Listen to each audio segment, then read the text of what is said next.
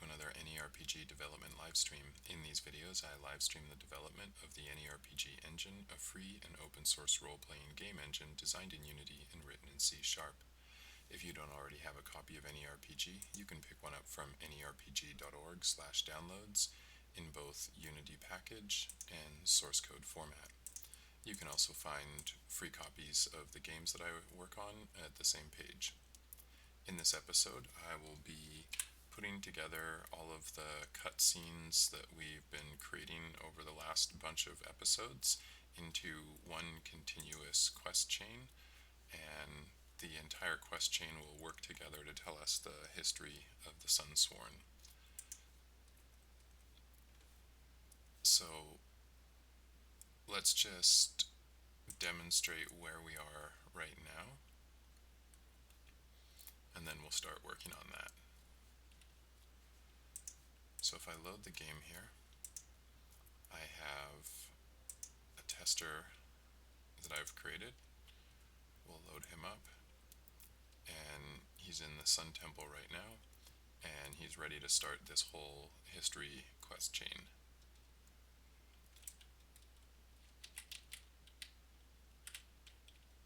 So the quest chain will basically be started over here from Luminessa, and we'll go over and talk to Apprentice Historian Flair, at which point he will walk over to this book and teach us about the history of magic and get us to watch that cutscene.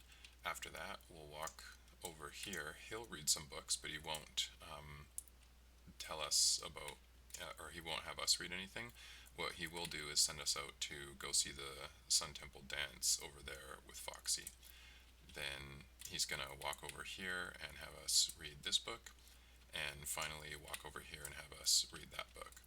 So right now, one of the problems is that the book is right here, but the nameplate is right up there. So we're going to add something that allows us to adjust the height of the nameplates, so that we can put the nameplate like down by the actual book, so it's a lot easier to figure out where the book actually is on the shelf.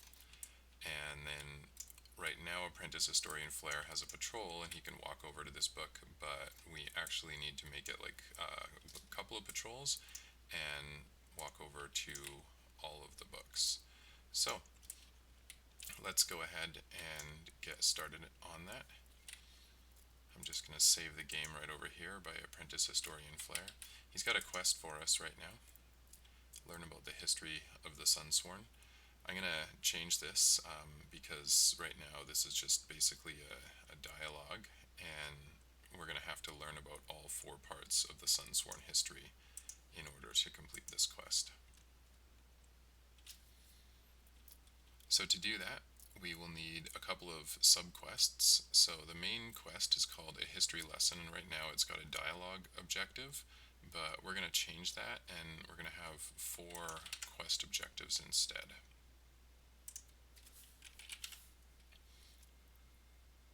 The first quest is going to be called The History of Magic, and the second quest is going to be called The Sundancers.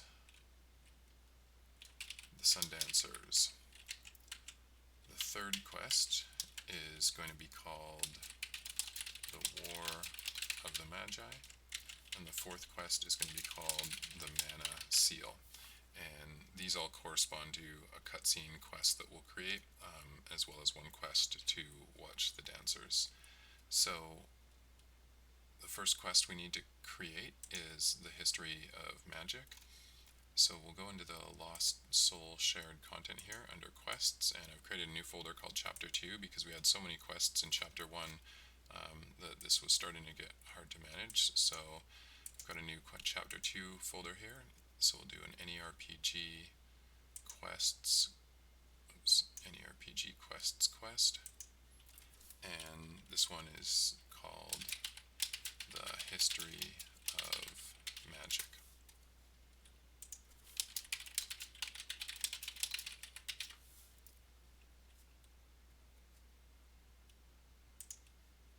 The description will basically just be read about the history of magic.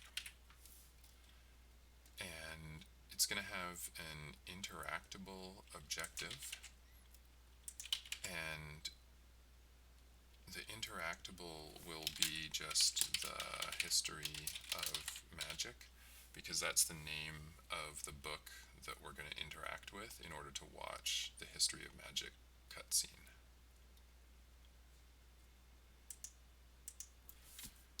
I'm going to hit Control D to duplicate this one twice, because the other two quests are pretty much exactly the same that we'll be creating. So the second one is going to be called The War of the Magi. And we'll just change the title to The War of the Magi. We'll go down to Use Interactable Objectives. Same thing, just change that to The War of the Magi. Then for the, up here actually, read about the War of the Magi. The History of Magic 2, we'll rename that quest to the Mana Seal. Change the name to the Mana Seal. And change the description to read about the Mana Seal. Finally, actually, I'll just duplicate this quest again, and we'll call this one the Sun Dancers. Change that to the Sun Dancers, and instead of reading about it, it will be witness the let's see, go outside and witness the sun dance.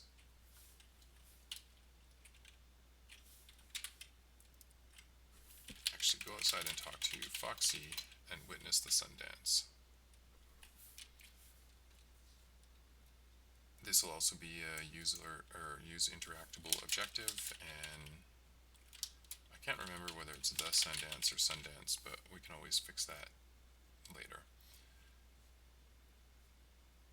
The Sundancers is also going to have an opening dialogue, so we're going to check that box there. And then under our Chapter 2 dialogues, we're going to go to Create AnyRPG dialogue, and this one is the opening dialogue for the Sun Dancers quest, so we just give it the exact same name as the quest, the Sun Dancers. We'll add one dialogue node, and this will be, Blaze will be asking us if we've witnessed the Sundance before. Have you ever seen a Sundance? Our option will be no, I haven't. We'll add a second dialogue node, and he'll say, your timing could not be better. Instructor Foxy is out in the courtyard right now. Her students are about to begin practicing the dance.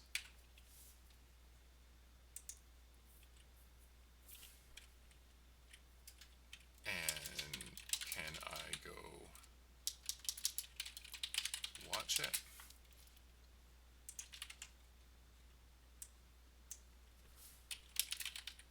Yes, definitely.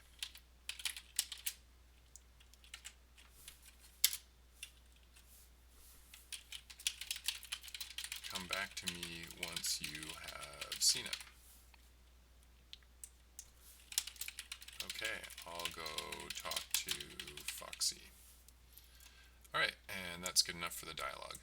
So now that we have all these quests, we will need to give them to our guy Flair.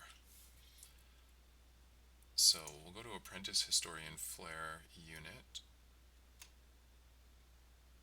who doesn't need a Goblin Ranger combat strategy, and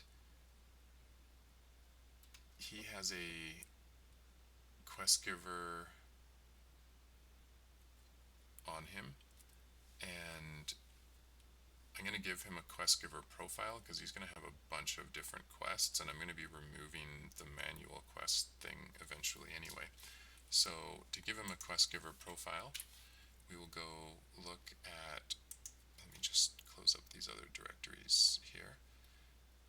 We'll go look at the quest giver profiles, and I'll just create a new AnyRPG quest giver profile and call it Apprentice Historian Flair.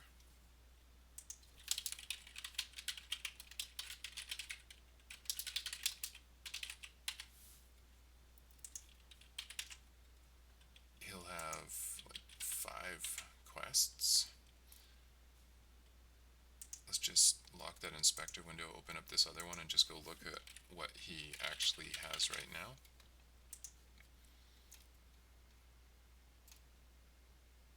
So right now, he starts and ends a history lesson, so we'll have to give him that one. And then we'll remove that and add his quest giver profile called Apprentice Historian Flair.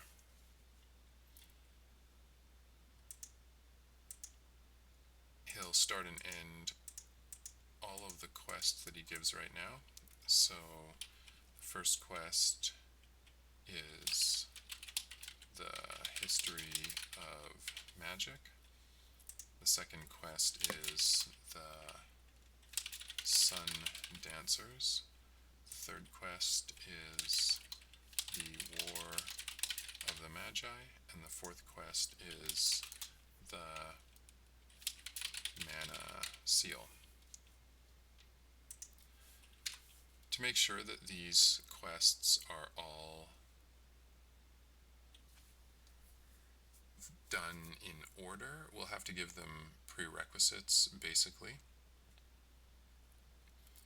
So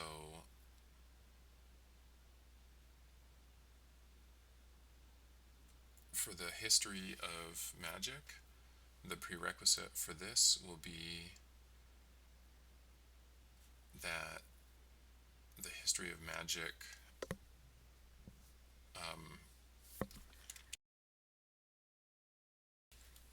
that the history of magic dialogue is complete. So let's go to the history of magic quest, unlock the inspector here, and under prerequisite conditions we will add one prerequisite condition,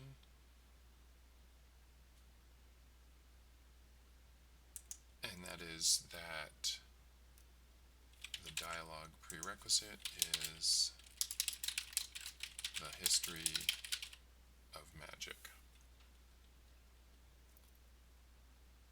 In this case, I think it's actually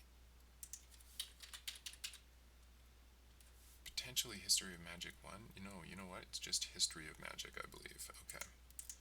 Let's just ensure that. I'm just going to lock that inspector and check what this other history of magic is. Right, good, perfect. Okay, this is the dialogue. So the dialogue just doesn't have the word in front of it.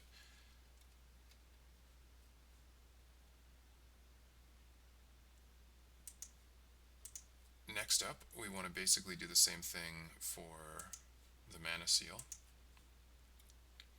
So for the Mana Seal, it will have one prerequisite, and that prerequisite will be that the dialogue the mana seal has been completed. So what's going to happen is basically Flare is going to wander around the rooms and he is going to be talking and doing these dialogues, and as soon as he's done the dialogue and has reached his destination, then the quest will become available, and the quest basically has a use interactable objective that's named after the book. So as soon as we click on the book to view the cutscene, then we'll fulfill the objective of the quest. For the War of the Magi, we'll do the same thing. The prerequisite condition is that the dialogue, the War of the Magi, has been completed. Next thing we need to do is make some patrols.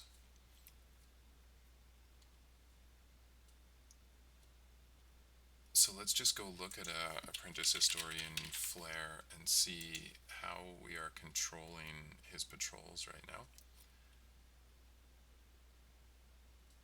Right now, we are controlling them by basically giving him behaviors, and the behavior has a dialogue and a patrol attached to it.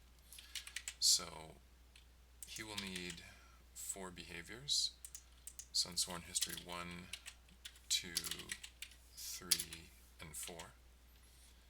We'll go find SunSworn History 1. In this case, we're looking specifically for the behavior profiles.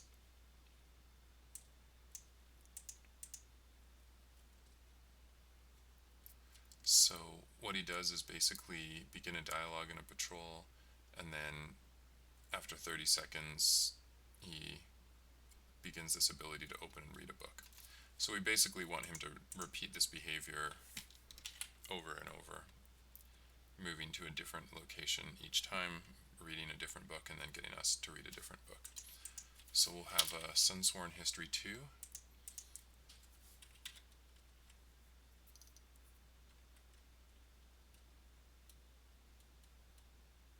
Let's see, the dialogue can actually even be SunSworn History 2. The patrol can be SunSworn History 2. I'm just going to remove this node because it's kind of useless and not really working right now. I'm going to control the direction he's facing by basically making him turn in his patrol.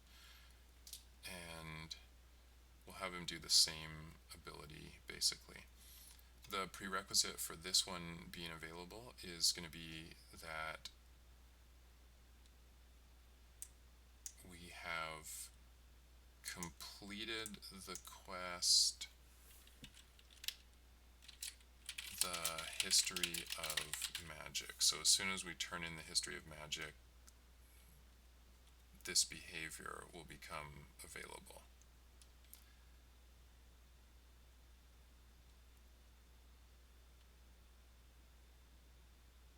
And in fact, I think I'm going to require it turned in, actually. Alright, the same, we'll make another one now, SunSworn History 3.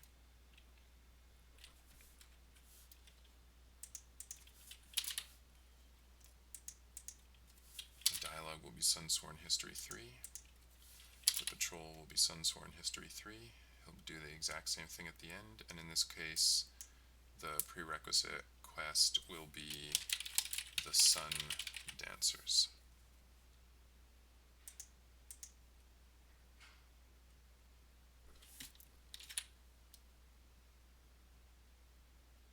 We'll do a SunSworn History 4. Name it up here, SunSworn History 4. Begin the dialogue, SunSworn History 4. Begin the patrol, SunSworn History 4. And the prerequisite to this one will be that the quest, the War of the Magi, has been completed. Next we'll want to go actually make these patrols. So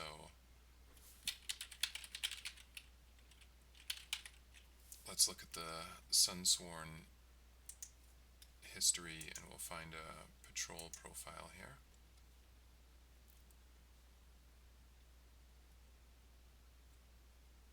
So this patrol profile is actually a really good place to start because it's got all the locations in it. It's like the master one. We're going to lock the inspector there.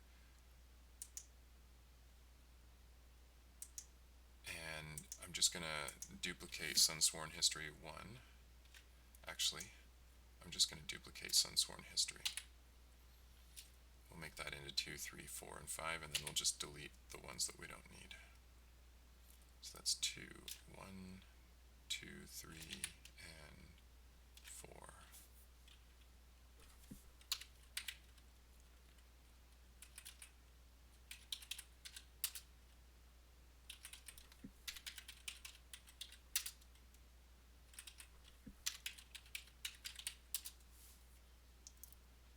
Okay, so for SunSworn History 2, we are going to delete element 0, because that was the first one, and then we're going to just tell it as one element to get rid of all the other ones after that.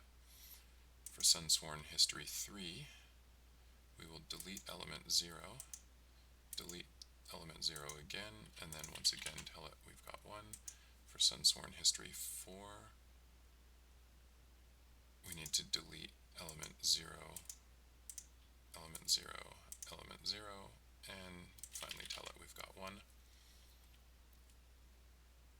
And now we have patrols that should take us to the correct spot.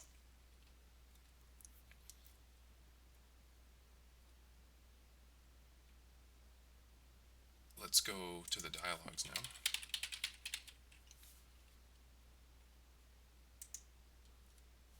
So I'll unlock the inspector, and then we'll find the SunSworn History 1 dialogue.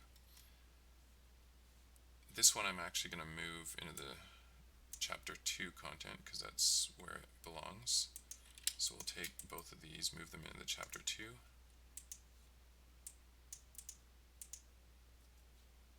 And let's take a look at this. So we have a SunSworn History dialogue.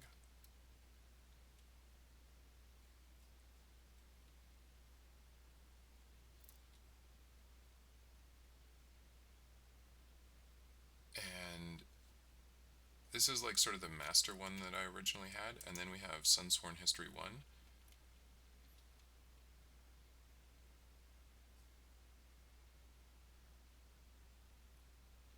And this one totally needs to be changed.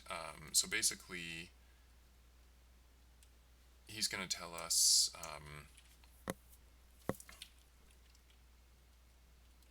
let's see, he is going to tell us that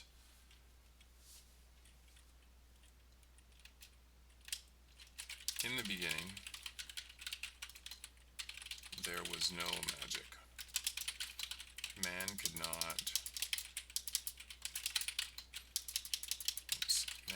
not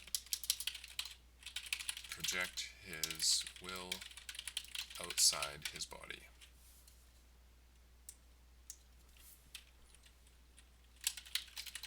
In a time before history, people discovered that they could channel their will to control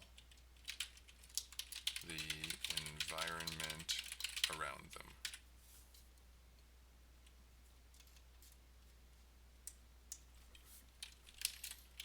This channeling was eventually, or came to be known as magic.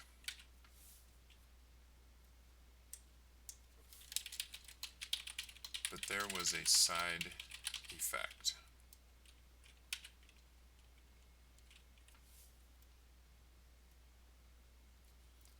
And that's pretty good for SunSworn History 1.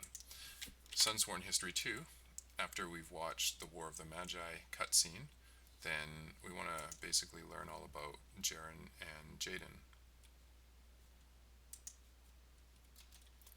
So we'll call this dialogue SunSworn History 2, and we'll tell the story of Jaren and Jaden. So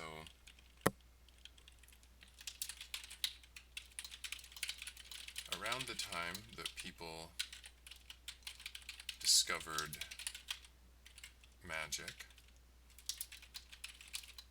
there were a group, there was a tribe of ancient sun worshippers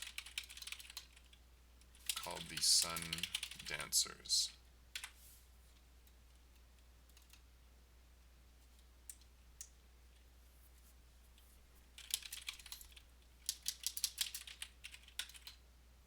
Two twins,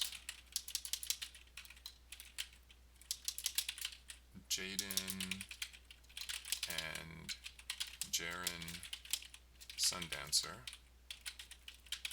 discovered that their traditional dances had the power to channel the sun.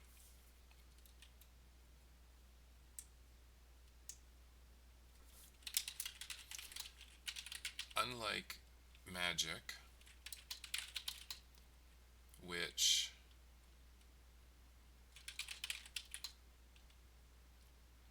leaked the user's life, basically let's call that leached actually, which leached the life force of the user, the sun did not corrupt anything when channeled.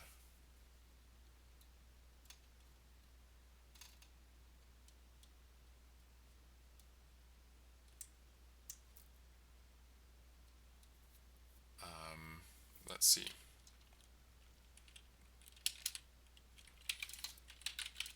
The twins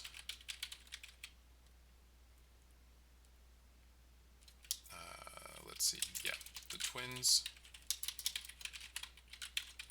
practiced their dancing until their ability to control the sun made them more powerful than even the strongest mages. And the quest prerequisite for this one is going to be the history of magic. Okay, now we need a SunSworn history 3 dialogue, so duplicate that. And so after we've watched the Sundance, then we have to learn about the War of the Magi.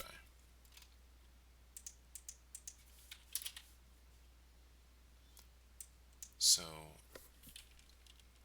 basically, eventually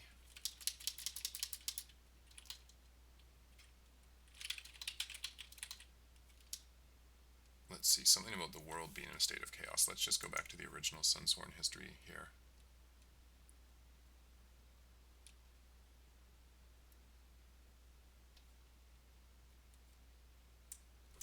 We'll use this piece here. They amassed an army of followers and dedicated themselves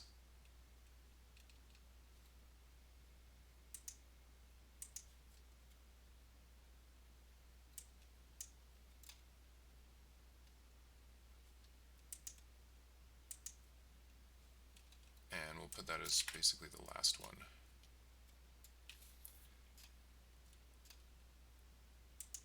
So the first thing here is going to be magic use became so common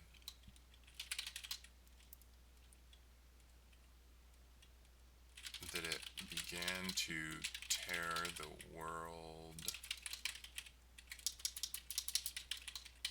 apart.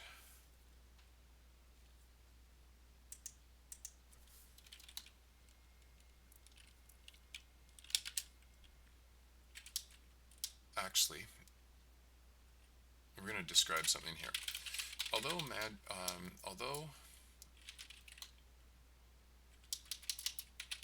mana could grant sentience to anything it touched,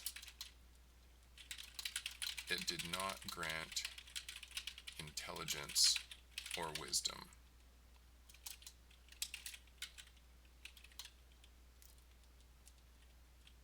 fire elementals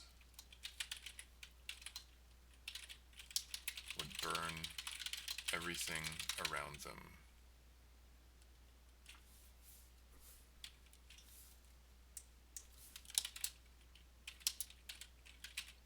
Likewise, the dead would come back to life with an eternal grudge against everyone.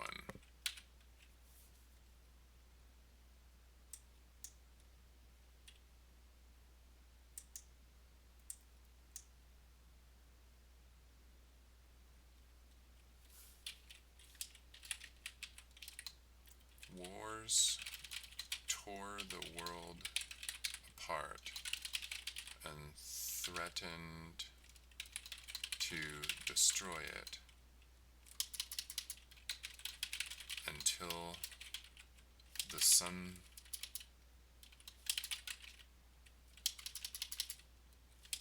Dancer twins created the SunSworn,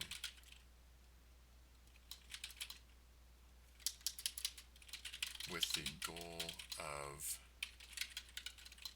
banning magic use and protecting the world from harm. They amassed an army of followers and dedicated themselves to protect. Actually, that's a little bit redundant there. They amassed an army of followers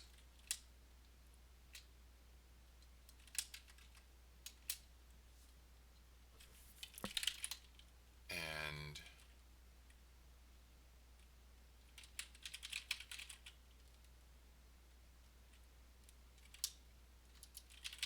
tried to convince everyone to abandon their harmful ways. Not everyone agreed.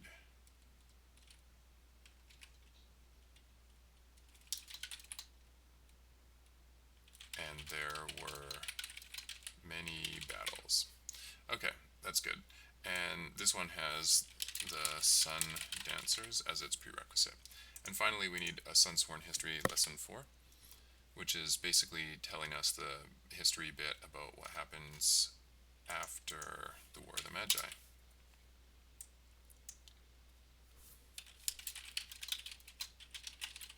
When the last battle had been won,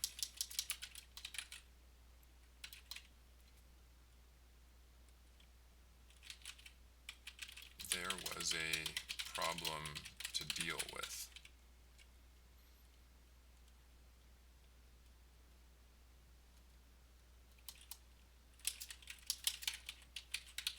Something had to be done about all the mana still in the environment.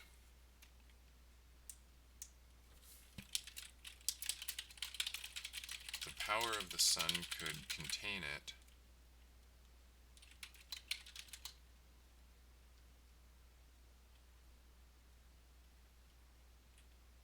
but at night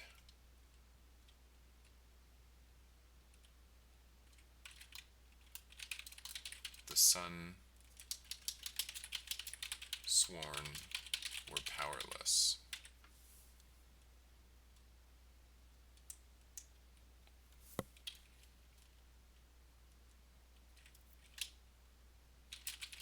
They had to find a solution that allowed them to contain the mana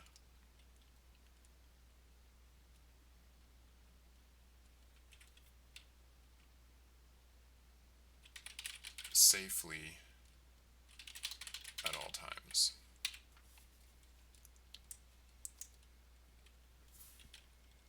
let's see.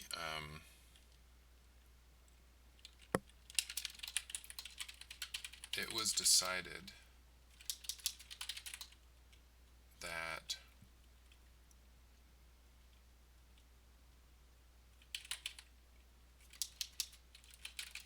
some of the technology created by magic use would be repurposed to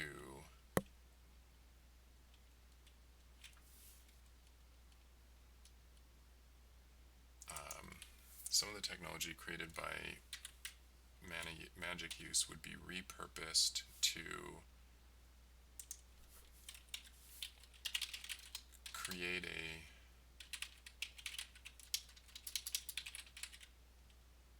seal that would work at all times. And the prerequisite for this is the War of the Magi. Okay, that's all the dialogues and all the patrols and all the quests. So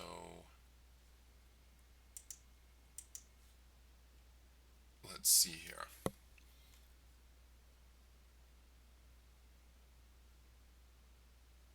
Let's just press play and see if that's all fitting together or not. So go play.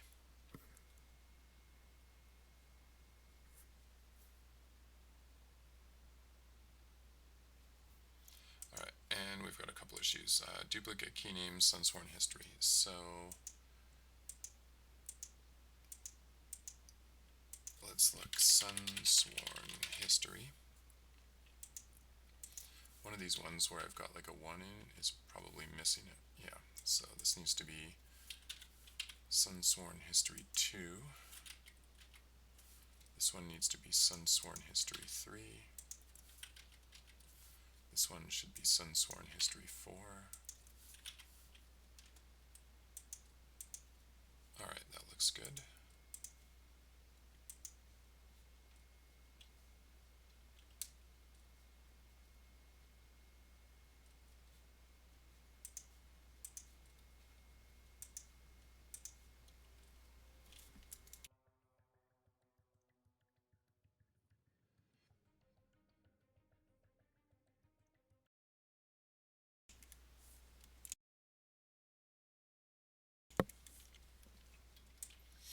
Okay, so I'll go over and talk to Apprentice Historian Flair. He's got more objectives now. The Sun Dancer's quest needs a quest prerequisite changed on it though, because it shouldn't be available to us yet.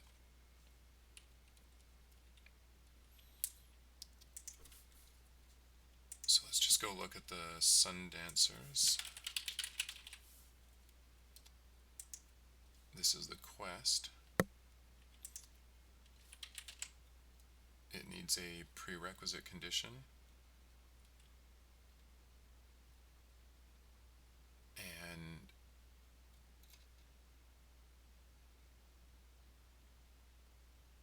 the prerequisite condition should basically be that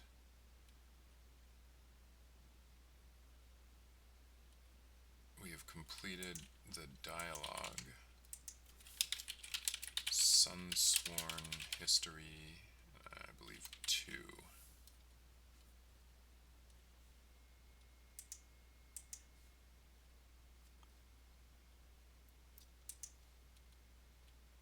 Let's try that out.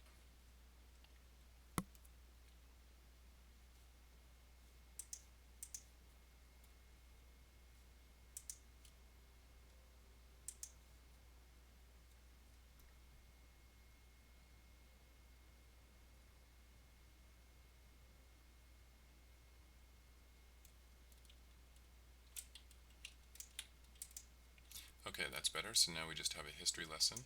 We'll accept that, and just want to check something here.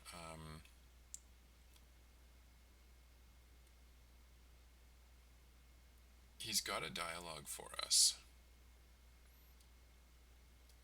but the title right here, I don't think it actually matches the dialogue.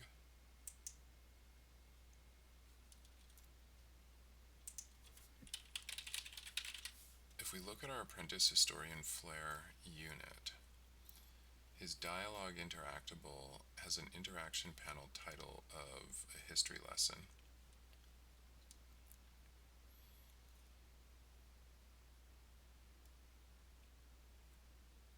The behavior here also has an interaction panel title of a history lesson. So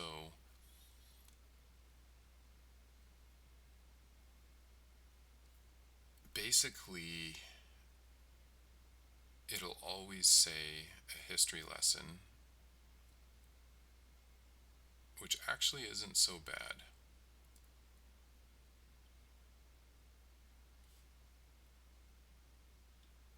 Let's just continue. In the beginning, there was no magic. Man could not project his will outside his body. In a time before history, people discovered that they could channel their will to control the environment around them.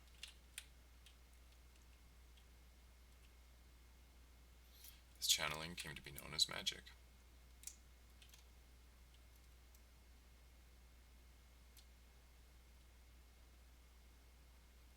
But there was a side effect.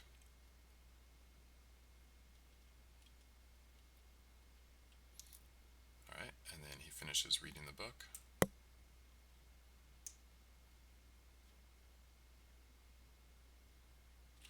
Okay, so what we need to do is, in the quests, we need to set their prerequisites. The first one is the history of magic, and I actually need to set the prerequisite for that to SunSworn History 1, because that's actually the dialogue for it. For the Sun Dancers, the prerequisite is SunSworn History 2, which is correct. For the War of the Magi, the prerequisite should be SunSworn History 3. And for the Mana Seal, the prerequisite should be SunSworn History 4.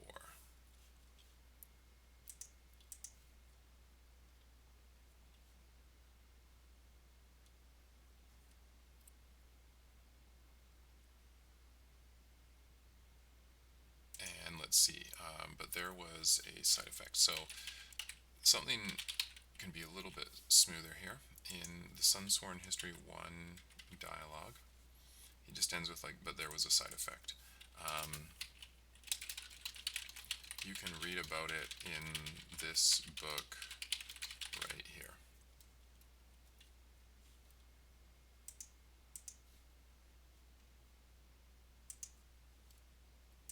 Now it should make a little more sense when he says, like, read this book.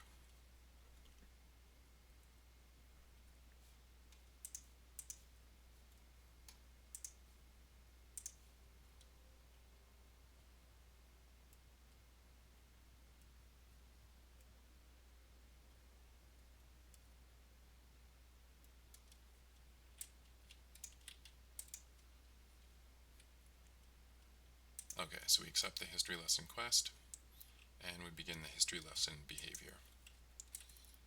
In the beginning there was no magic. Man could not project his will outside his body.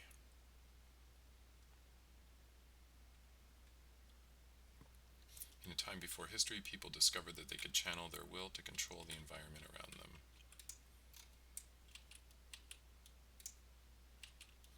This channeling came to be known as magic.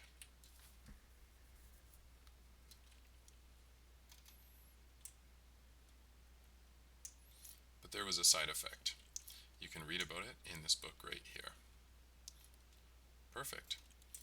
And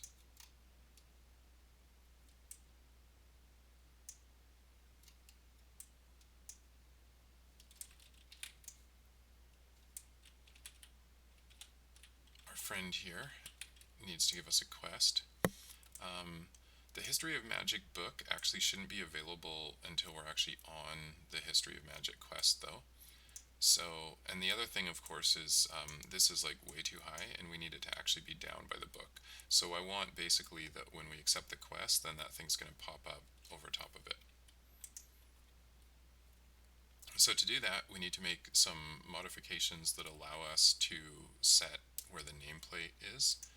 So luckily, if you look at our units actually all have nameplates. Let's see what I mean here. If I go to the Apprentice Historian Flare unit, there's this transform here called nameplate. It's not actually in use right now, and what it used to be used for was like my very first version of health bars and like character names, but I found that if you actually instantiated the nameplate in 3D space, that the text became like illegible as units moved away from you, which is why I'm doing it in 2D space now. So the good news is all the units, I just kept the nameplate thing on them, so we'll use this basically as an anchor for where we're gonna place our nameplate. And what that means is like on super tall units, we can just take this nameplate thing here and we can like move it way up, and then on really short things like the book, we can move it down, and that way we can control the position of the nameplate. So what I want to do then is go into the Apprentice Historian Flare unit, and we need to grab a class that implements basically nameplate unit, and character unit implements nameplate unit. So we'll need to make a reference to the nameplate transform, basically.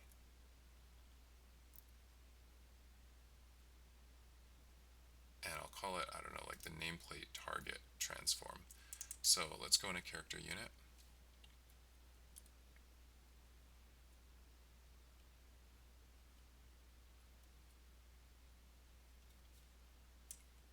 And we have iNameplate unit is the interface that controls this. So we'll go to the definition of that, and we need to make a property for it. So actually, look at that. We have my nameplate transform. Let me just check that because I'm...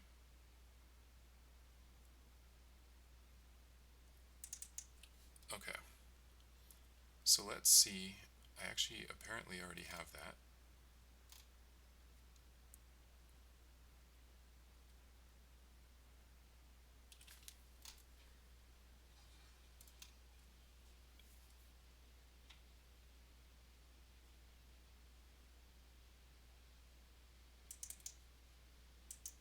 If I go to interactable option,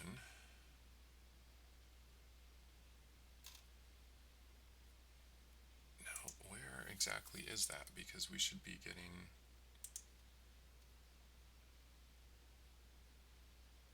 Okay.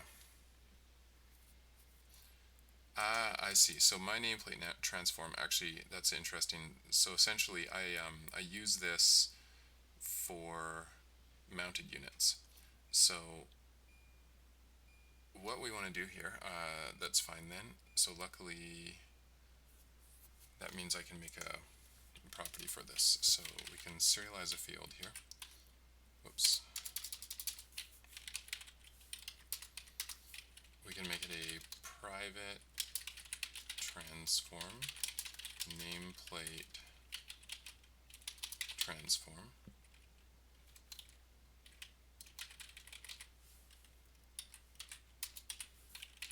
And basically the transform to use for the nameplate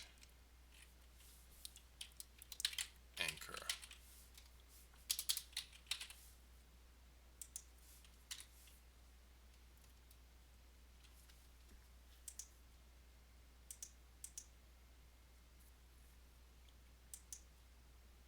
So this doesn't actually deal with the height issue.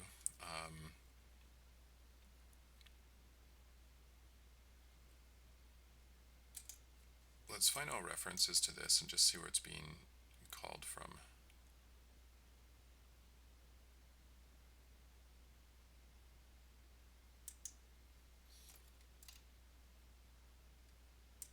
So right here, basically, we're using a position offset.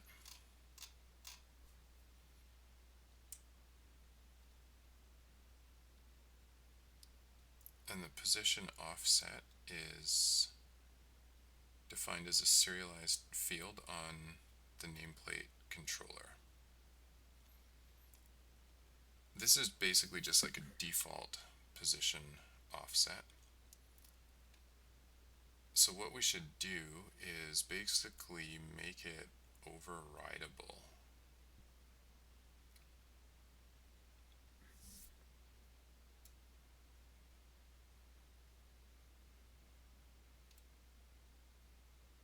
So I think the best way to do that is, at some point, I'm pretty sure we've got like an initialization method in here. Like this set nameplate unit right here.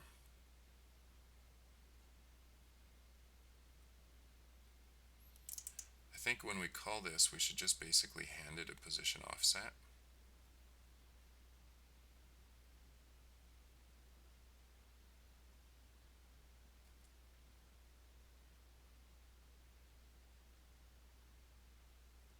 Actually, we should hand it a Boolean.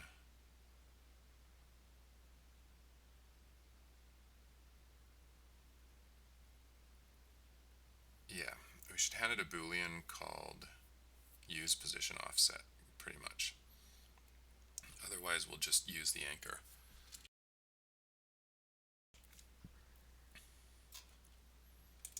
So let's find all references to that and just see where that's set. This is set in the spawn nameplate method. And if we find all references to that, we get an add nameplate method. And if we find all references to that,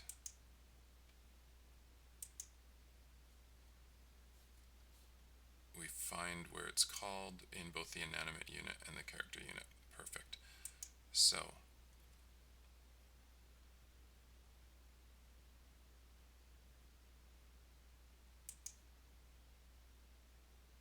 right here is where we're going to have to send that Boolean.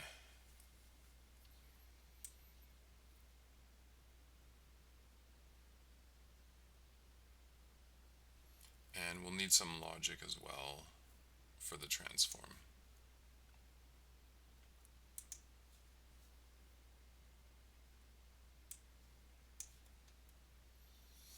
Okay, so what we want to do basically then is, if we're mounted, we will definitely be returning the MyAnimatedUnits transform.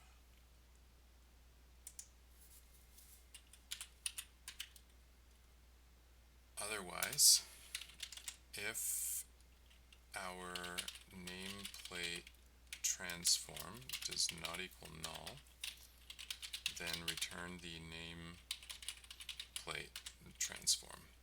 Otherwise, just return our base transform.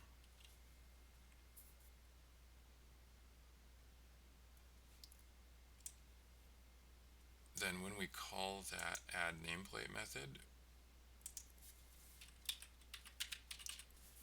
we need to add a second parameter to it basically and say, I'm just going to make it like a ternary pretty much. So if the nameplate transform is null, then we're going to send through, and I haven't actually made the parameter yet, so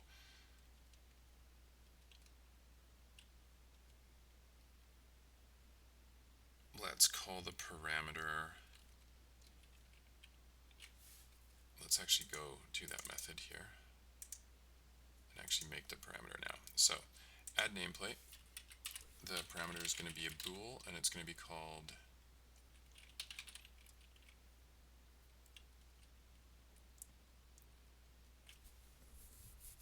either like use anchor or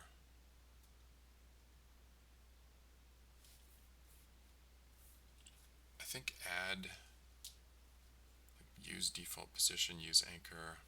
Let's see what's a good one for that basically.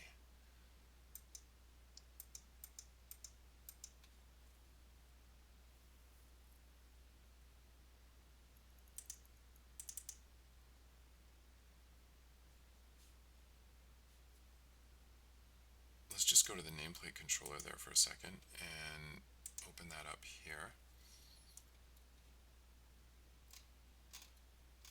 And then the variable that is controlling that is the float use position offset. That's what we'll call it. We'll call it use position offset because that's the name of the variable that's the position offset.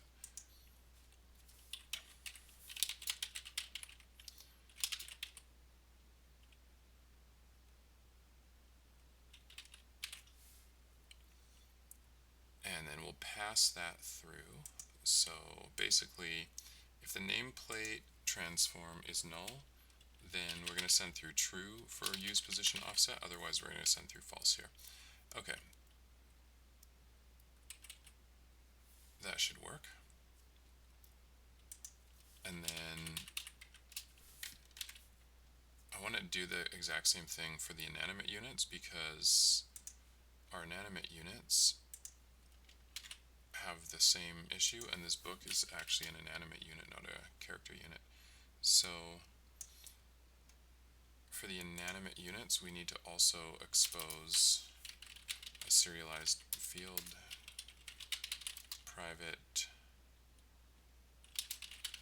transform nameplate transform. Oh, wait a minute. Okay, just a second. This is an interactable option. Yeah, actually, see, I was thinking like I could put the nameplate transform into the interactable option base class, but it's actually not a property of that class. It really is a property of the nameplate unit. So there's a tiny little bit of code duplication here. If the nameplate transform does not equal null, then return the nameplate transform, otherwise return the base transform. And now they're both calling it, and this should say transform. And this should say transform, which means I probably misspelled it up top. Yeah, missing the S. Okay, that's better. So now when these things call this, they will be basically telling it true or false based on whether they have a nameplate transform, whether we should add that default of just 2. And 2 is like a default for a standard character unit if we haven't bothered to give one of these customized nameplate height anchors. So that should allow us to actually set it. I think we'll have a couple of errors if I go back in here, because I don't think I created those parameters all the way down the stack. This needs to say nameplate transform, this needs to say nameplate transform. So we'll go to add nameplate here, go to the definition, and we actually need to pass the position offset down into here. So use position offset, and spawn nameplate needs to accept the bool use position offset, and then in the set nameplate unit method we need to pass on the use position offset, and then we'll go to the set nameplate unit method and we need to add the bool use position offset.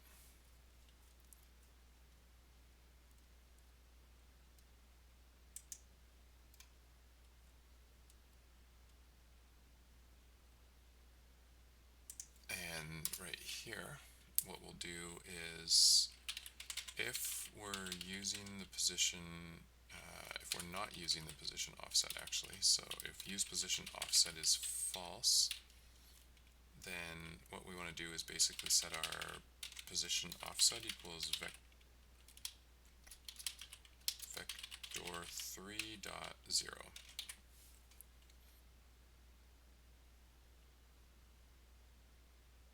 Except for this is a float. So it's just going to be 0f. Okay, so what this will do basically is if we don't have one of those nameplate transforms, then we'll just set the height of the thing to like 2 point whatever the default is here. It doesn't have a default. And then otherwise, the default's serialized right now, but it's 2. Otherwise, it should use the anchor. So let's test that out. We should go make sure there's no errors and then go fix up those books so that their nameplates are right over top of them.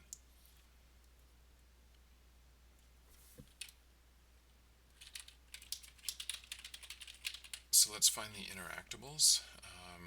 War of the Magi interactable is the right one. We can X out of there and go to the directory and we'll have the other books as well.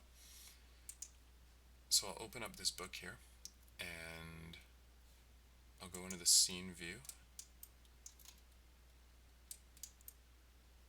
And what we want to do here is basically just add one of these nameplate things. So I will create an empty. I'm just going to call it nameplate. And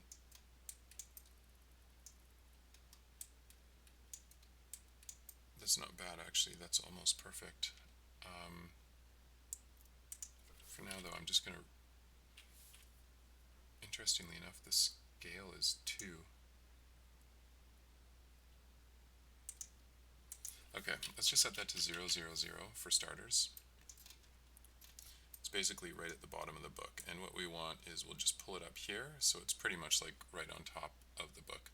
We'll go back to the War of the Magi interactable, find the inanimate unit, look for, there it is, inanimate unit.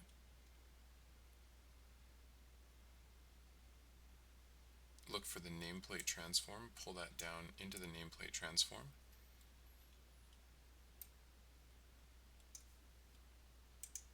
And now our nameplate will hopefully spawn on top of the book. So that was the War of the Magi. Let's go to the Mana Seal.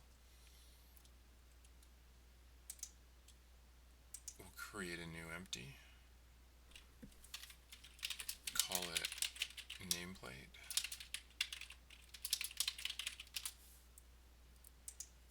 Go to the interactable, scroll down to the inanimate unit, pull the nameplate in there.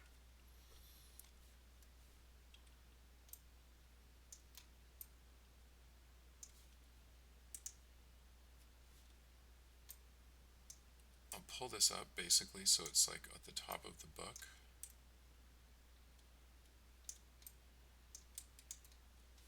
And because we're using basically the spine of the book right there, should be okay. Then finally we want to do the History of Magic interactable.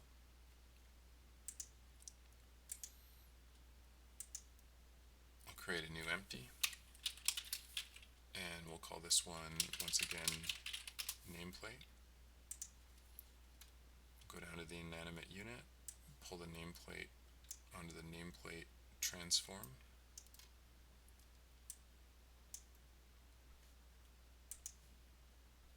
Grab that and move it up to the top of the spine of the book. Alright, the next thing that we want to do is basically make these things only available if we're at the right spot to get them. So let's start with the History of Magic.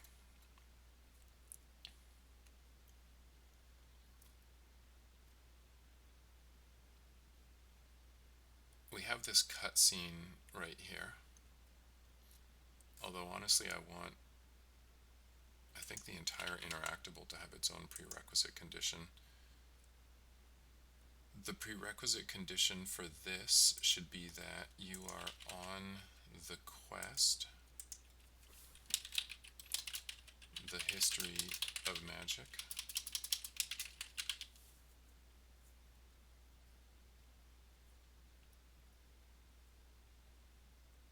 and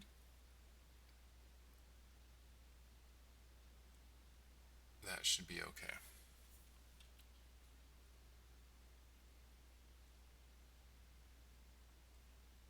For the Mana Seal cutscene interactable, we want to do the same thing. Give it a prerequisite condition, make sure it's a quest, and set it to the Mana Seal.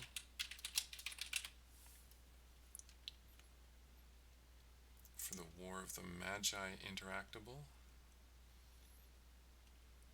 we'll give the interactable a prerequisite condition, and that's that you're on the quest.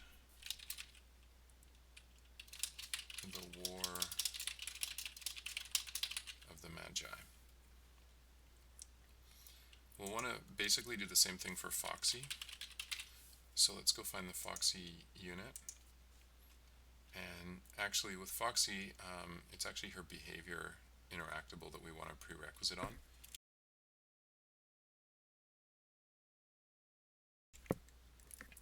We don't want hers to show up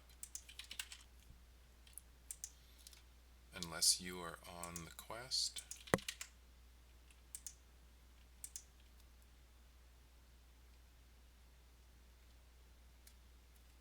And the quest is the Sun Dance.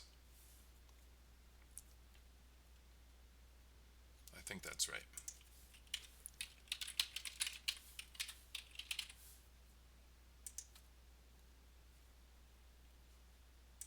It's actually the Sun Dancers.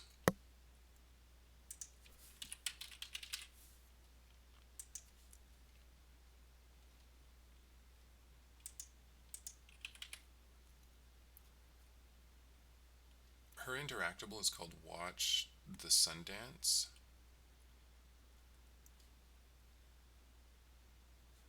And so that means that for the Sun Dancers, the objective has to be watch the sun dance. So we'll just have to go set that as well.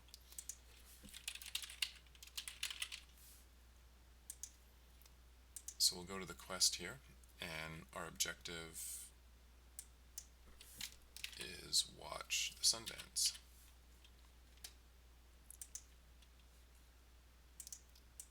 Okay, I think that hooks in everything so that our book should basically not show up until we accept the correct quests to take them. And hopefully their nameplates will be in the right place too when they show up.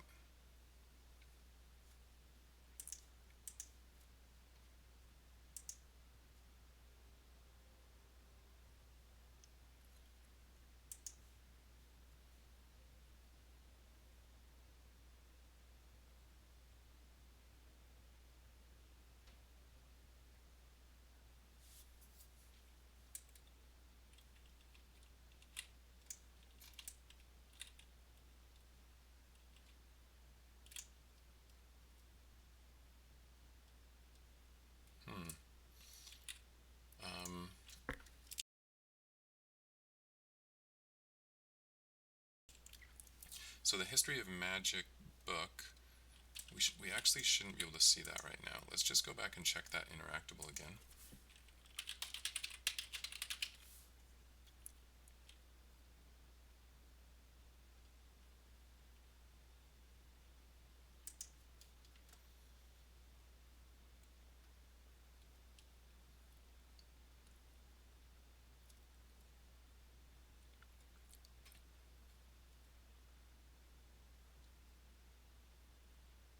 So I would say that potentially this, I'm not actually even sure what this prerequisite's doing, because it actually appears to be non-functional. Let's just go into the interactable and just check what exactly these prerequisite conditions are used for.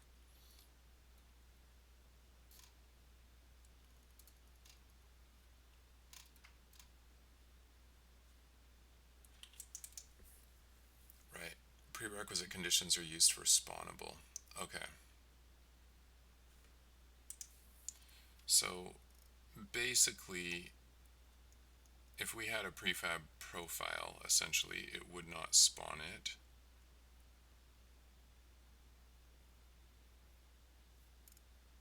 until the condition was met.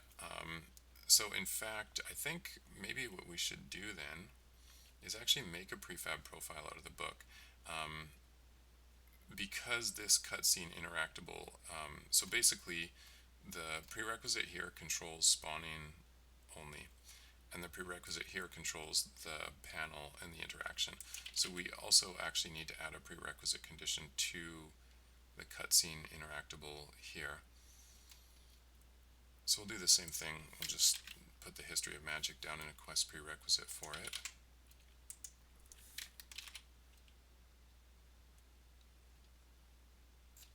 And then the book, the title over top of the book shouldn't spawn.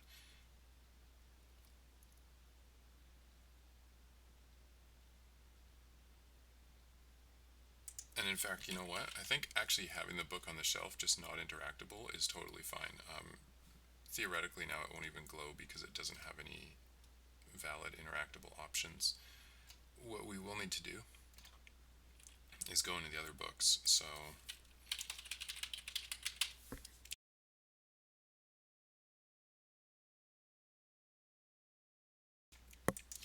we'll go to the directory here, go to the Mana Seal interactable, copy that, and set prerequisite conditions to 0. Go down to the actual interactable, set prerequisite condition to 1, make it a quest prerequisite, and paste that in. Same thing for War of the Magi. We'll copy that out, set the prerequisite conditions to 0, go down to the cutscene interactable, set the prerequisite conditions so that it has one quest prerequisite, that we are on the War of the Magi. Alright, so now none of the titles will hopefully show up over top of those books. They will be on the shelf, but they just shouldn't be interactable until you've actually accepted the quest associated with them.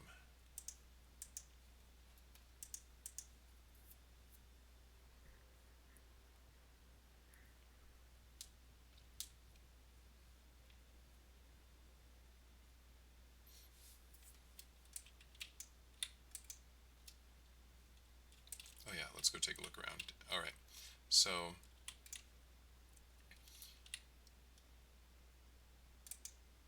that's not bad actually. The interactable's not there. You can actually see the titles of the books, and I'm kind of okay with that for now. I don't mind actually having the title there. It's just telling you something's there, even though it's not really interactable at this moment. So let's go talk to Apprentice Historian Flair, accept the quest, trigger the history lesson, and then hopefully when he gets here we will accept it, then the book will become interactable. At least that's the idea.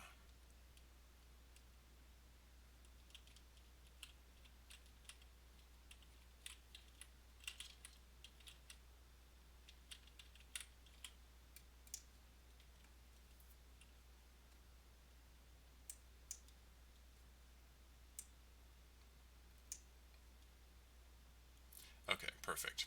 And he has a quest available for us now. So we'll click on the quest and read about the history of magic. Perfect. So we will accept the quest. Awesome. And now our book has this thing sitting over top of it, not like 100 meters above it. So awesome. We're going to click on the history of magic. And let's just see if the cutscene's working properly here.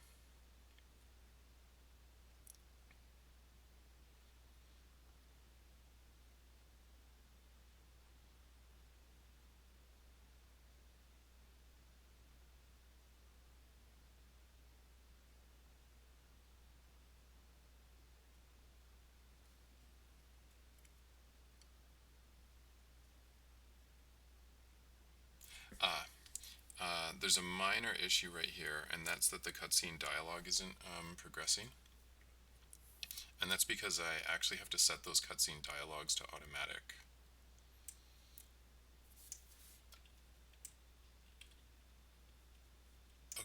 So for the history of magic, I think I set the wrong interactable. The book is actually just called History of Magic. And I need to fix the cut scenes as well. So let me just make sure History of Magic is the right one. War of the Magi and the Mana Seal.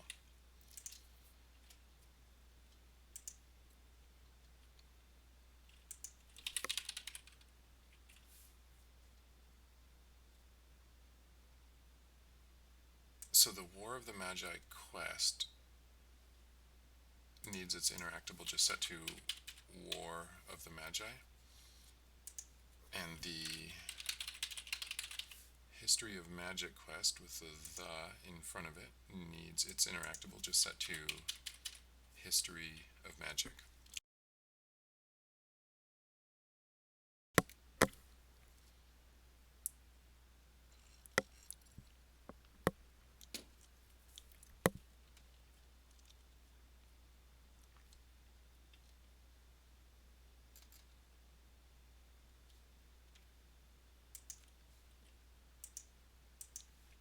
Also, we need to actually go to the History of Magic cutscene, and it uses the dialogue History of Magic, and this dialogue needs to be automatic, so it'll automatically progress rather than waiting for like timeline signals to progress, basically. We're going to need to do the same thing with War of the Magi. The War of the Magi dialogue here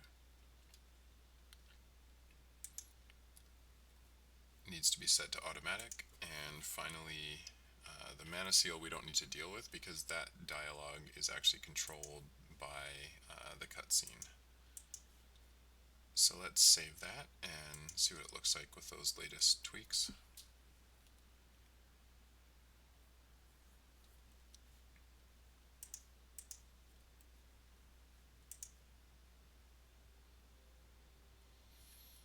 Let's see, there's one other thing.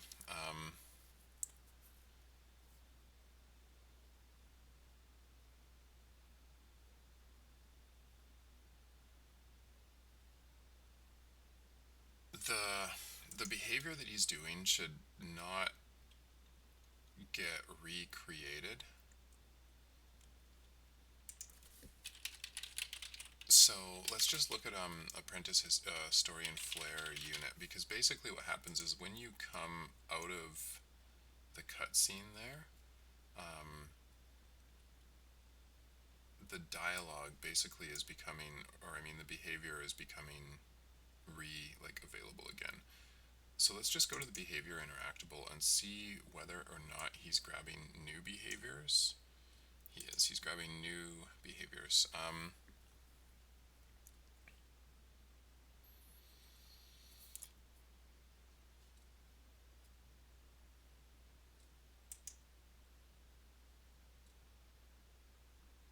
The reason, let's see, the reason he's grabbing new behaviors is because there are some behaviors that are shared. Let's just go take a look at this because I think I might,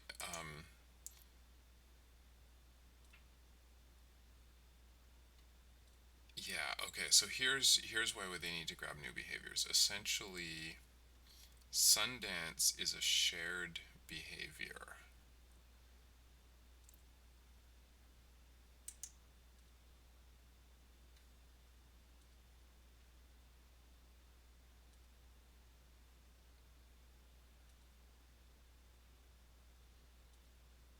Basically. So Sundance is a shared behavior. So you don't want to consider it complete if only one of the guys has done it.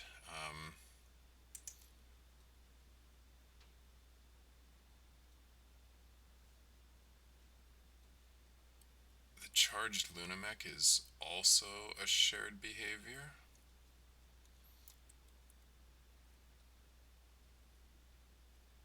So I think we need to add an option to distinguish between new behaviors and like shared behaviors. And the best way that I can think of to do that is basically just to add a flag on the interactable. So let's go back to our apprentice historian flare unit and make this a little more configurable. We have behavior names.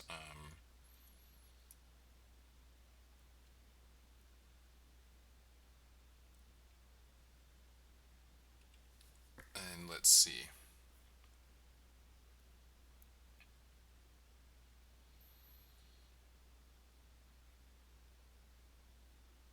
I don't know if we actually save completed behaviors with our game save yet.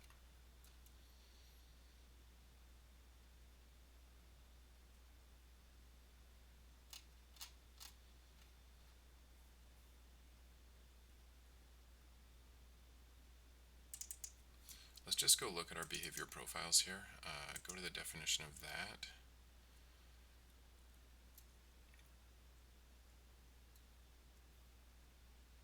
We track whether or not it's completed. But if we were to say, for example, like save the game, reload the game,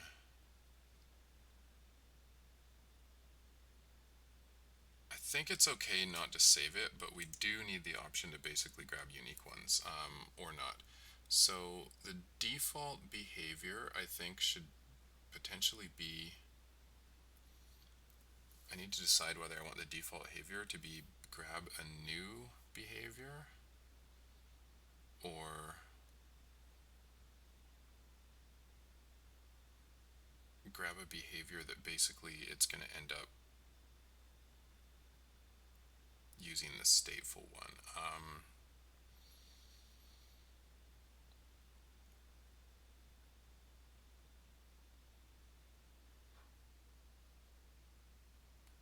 Let's call this like make behavior copy, basically. So we'll go up to that list for now, and we have the behavior names. Serialize a field here, make it a private bool.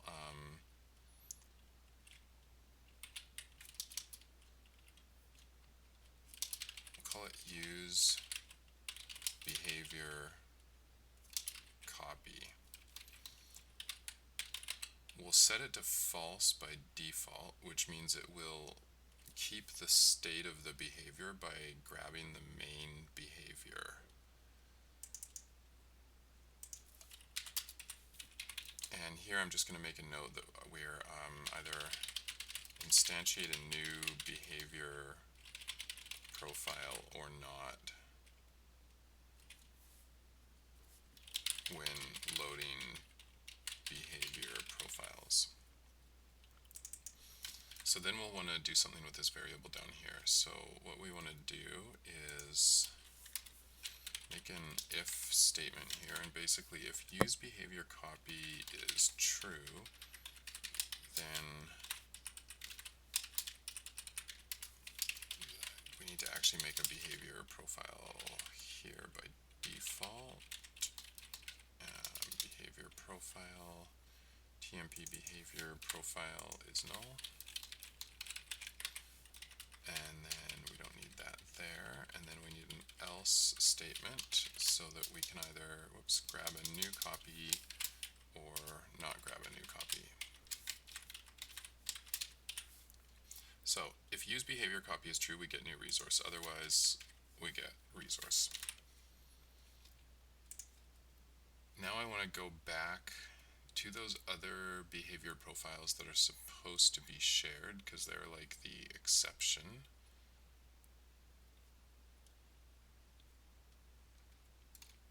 And let's look for those. So essentially, charge Lunamec is a shared one.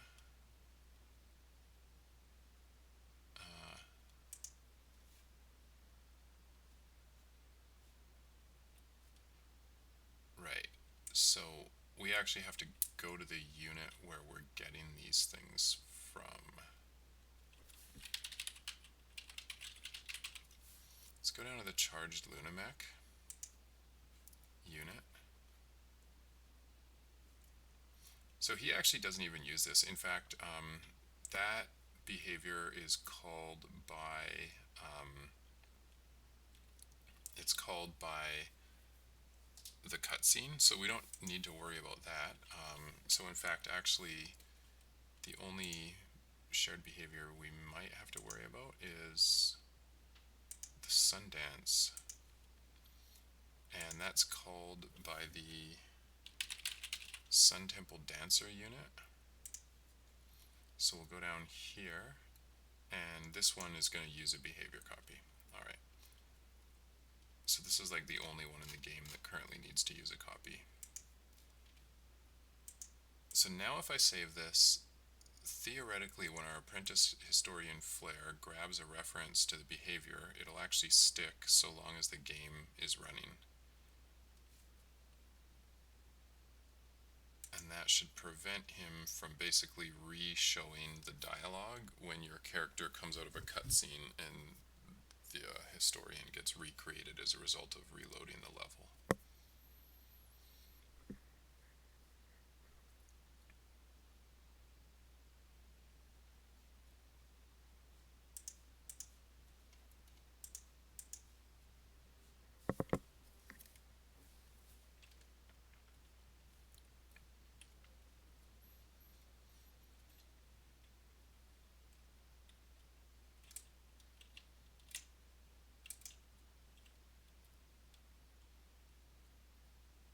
Alright, so we'll accept this. He's got a dialogue for us. We click on the dialogue and he starts his patrol.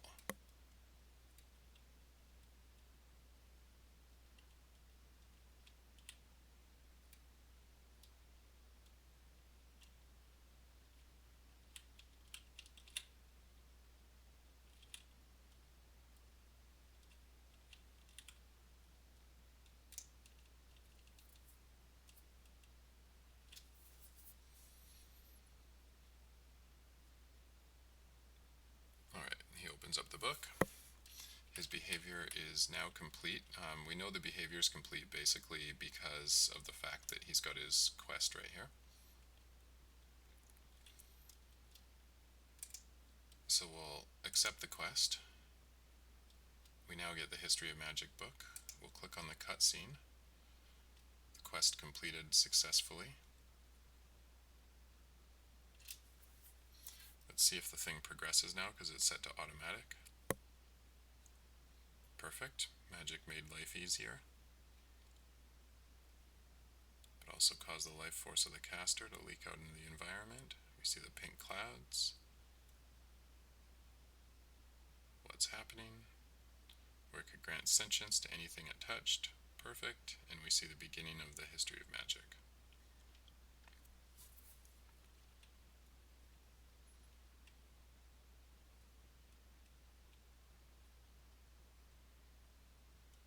Good. We go back in here, and Apprentice Historian Flare doesn't have that other dialogue showing. Might have come back here. Let me just make sure I got that right. If use behavior copy is true, then get resource, get new resource, else get resource. And use behavior copy is false by default. Okay.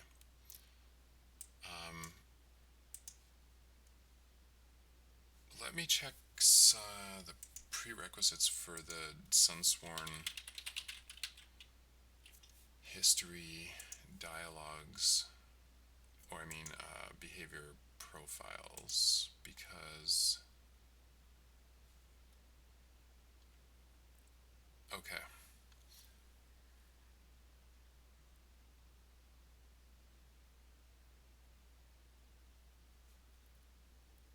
Let's look at SunSworn History 2. SunSworn History 2 should not be showing up until the History of Magic is actually turned in, which means very likely that it's SunSworn History 1 there.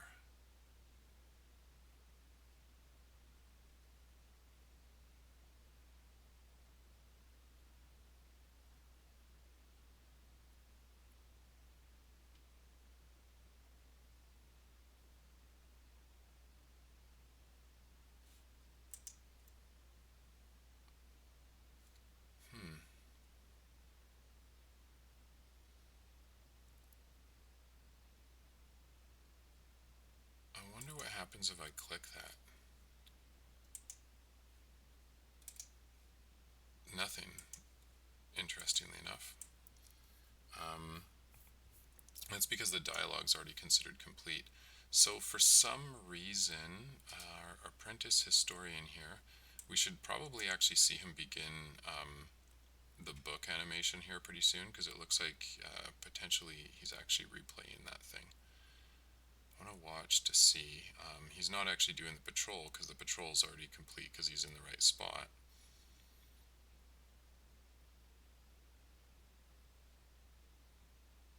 But if we give it a few seconds, I want to see if he actually reads the book.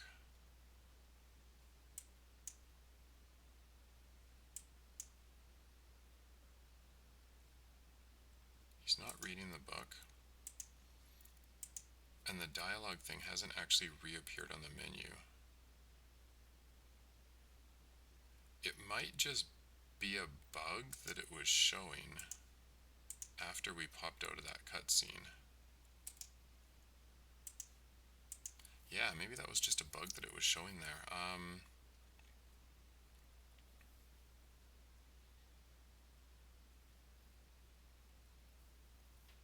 That's kind of interesting.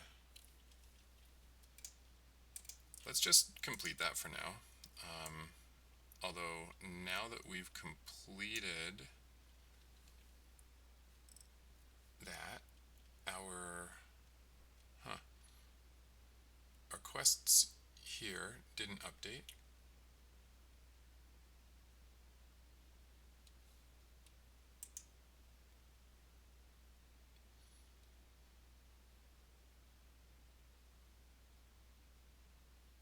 The history of magic is complete, but if I look over here, it actually didn't update that. If I hit L, we do see it updated here. So that's actually just a problem, perhaps, with an event going out.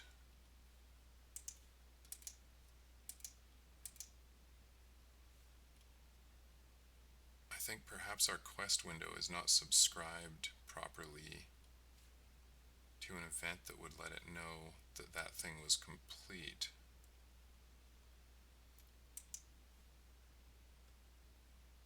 Also, the Sundancer's behavior didn't become available.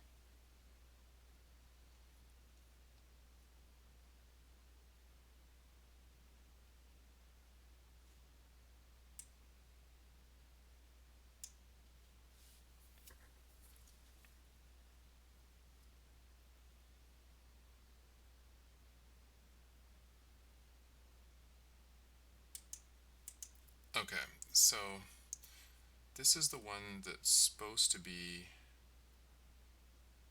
available as soon as we finish the quest, the History of Magic. We did finish the quest, the History of Magic,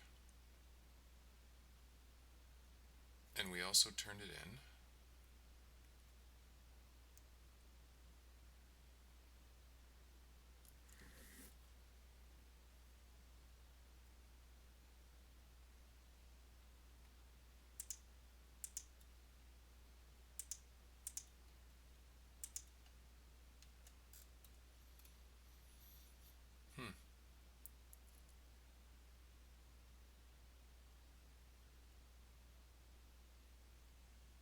Okay.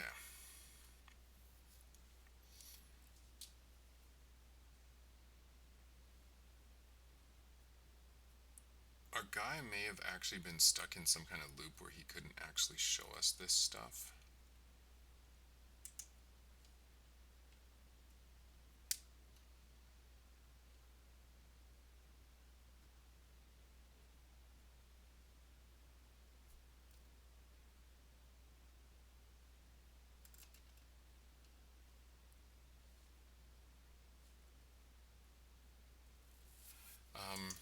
What I actually want to do is I want to go to the quests window that was showing up there, because it didn't receive a signal, and I actually want to fix that right here. So That's our quest tracker panel here.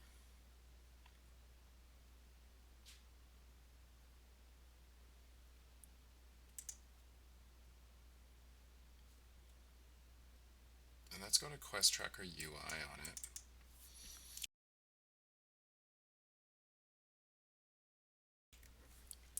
This quest tracker UI appears to have not properly subscribed itself to some event that would allow us to show these quests. So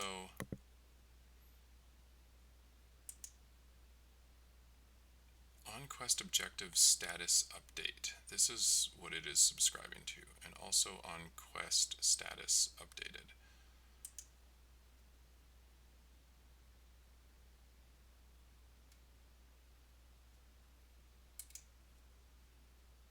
So let's just go to the definition of that, find all references to it.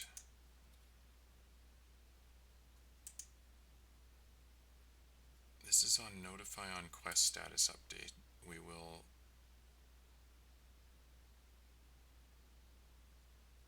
find all references to that. It happens when we abandon a quest.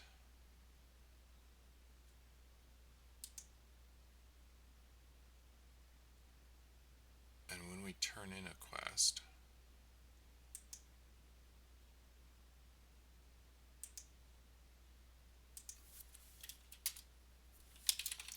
I want to do a debug here to see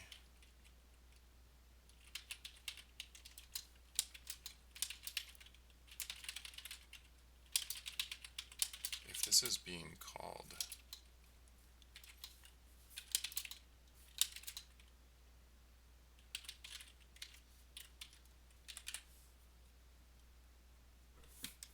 Because if it is, the quest tracker UI should have shown us that. Go to show quests, go to the definition, show quests common, go to the definition of that. Yeah, and we should be clearing them and then showing all of their statuses.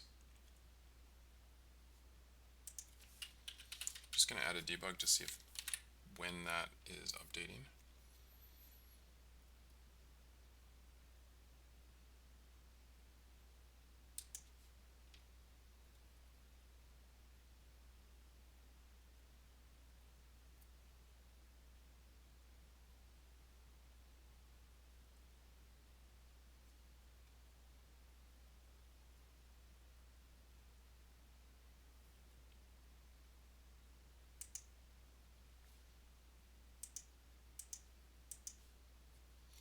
And let's run that again.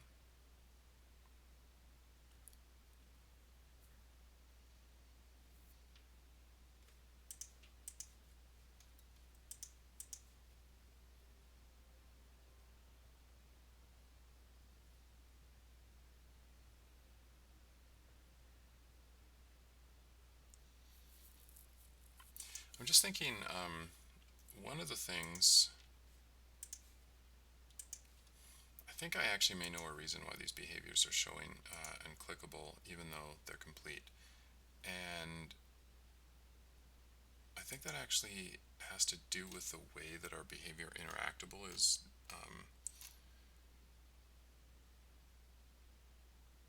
telling us about its get current option list. So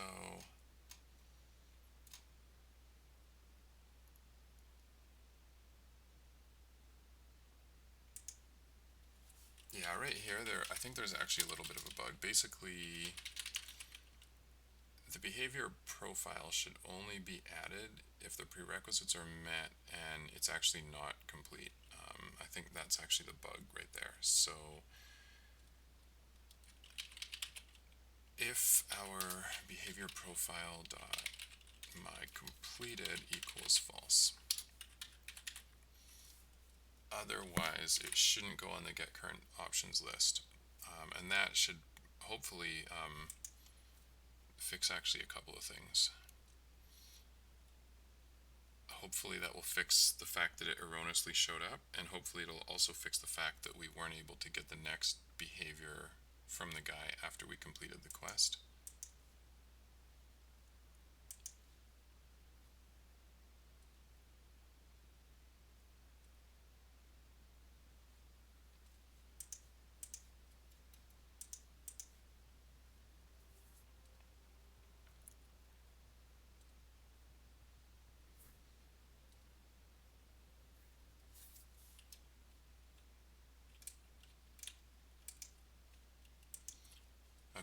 So we got that.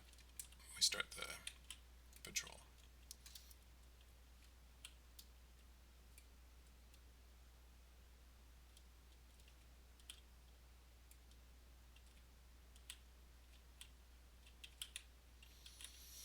Looking good so far.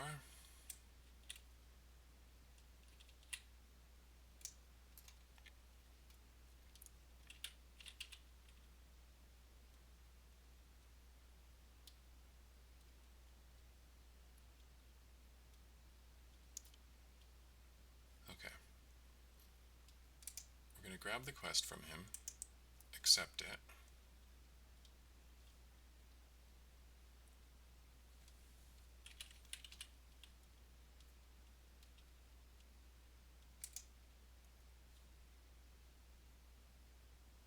Click on that.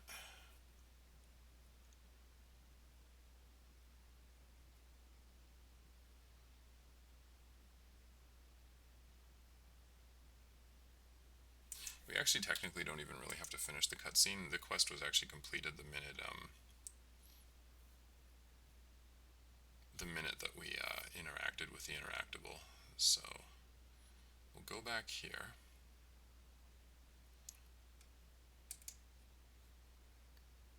Okay, unfortunately, he's got this history lesson thing again.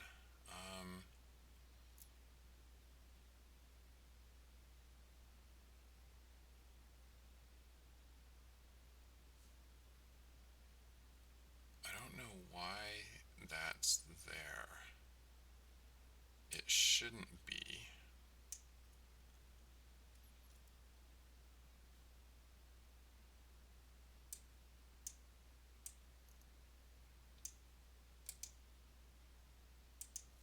I'm gonna just readjust that so I can see more in my console here. And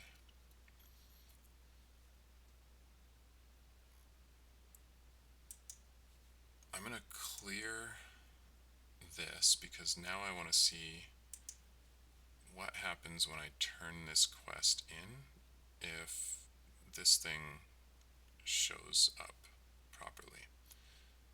So let's complete that. Okay. That quest actually went like right off the list. But this is still showing 0 out of 1.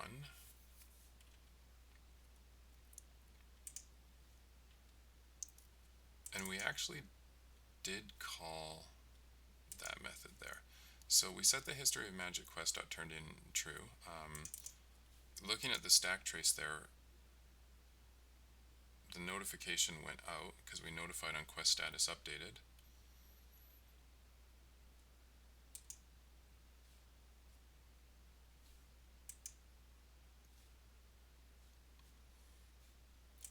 Then we called show quests common.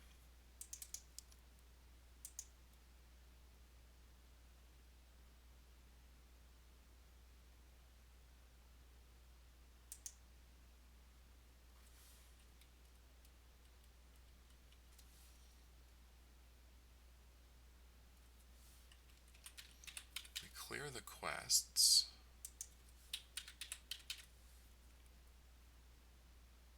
We clear the quest scripts.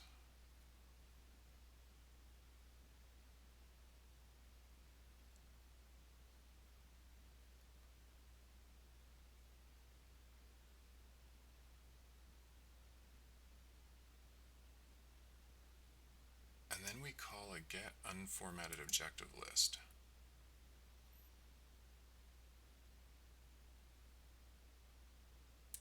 Let's go to the definition of that.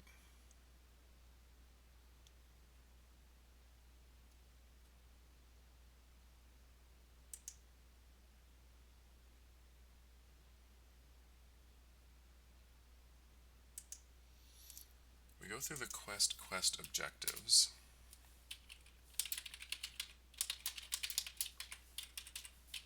Just going to add a debug here.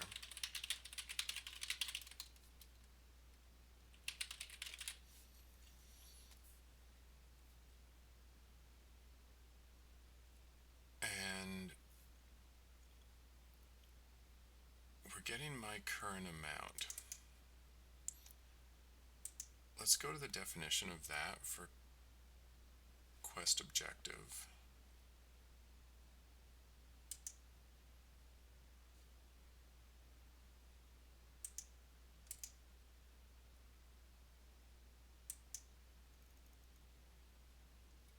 This is actually quest objective, which is kind of interesting.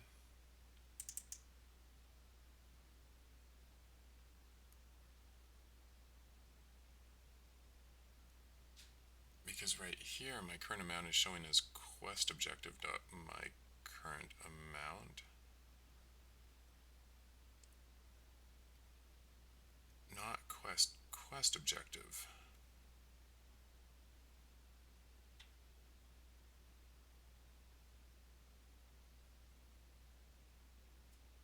No, okay.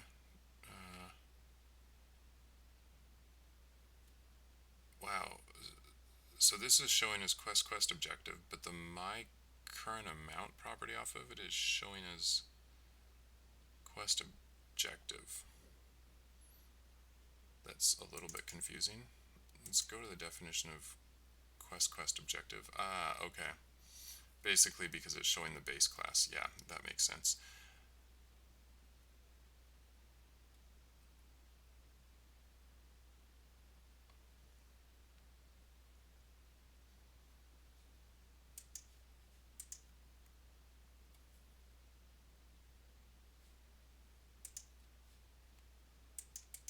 So let's just go look at what my current amount is.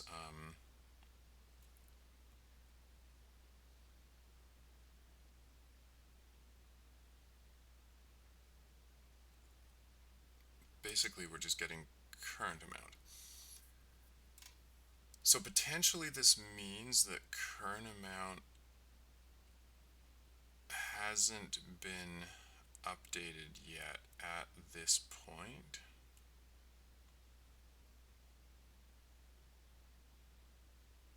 When we do this particular draw call. Let's find all references to my current amount and seeing where we're setting it.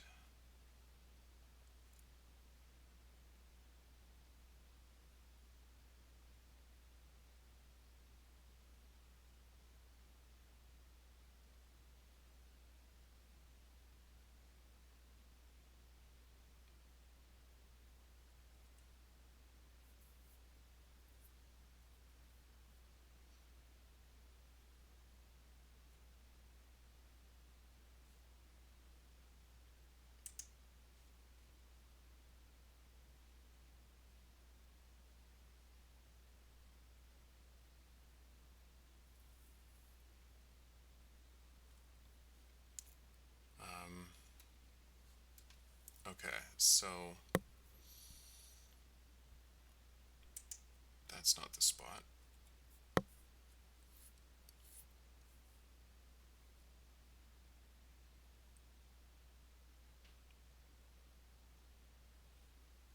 This is basically the spot right here. We definitely called this because you can see in our system log there.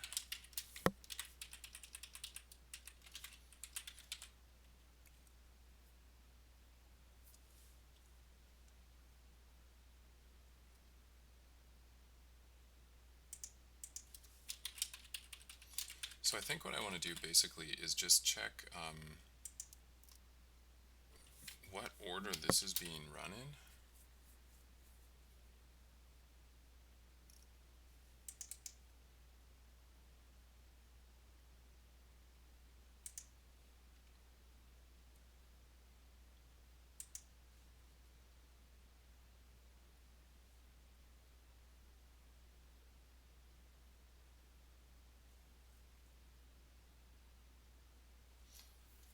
Okay, so interestingly enough, like it looks like update completion count.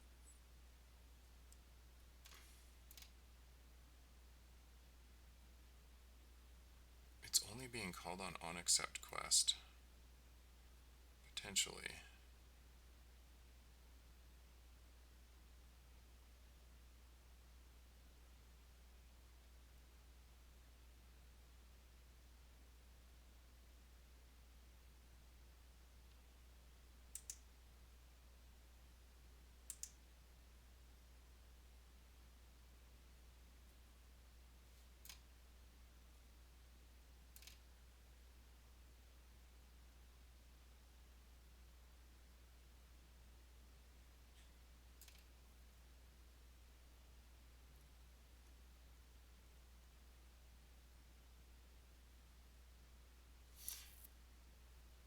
Now that's interesting because when we open our quest log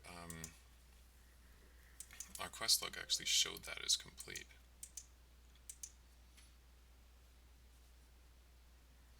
I'm going to run that again because I want to just look at the debug messages and see what's going on there.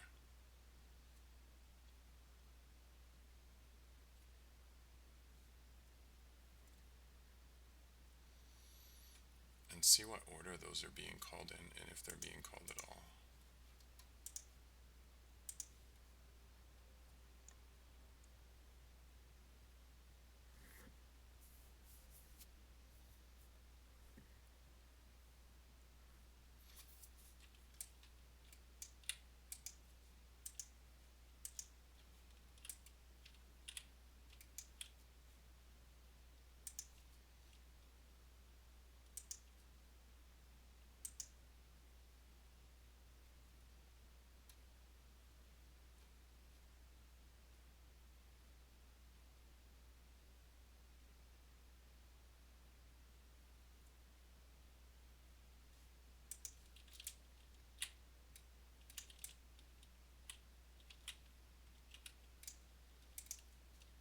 Okay, so we'll accept that. We'll click on the book.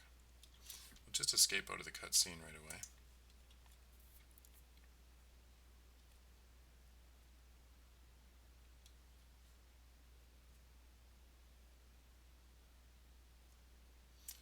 Pause the game. Clear everything out of our console.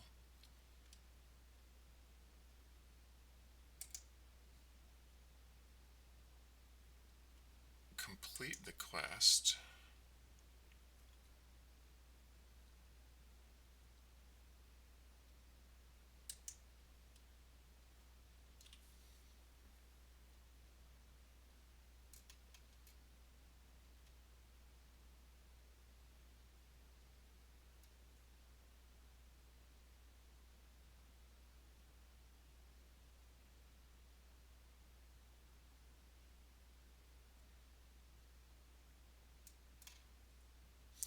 Yeah, so that's interesting. We are calling update completion count. As a result of this notification about quest status updated. However, this notification or this completion count is going out too late.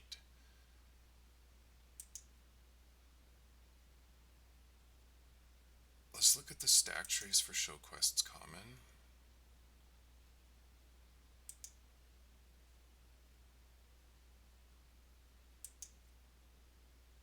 We notify on quest status updated and then show quests.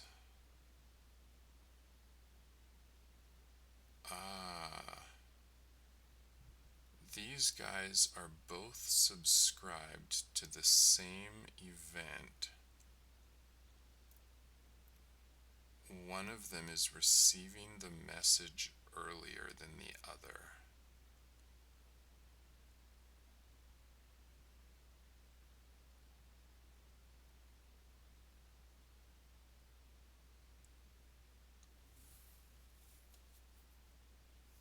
That's a neat one. Okay.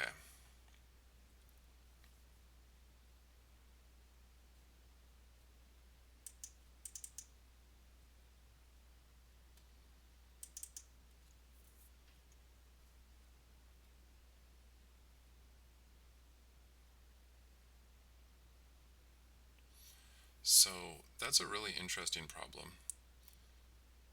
Because basically we can't really control the order that its subscribers get these notifications in.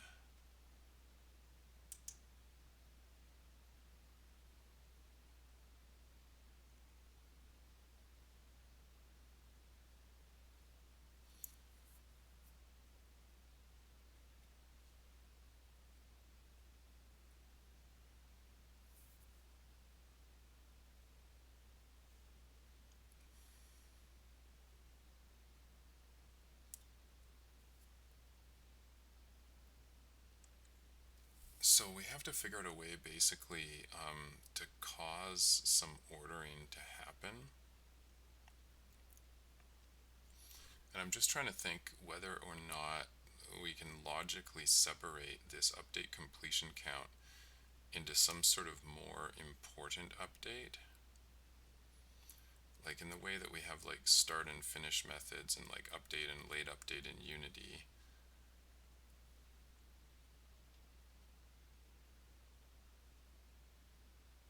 How about we notify on quest status update and then we notify after quest status update? I think that's going to be the best way to go. And this quest tracker here can receive the notification after quest status update.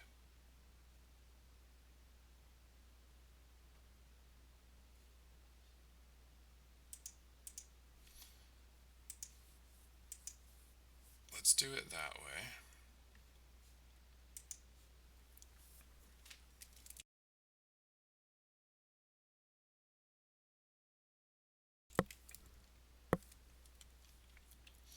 So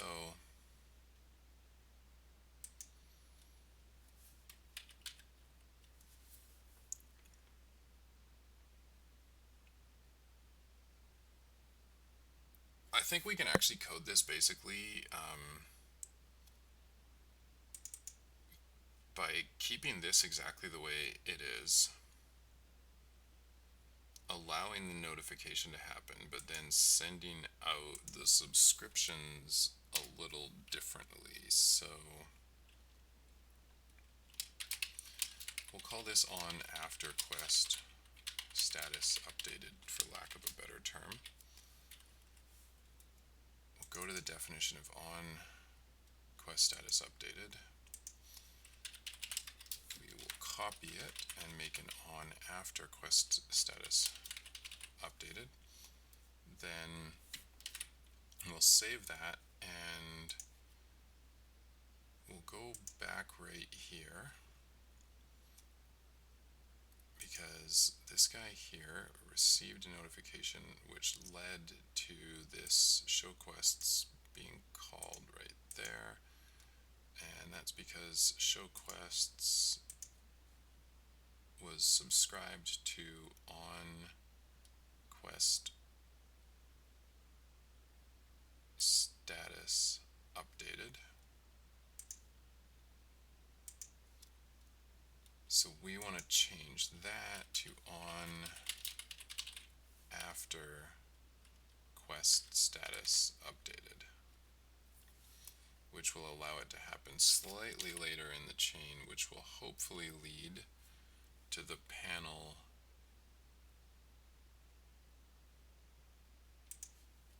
displaying its stuff properly.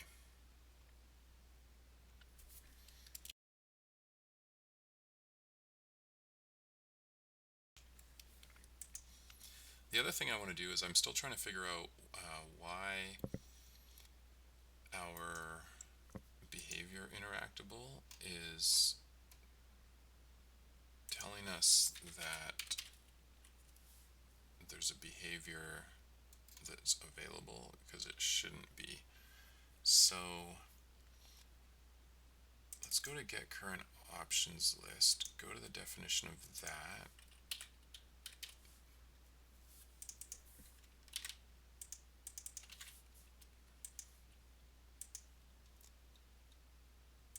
So essentially we're adding to the current list right now. I want to put a debug in when that happens, and I just want to check what the ID is of the object. So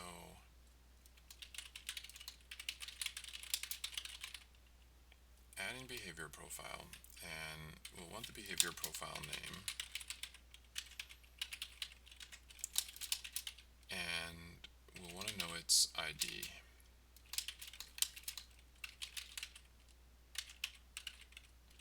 So we'll just use getInstance ID there. And I want to see if the instance ID changes between these behavior profiles, because otherwise it shouldn't be capable for it to be false again. let's go to the definition of that, and in the behavior profile, when we set it, I want to know what instance ID is being set as well.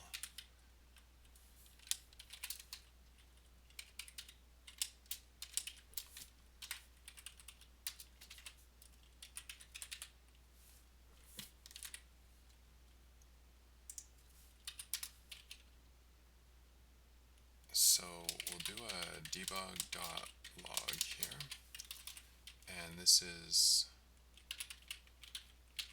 my name plus dot behavior profile dot my completed, and we're setting it to whatever value is, and I want to know the ID of this one as well. Okay, so now, right, I need parentheses at the end of that. Okay, now we should be able to basically see what ID of the behavior profile, whether or not it got set to completed properly. And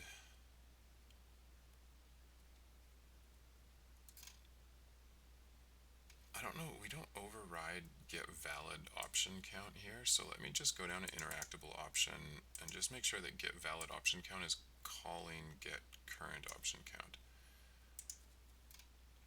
It's not.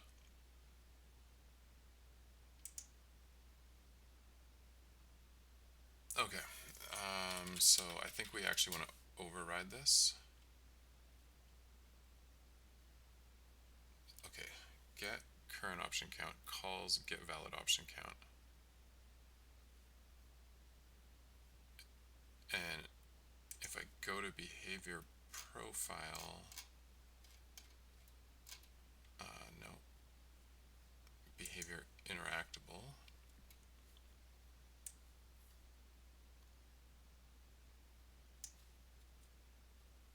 okay, this is get current option count.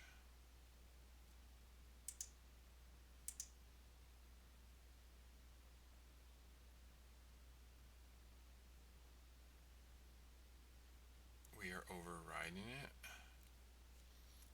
but we're not overriding get valid option count. I think we need to override get valid option count.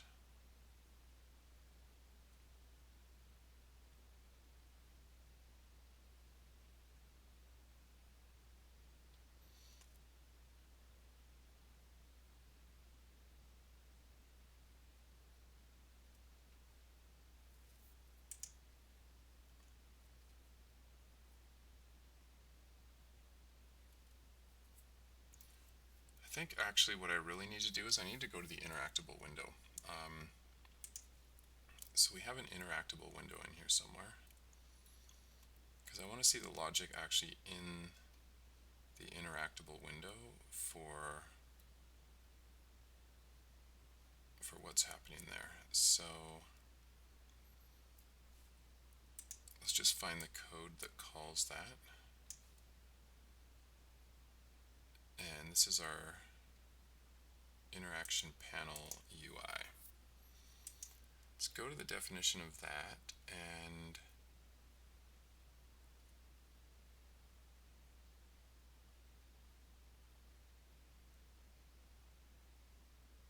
you know what I'm thinking? I'm thinking this actually may be another ordering issue.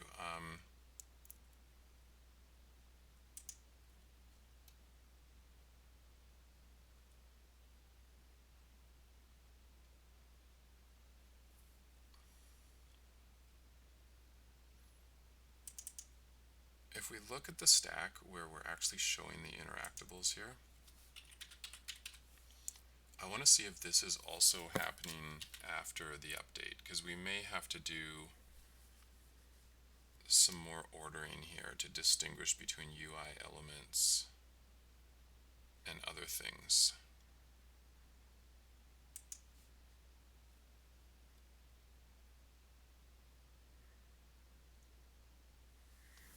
should be good enough for now, though. So let's just go check if that stuff helped.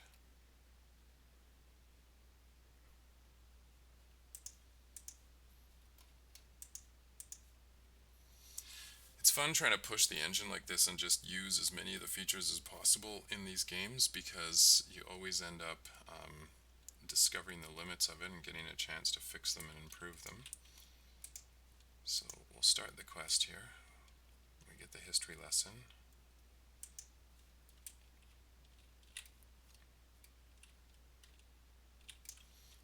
And let's just go take a look at our console here.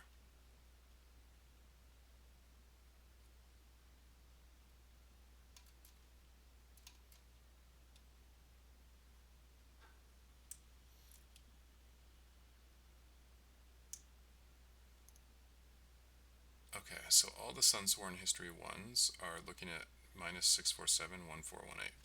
So far so good. We have our baseline.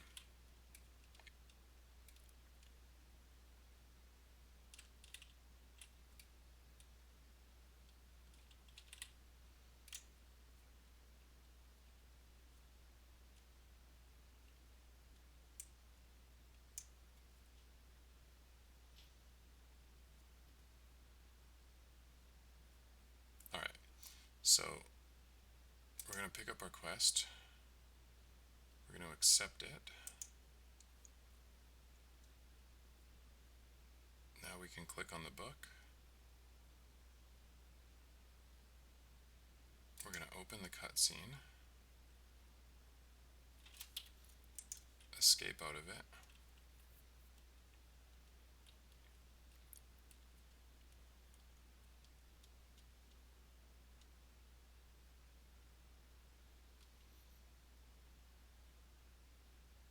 Alright, we're going to open up our book here. Okay. So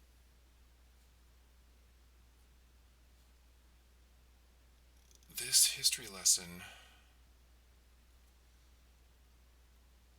should not be showing up, so let's see if we can figure out why it's showing up now. I'm just going to close this timeline window here to give us more room to see.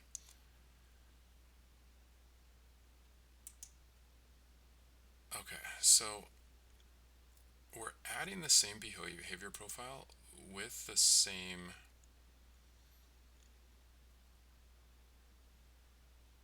ID as before.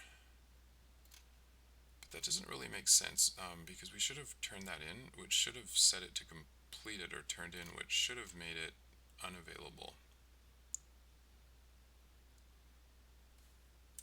So let's just go back to our code here and look at our behavior profile. And I want to search for my completed. Okay. So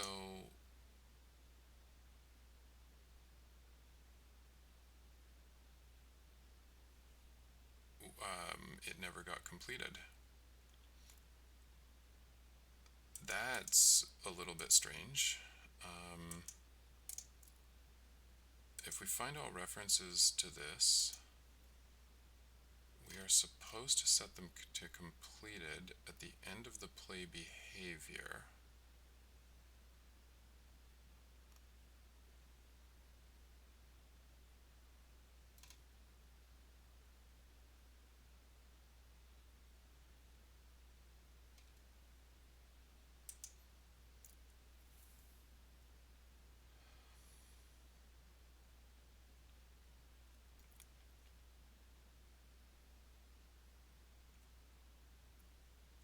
Okay.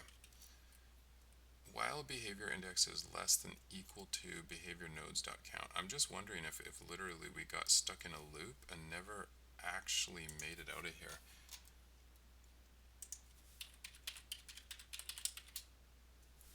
I wonder if we literally never actually set these things. So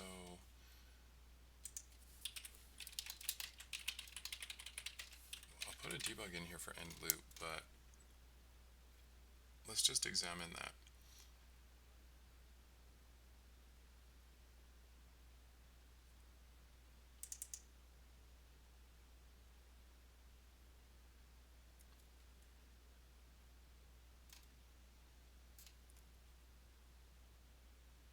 Let's assume that we have two behavior nodes, which I believe we do.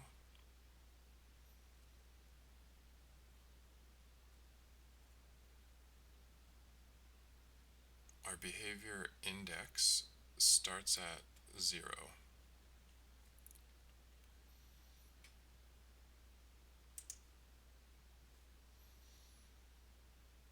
Our behavior node's count is 2, so it works.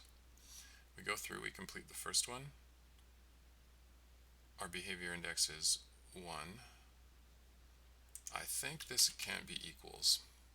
I think I made an infinite loop there.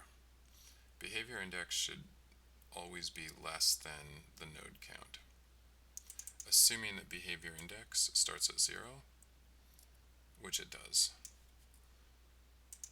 That could have potentially been the cause of never actually considering a behavior to be complete.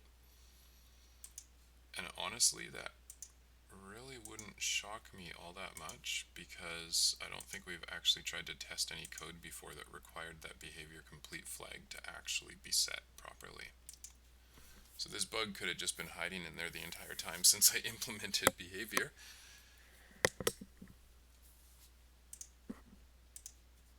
But that's the beauty of making all this stuff and testing it all out, and actually using the tools that you build, uncovering this kind of stuff.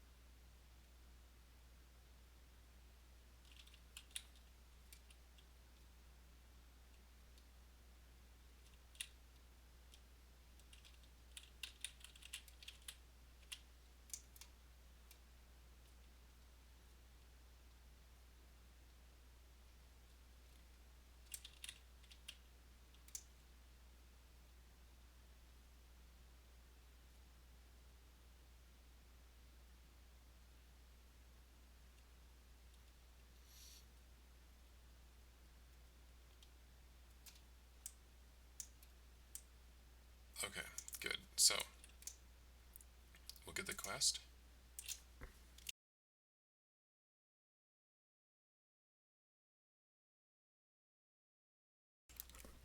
And we'll click on the cutscene. We'll just escape out of there because it's already satisfied the requirements of the quest.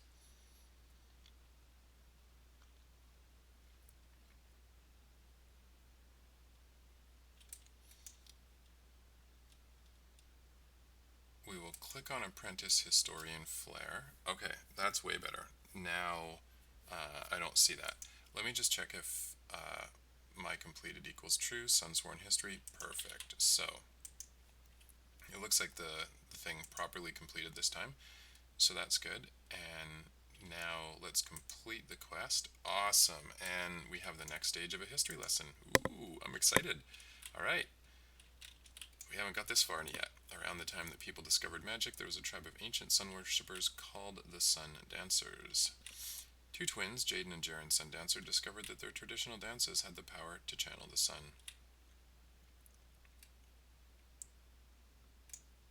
Unlike magic, which leached the life force of the user, the sun did not corrupt anything when channeled.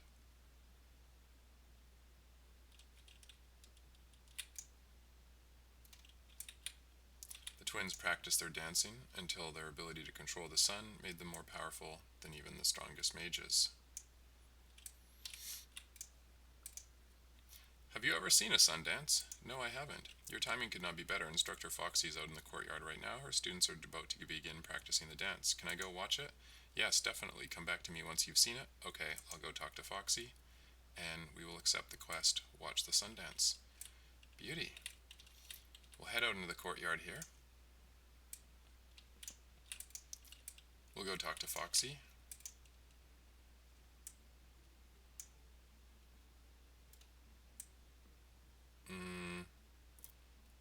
Okay. So I should have actually completed it. I don't actually have to watch the whole dance. I should have completed it basically the minute that I interacted with her.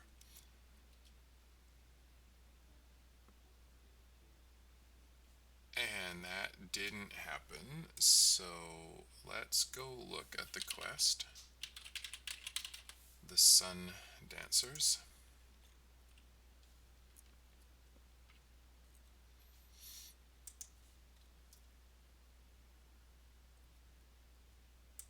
My use interactable objective is called Watch the Sun Dance. If I go to Foxy, I think the problem is actually that, no, behavior interactable is called Watch the Sun Dance. I think it's actually potentially her interactable itself.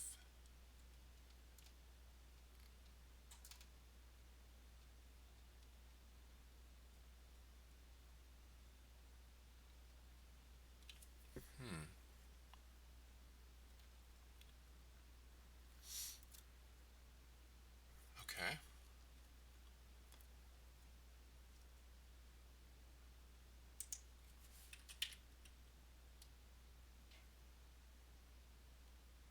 So the interaction panel title was definitely Watch the Sun Dance.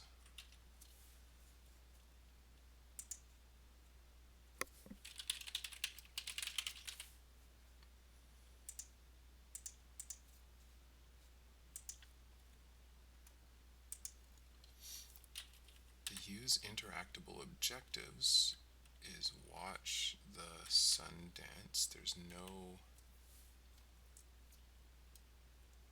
nothing in there that looks out of place.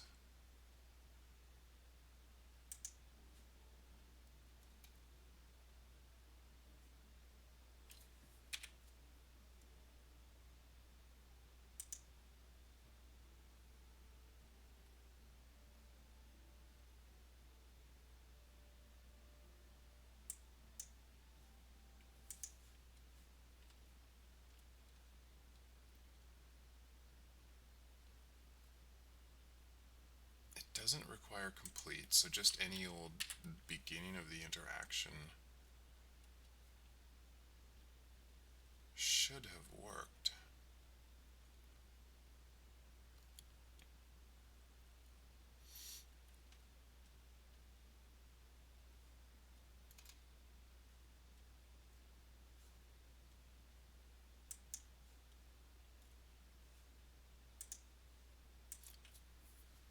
Let's just see what we're emitting here when we get interacted with, basically.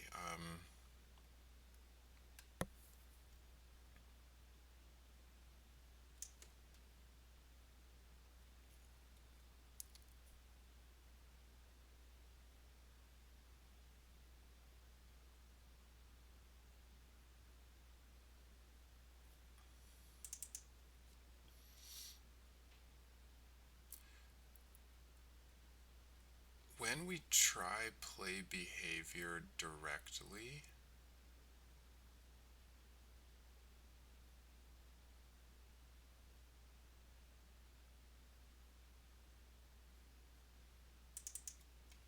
we may not even be emitting a message about that.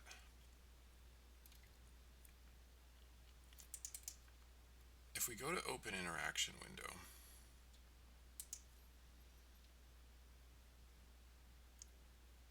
and we go to the Interaction Panel UI,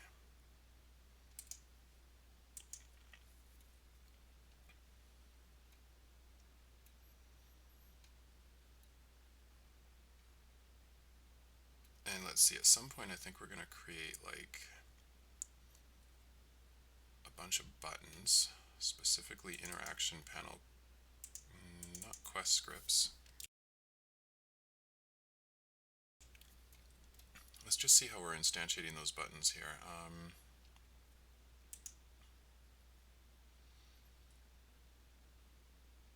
It's just an interaction panel script.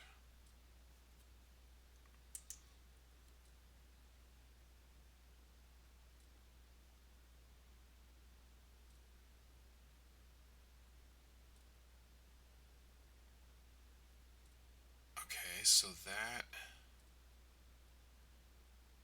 goes to my interactable option. Dot interact.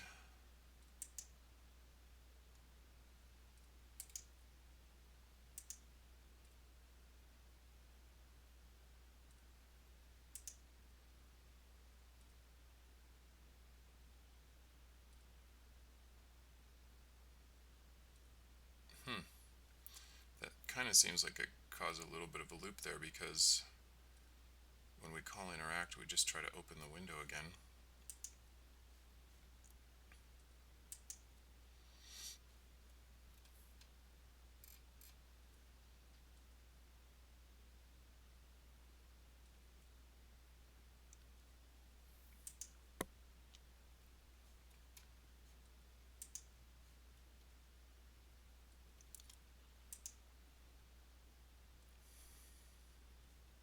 Okay, so here it is. We are notifying on interaction started with this as a virtual bool.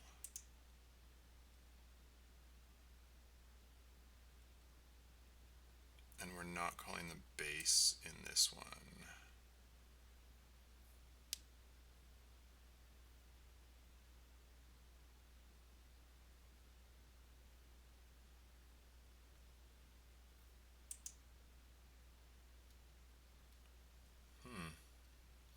Looks like we may not be calling the base in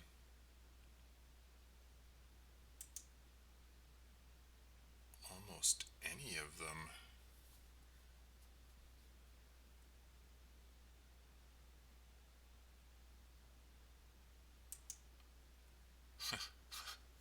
Wow, yeah, okay.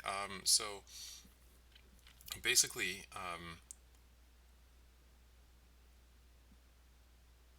the cutscene interactable is like the only one that's calling the base.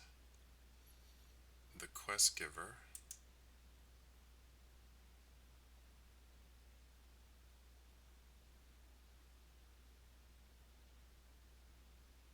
Wow.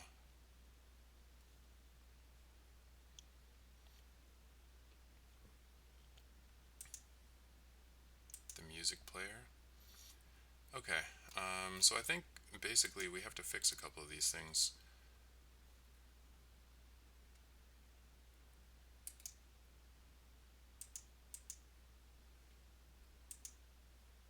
So our behavior interactable.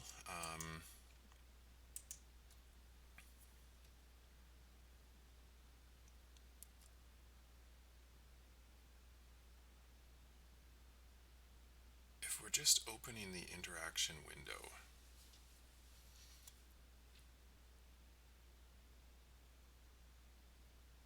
it means like basically we can never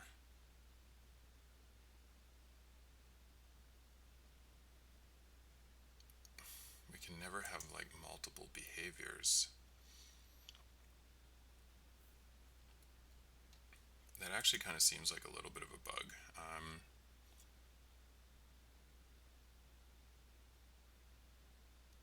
For example, when we call faction change interactable and we interact with it,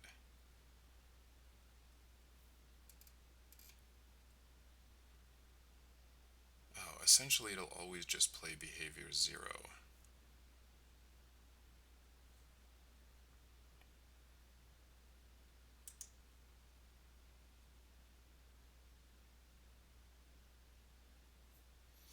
Okay, either way, we've interacted with it.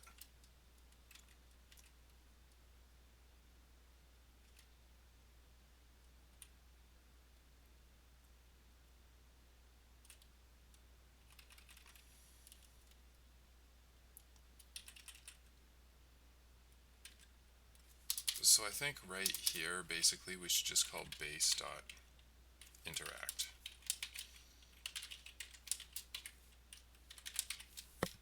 And let's just look at what else isn't doing this.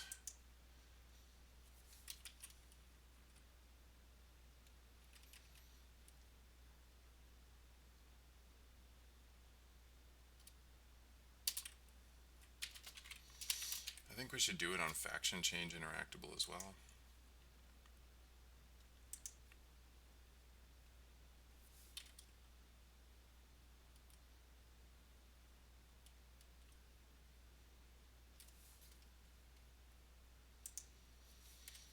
I think we might as well do it in dialogue interactable.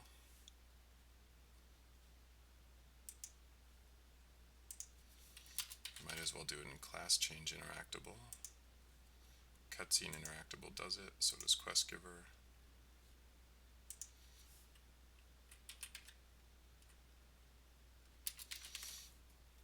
Might as well do it in crafting node. We do it in music player. We do it in unit spawn node.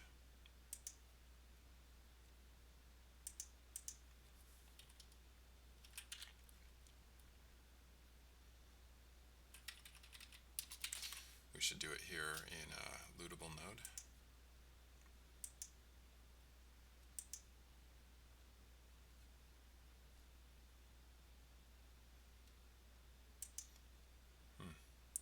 We can never interact with inanimate units.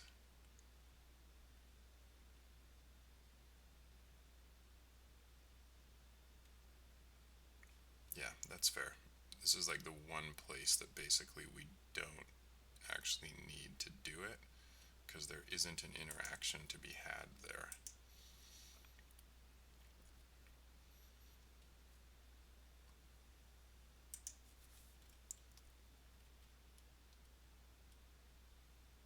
Character unit's an interesting one.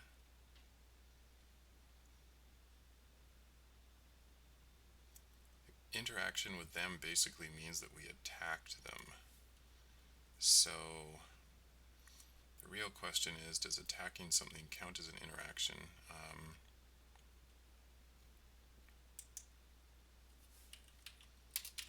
Honestly, sure, why not?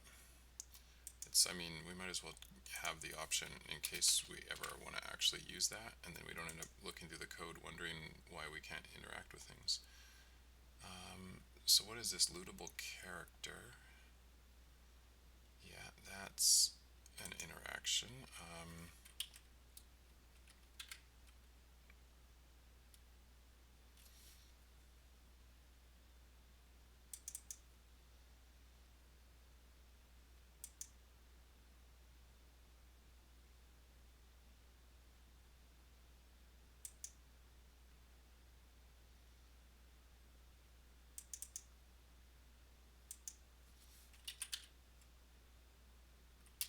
I think right here we'll count that as successful.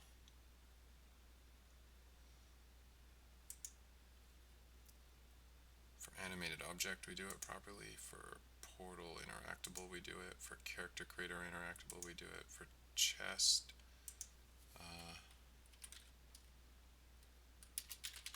we need to do it. For specialization change, we should do it. And for gathering node,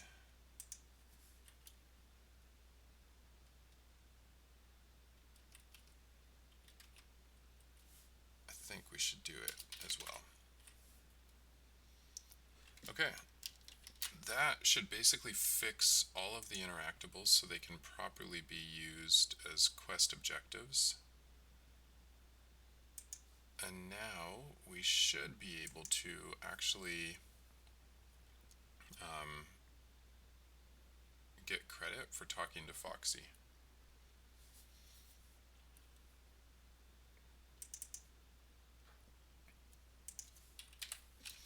So let's just get rid of some of this debug spam here.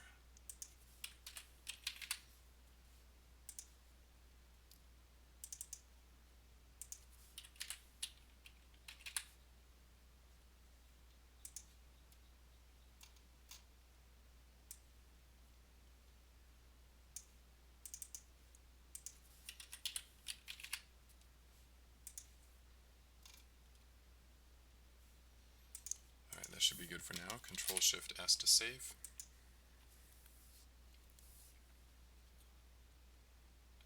And actually, one thing that I did notice with the SunSworn History 2 is that he started actually looking at the book a little too early. So let's just go fix that real quick too. So we have our basically behavior profile here, and I don't want him to open the book until 35 seconds in. He was about like 2 seconds too early.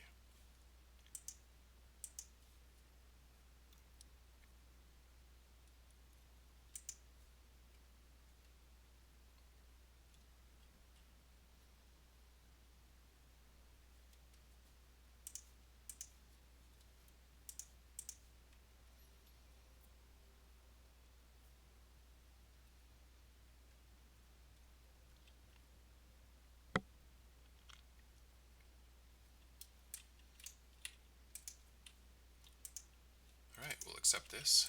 Start it off again.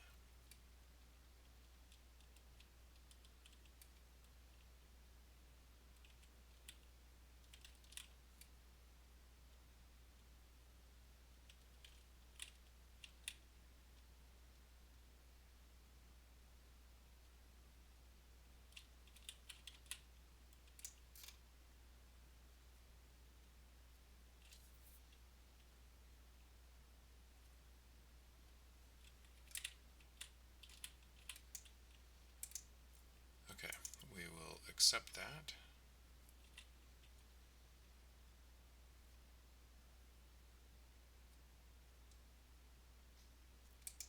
Click on the book. Load the cutscene. Just escape out of that.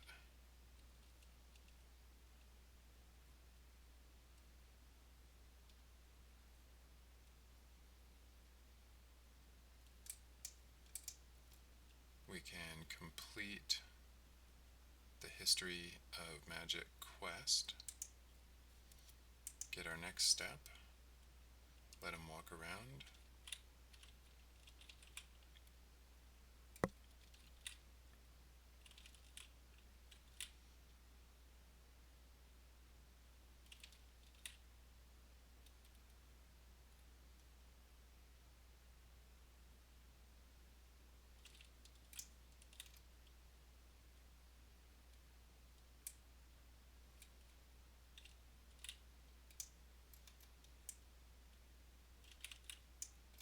And okay, good. So he's now starting his action there.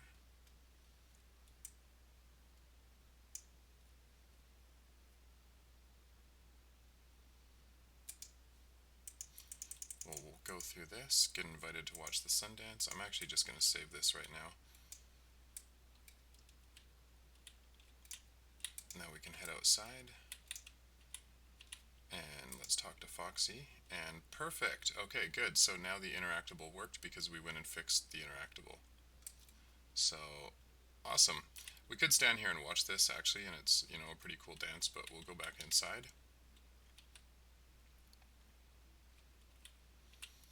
And we will talk to Apprentice Historian Flair. We will complete the quest, and we have another stage of the history lesson.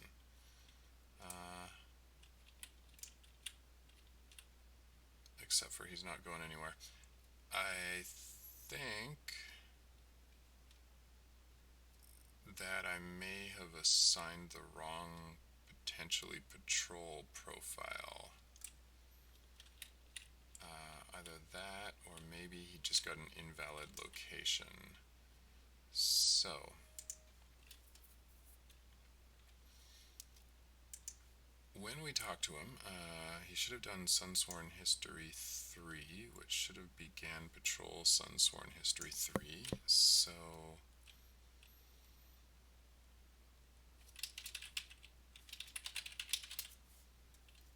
let's look for the SunSworn History 3 Patrol, and then go down to the SunSworn History 2.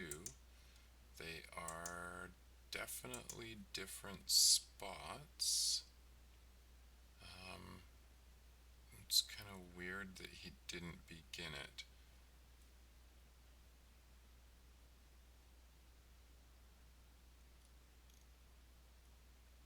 It ended its loop immediately,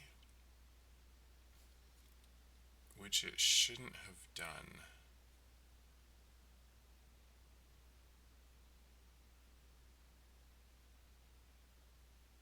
Because basically there were two actions, and the second action was like at 30 seconds, and it shouldn't have ended the loop before that.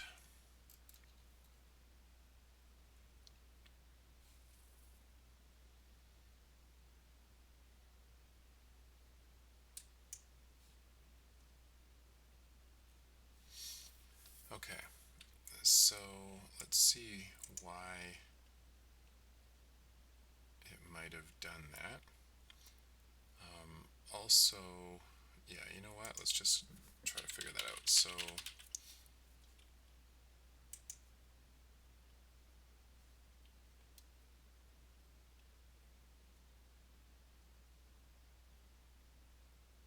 it's got two behavior nodes. The second one has a start time at 31.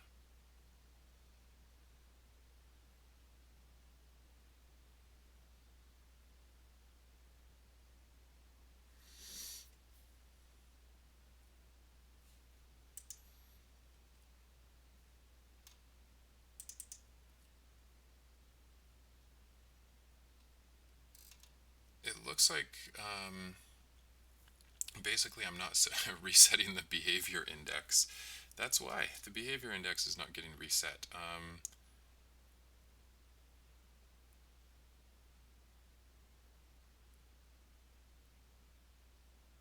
Okay.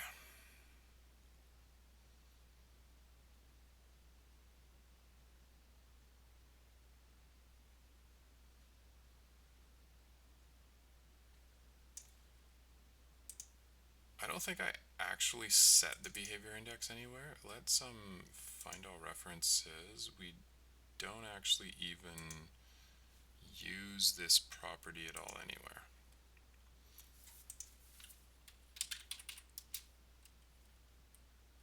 Let's remove the option to set it then. And then here we need to set the behavior index to 0. Otherwise, if any particular player tries to play multiple behaviors,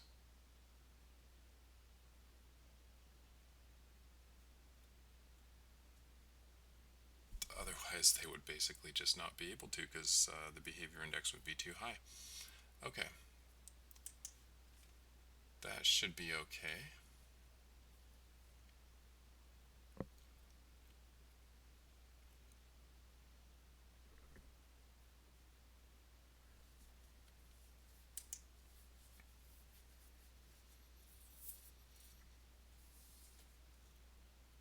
We'll play the game again. Load up our character. Luckily I saved it, so we should end up in a little bit of a better spot.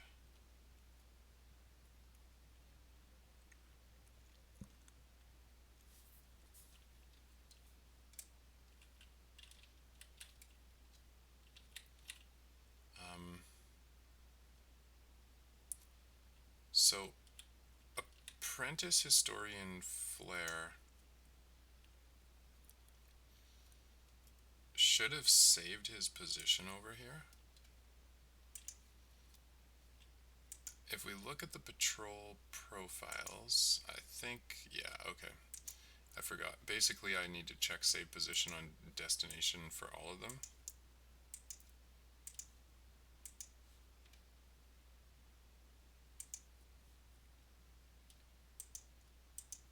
And we'll save that.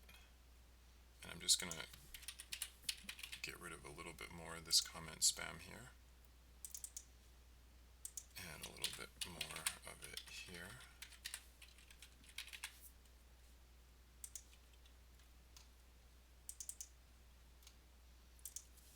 And get rid of some of these messages.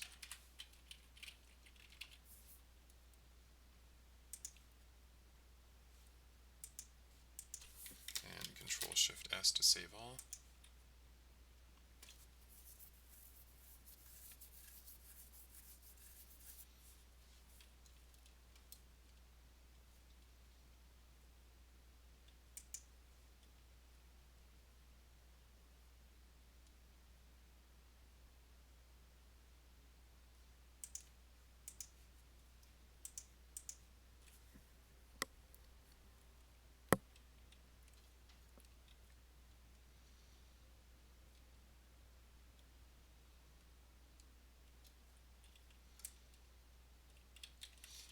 Okay, so at this point, I think, actually, honestly, I don't know what's going to happen if I talk to him. We have to watch the sun dancers. Let's actually just go do that part first. So we're going to talk to Foxy. Watch the sun dance. We can then go over and complete this quest here. And I don't know. Yeah, okay. So we have a little bit of an issue here.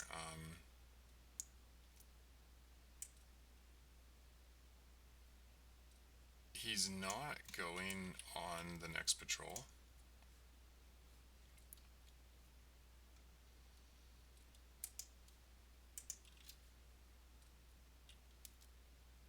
And basically, I think this is because technically he has 2 valid patrols right now.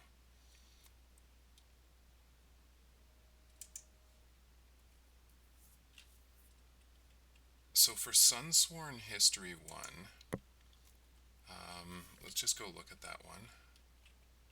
Or 2 valid behaviors.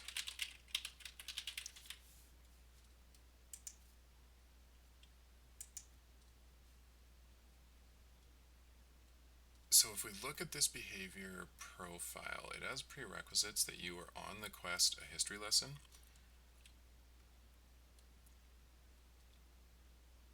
But I want to give it a second prerequisite, and that is that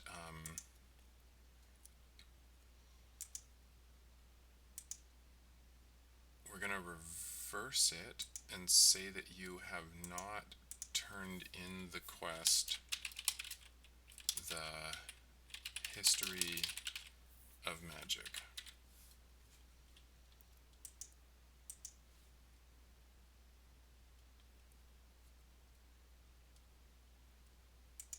And basically that should invalidate SunSworn History 1. Why don't we do the same thing for the second one? We're going to add 2 prerequisites. The second prerequisite is going to be a quest prerequisite, and it's going to require that you have not turned in the quest, the Sun Dancers. Similarly, the third one will have a second prerequisite, and the second prerequisite will be that you have not turned in the quest, the War of the Magi. And the fourth one, similarly, will have another prerequisite, that you have not turned in the quest, the Mana Seal. This has to be reverse matched. This needs to be reverse match. This needs to be reverse match. And this one's a reverse match already. Okay, good.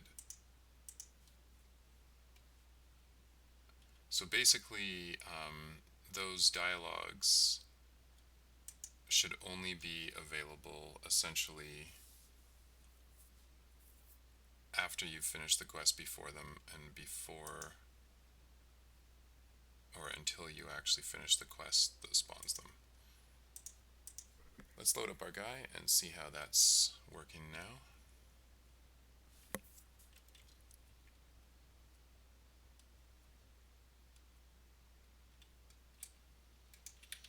Okay, so if I click on this, alright, yeah. He's going to walk a little bit of a weird path, and the animation may not work properly. Although mana could grant sentience to anything it touched, blah blah blah blah blah. What did he say? It did not grant intelligence or wisdom. Fire elementals would burn everything around them. Likewise, the dead would come back to life with an eternal grudge against everyone. Wars tore the world apart and threatened to destroy it until the Sundancer twins created the SunSworn with the goal of banning magic use and protecting the world from harm. They amassed an army of followers and tried to convince everyone to abandon their harmful ways. Not everyone agreed, and there were many battles. He's going to lift this book up here. And awesome, then we get a quest. Cool, the War of the Magi. Read about the War of the Magi. Perfect, we're going to accept that. And now we're going to click on the War of the Magi. We get the cutscene here. We can watch our War of the Magi cutscene.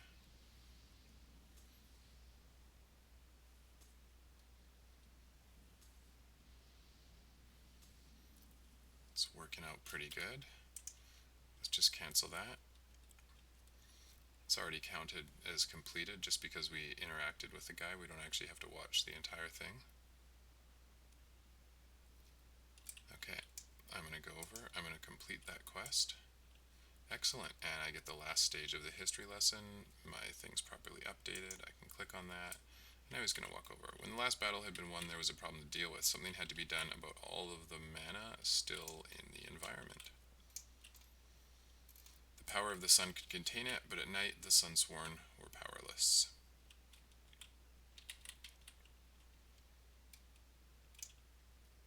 They had to find a solution that allowed them to contain the mana safely at all times.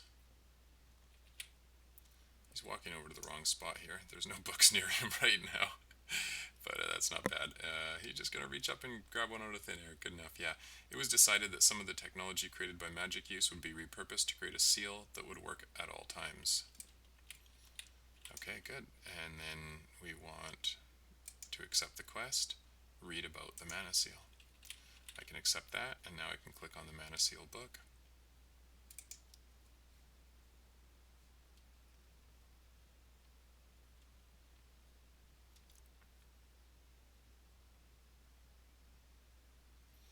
And now I can see the mana seal cutscene that we've been working on for the last bunch of episodes. The lasers are looking awesome. That took like 4 hours to figure out how to get that effect working properly. But definitely worth it. It looks pretty good, I think.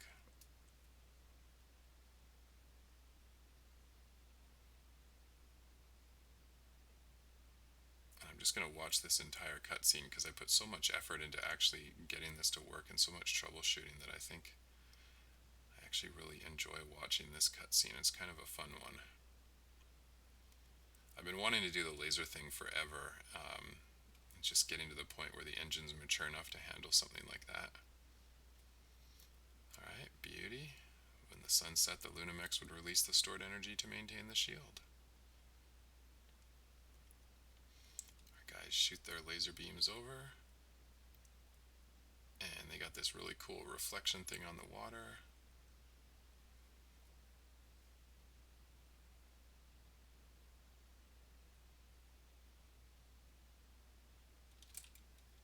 And now we can go back, and there's Apprentice Historian Flare, and the Mana Seal. Wow, what do you know? I've got the wrong quest there. Okay, so I'm going to do 2 things, actually.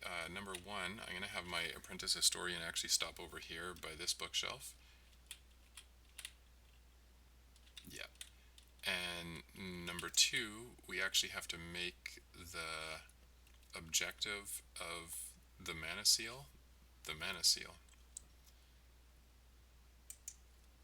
So let's go fix those 2 things.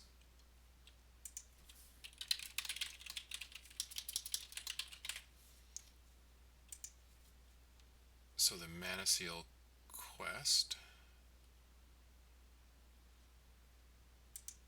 the objective should be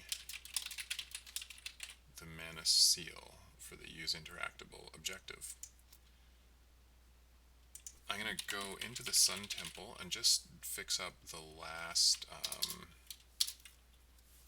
spot that Blaze patrols to. So we'll open up the Sun Temple scene here.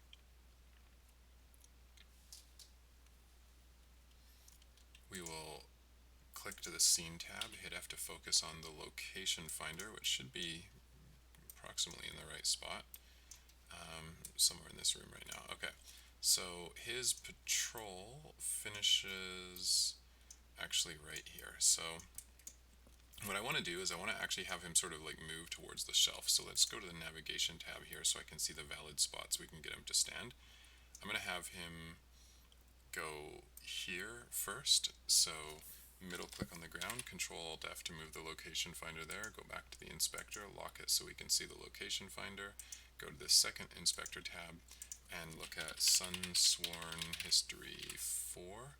We're looking specifically for the patrol profile and we want to copy these values in right here. Then in order to make him look like he's more taking the book off the actual shelf, I'm going to go back into the scene, click the navigation tab so I can see valid spots. The shelf, that's the book right there, the Mana Seal. So we want him to basically like sort of face back towards the shelf. So I'm going to middle click on the ground right here. So he's going to walk there and then turn this way, which should force him to face forward. We'll hit Control, no, we won't. We'll hit Control Z because I don't know what I just moved. We'll click on the location finder. We will hit Control Alt F to move it over there. Go back to navigation, looks good. Go back to inspector, it's locked on that, looks good. Go back to the inspector there and look at SunSworn History 4 patrol profile. Add a second spot and then paste in these values right here.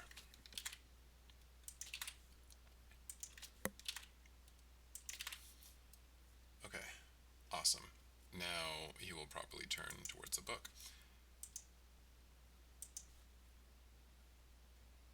Let's save the scene here now. Go back to the load game manager.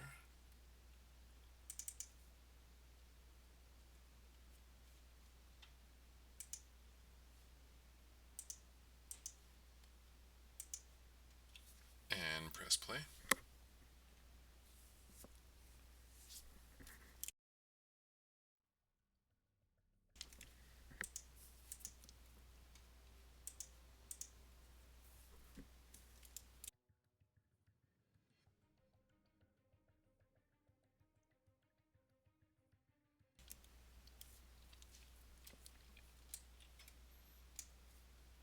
Okay, interestingly enough, this behavior,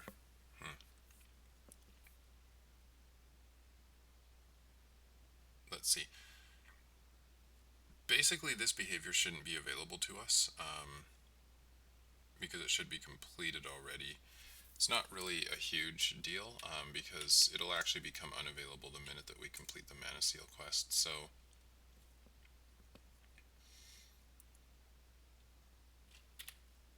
we'll pop out of this cutscene.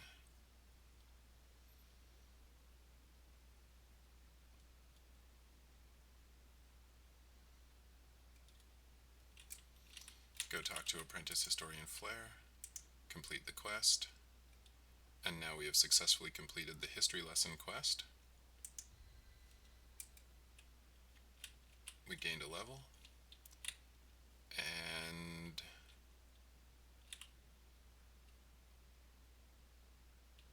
and that's it. Okay, cool. So basically now that we've completed that quest, High Priestess Luminessa, you know what? High Priestess Luminessa actually needs to end a history lesson. Because she's going to give us the next quest, which is going to be to go talk to High Channeler Fission. And High Channeler Fission is basically going to tell us to go into the desert and investigate the Mana Seal. So to do that, I'm going to go back to the Luminessa unit.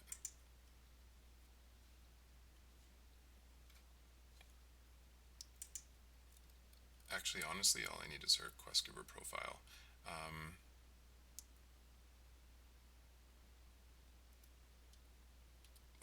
Luminessa should end the quest a history lesson. Apprentice Historian Flare should only start the quest a history lesson.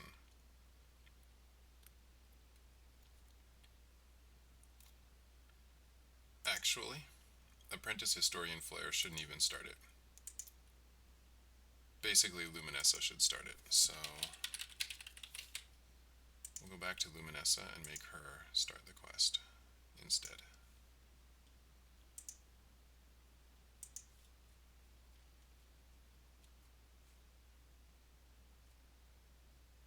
Alright, let's press play to check that out.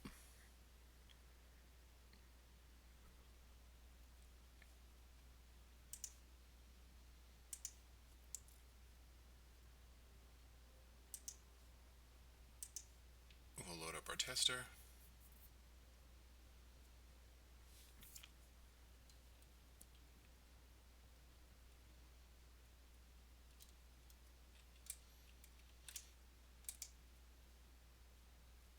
We'll just escape out of the cutscene as soon as it loads here.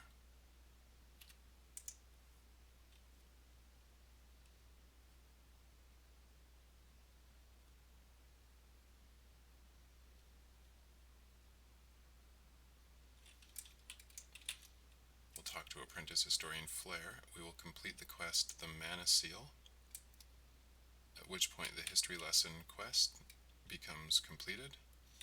And now we can go back to High Priestess Luminessa and complete the history lesson quest. I'm going to change the description here to say talk to Apprentice Historian Flare. But there we go. That is the complete history lesson. So let's just go fix that.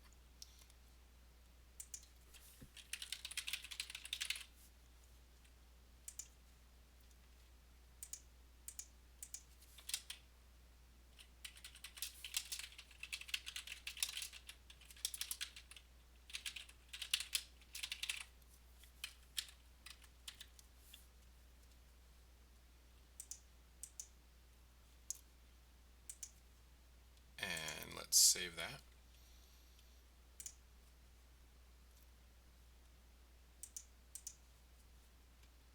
And let's get rid of some more of this log spam here.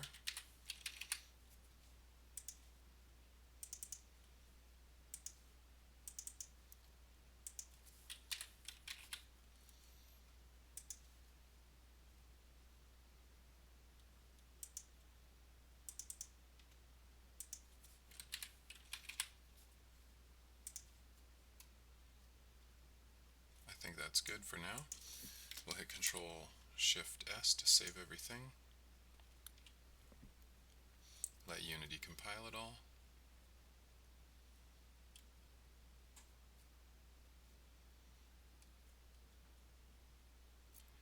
And now I want to do somewhat of an end-to-end test of the entire quest line right from the moment that you pick it up. So to do that, I'm going to actually delete this guy here. I'm going to copy my existing Sun Temple tester, and I'm going to load him up.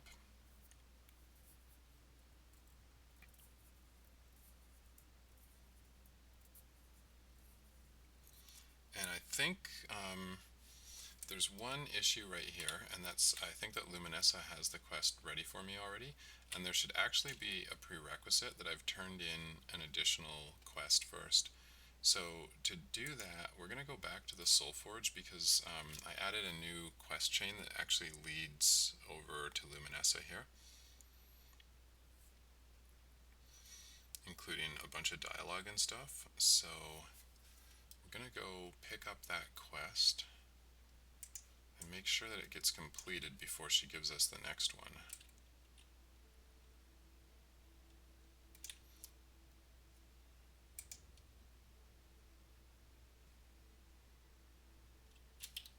So let's just save the game right here.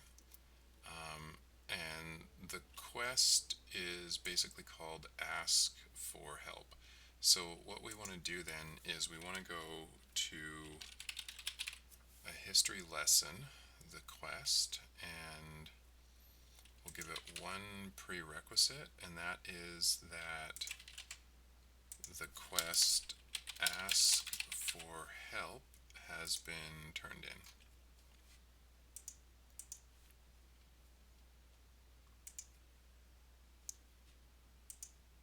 Okay. I think we're ready to do a complete end-to-end test of that entire quest chain. I'm excited to see that work. It's the entire thing's going to be about 5 minutes of playtime, but I've been working on it for like a month and a half now, I think.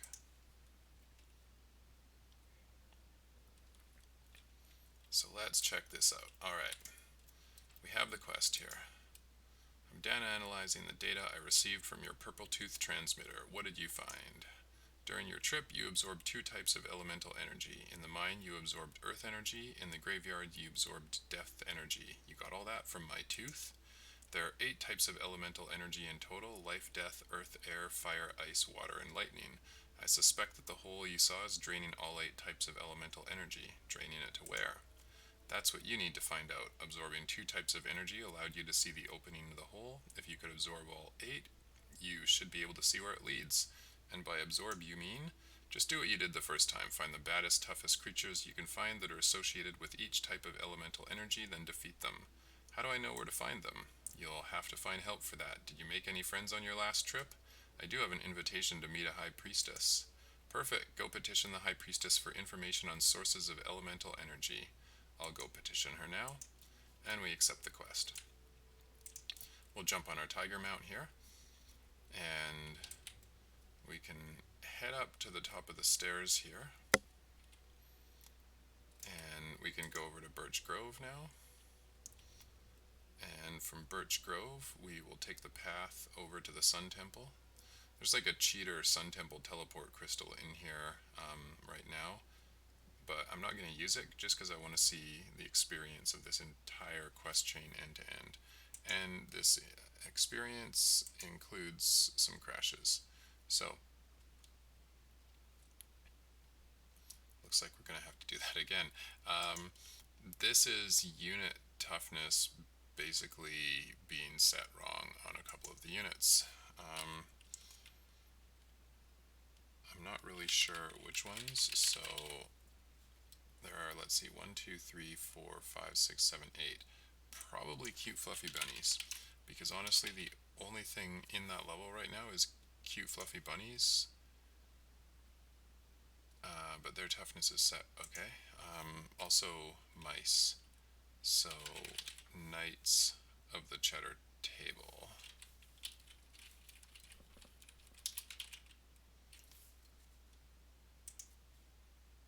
And their toughness is set to nothing as well.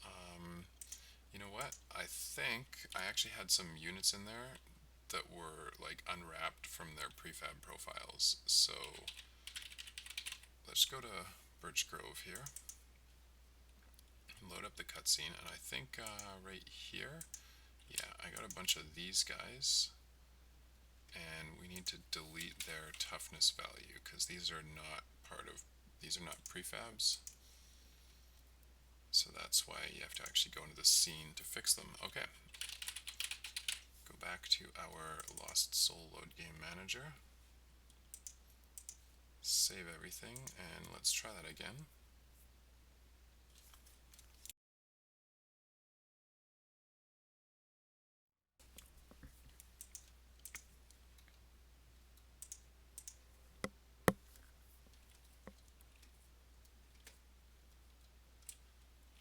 Okay, so we're going to talk to this guy, go through basically all this stuff again, accept the quest, hop on our tiger mount,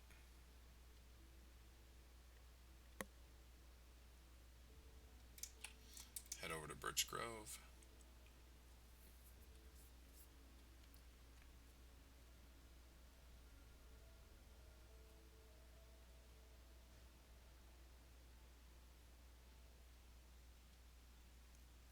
okay, that's a lot better. Interestingly enough, Master and Passive has a quest for us. Night of the Living Bunnies Channeler. Okay, that's because the first time that we went through here, we actually completed this on a ranger or like a warrior or something like that, potentially. And I actually haven't brought in quest groups yet.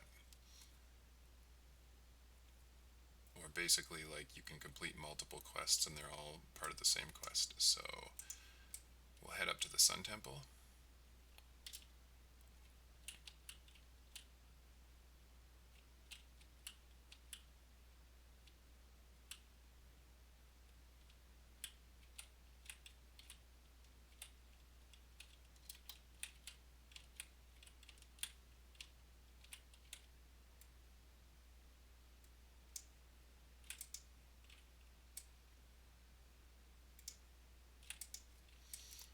Alright, and perfect. Okay, so let's hop off our mount.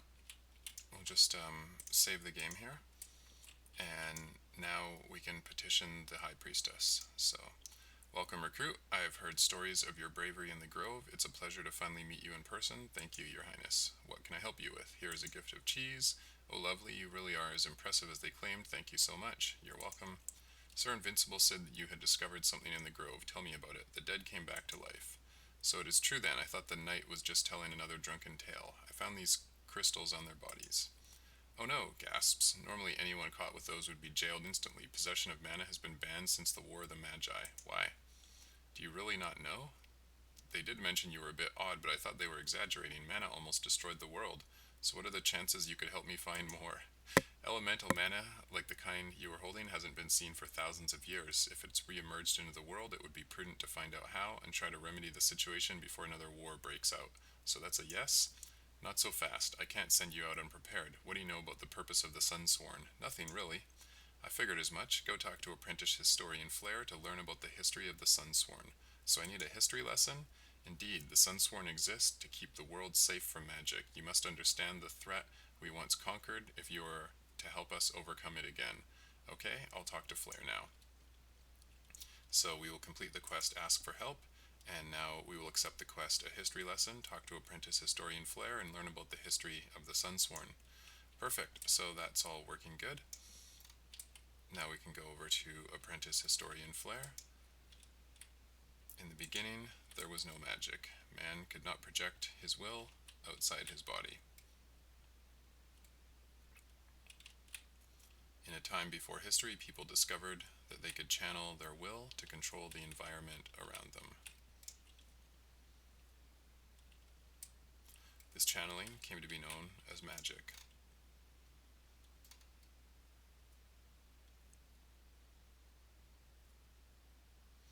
But there was a side effect. You can read about it in this book right here.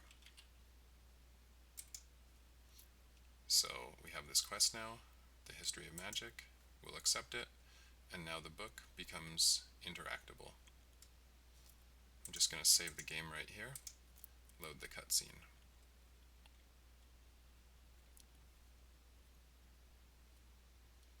Man toiled and worked all day.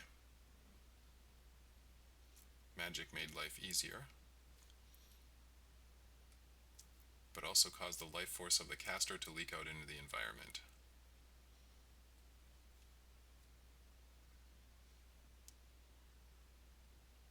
Where it could grant sentience to anything it touched.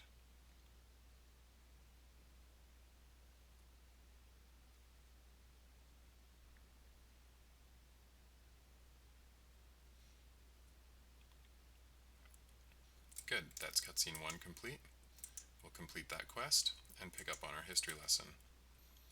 Around the time that people discovered magic, there was a tribe of ancient sun worshippers called the Sun Dancers. Two twins, Jaden and Jaren Sundancer, discovered that their traditional dances had the power to channel the sun. Unlike magic, which leaches the life force of the user, the sun did not corrupt anything when channeled.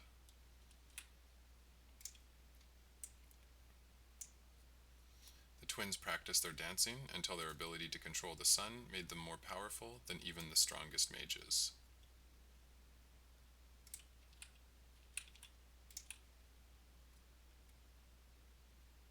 He's got a quest. Have you ever seen a sun dance? No, I haven't. Your timing could not be better. Instructor Foxy is out in the courtyard right now. Her students are about to begin practicing the dance. Can I go watch it? Yes, definitely. Come back to me once you've seen it. Okay, I'll go talk to Foxy. We'll accept the quest. Just save the game here.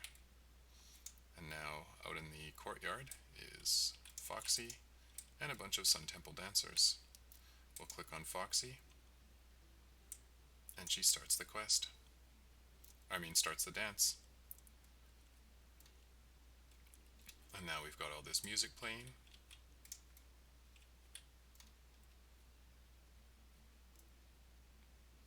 Instructor Foxy is properly conducting the dance away using the conducting animations from the Carnegie Mellon set, and if you recognize this, this is actually the Mickey Mouse conducting from Fantasia that she's playing right now.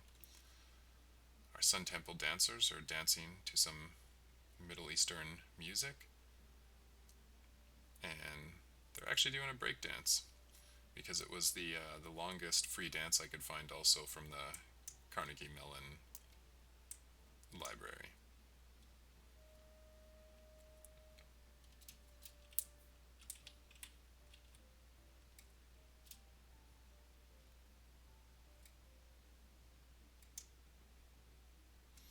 Things are looking pretty good right now.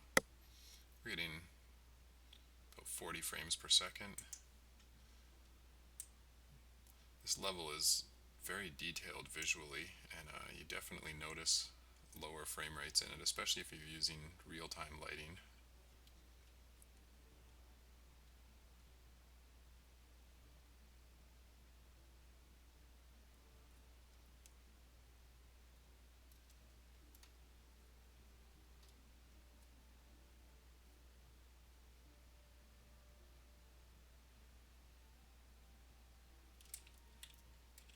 Alright, and our dancers are continuing.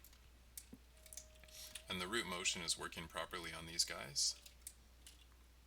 Great job, guys. Go take a break. You've earned it. And then our guys just basically wander away and just sort of slowly disappear.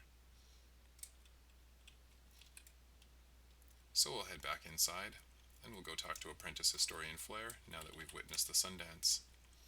We'll complete the quest and continue our history lesson.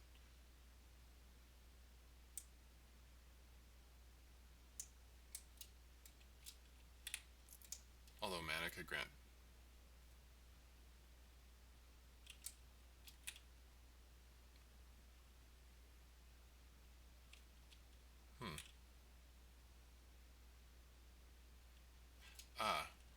I know what happened here.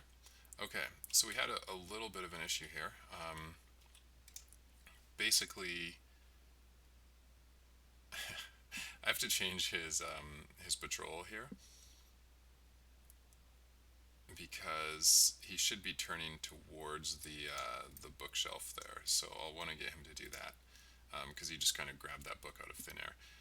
The other issue, I actually accepted this quest too early, which I think ended the dialogue, interestingly enough.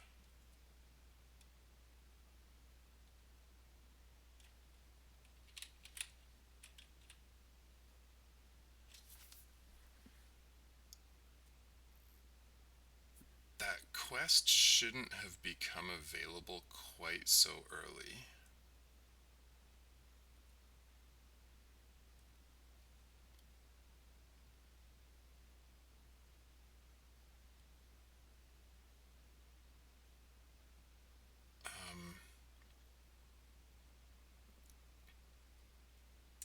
Let's actually just drop out and fix that right now. So that was SunSworn History 3 Patrol Profile, basically. And we'll just get rid of some more of this log spam here.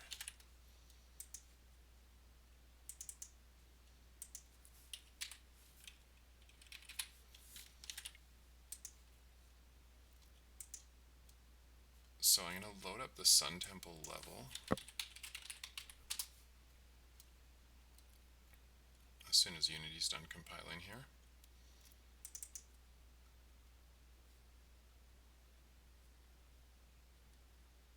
And we'll go into the scene here and click F to focus on the location finder.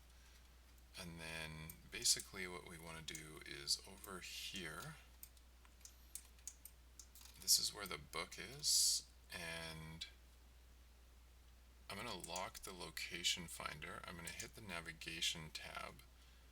I am going to go over to the inspector here and find SunSworn History 3. I want the patrol profile.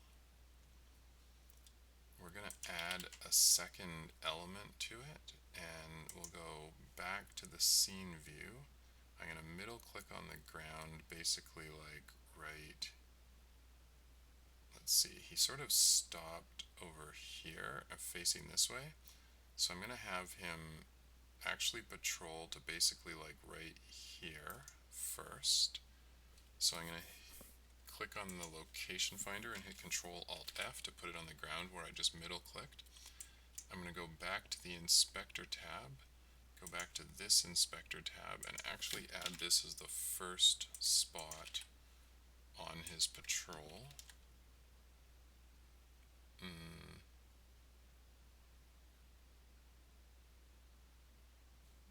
Nope, I want to click on SunSworn History 3 patrol profile. There we go, that's better. And then add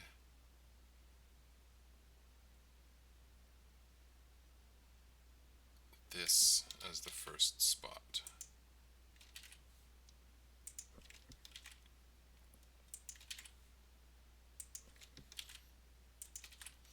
Then I want to go back to the scene, click on the navigation tab, middle click on the ground right there, click on the location finder, hit Control Alt F, and now he should be like facing the book basically. I'll go back to the inspector to grab the location finder, go back to SunSworn History 3, over to this inspector tab, and then copy these values into the second spot for the patrol.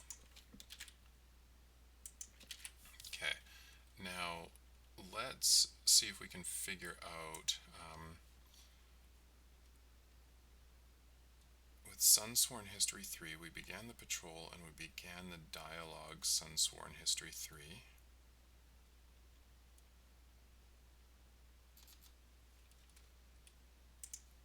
If we look at the War of the Magi quest,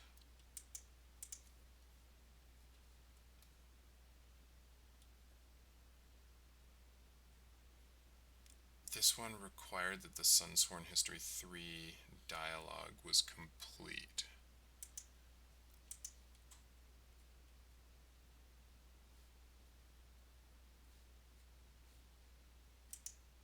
And that indicates to me that actually the SunSworn History 3 dialogue completed automatically. We actually saw the dialogue for a second there.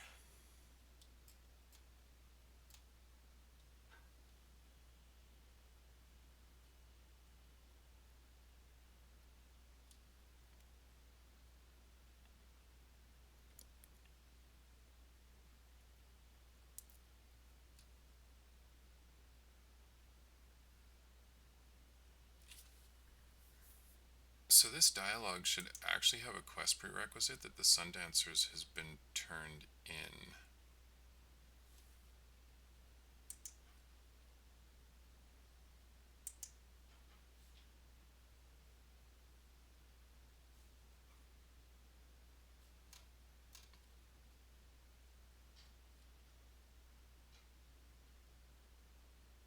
Actually, you know what? It doesn't really matter. This dialogue doesn't need any quest prerequisites, to be honest, because it's controlled by the behavior.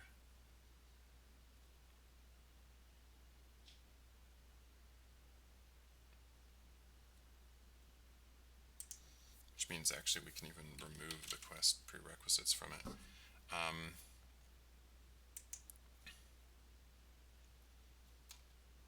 Similarly, this dialogue doesn't need the history of magic as a quest prerequisite.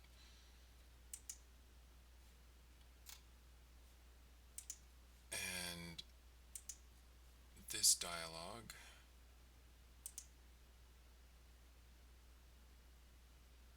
doesn't need a history lesson as a quest prerequisite. Okay, better. Might as well do that for number 4 as well. This dialogue does not need War of the Magi as a quest prerequisite. Let's look at SunSworn History 3 dialogue again. It's automatic, which is correct. Actually, it should have 0 prerequisite conditions.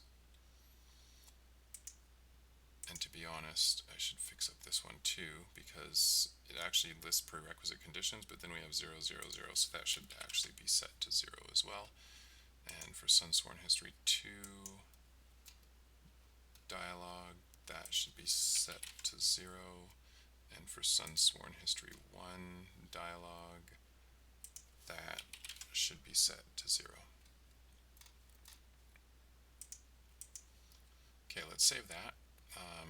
And now, as for why the SunSworn History 3 dialogue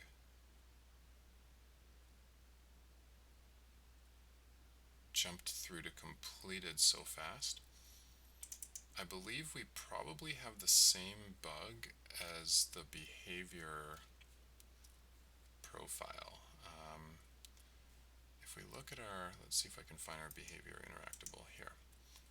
So in here we had to reset the behavior index to 0.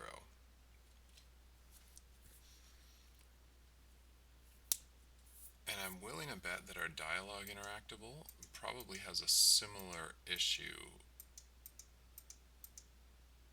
where it's not setting its index back to 0 as well. So let's go to the play dialogue coroutine.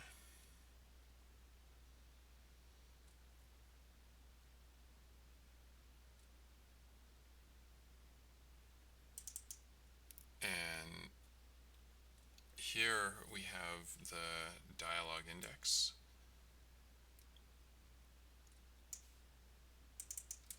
If we find all references to that,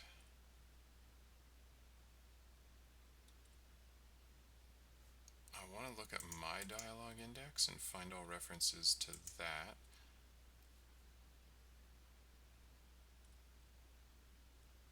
So it appears that we are not directly setting it, so let's just remove the set method from that, and then we will reset the dialogue index also to 0 when we're running through this coroutine here.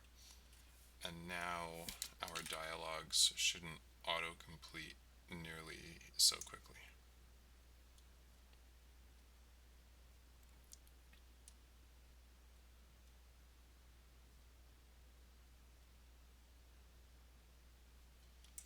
Let's go back to the Load Game Manager.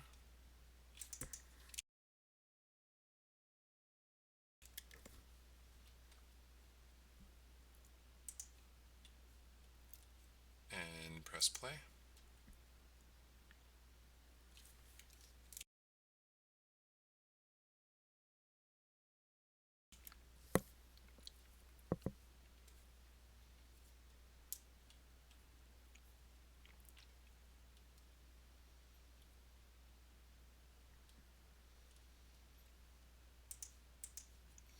Alright, we'll load the game up, load up our tester here.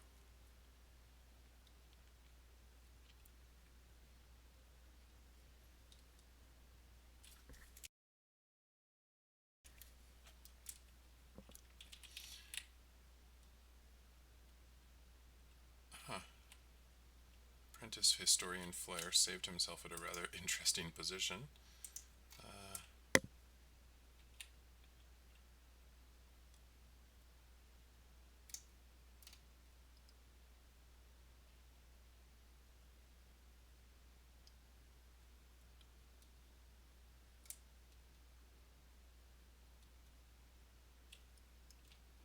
and my quest status is not saved.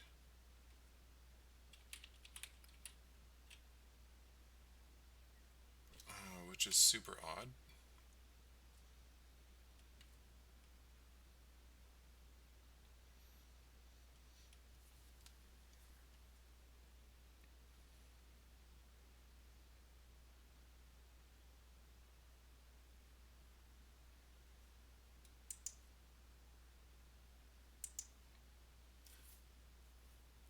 I'm willing to bet actually that the quest status did get saved, but it just didn't show properly. To get, or just didn't get updated. This might be an ordering issue in update methods. Yeah, there we go. So basically just a prerequisite check hadn't been properly completed.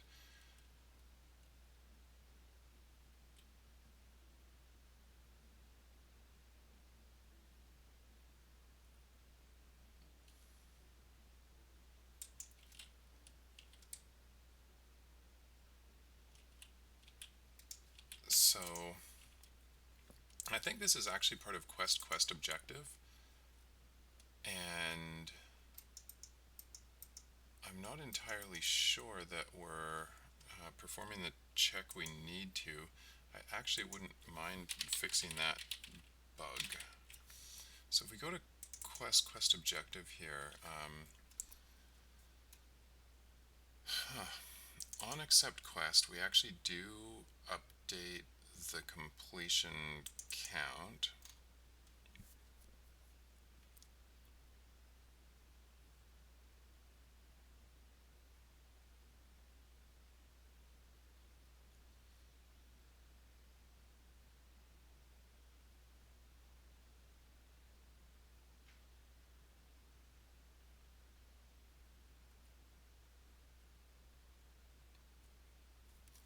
So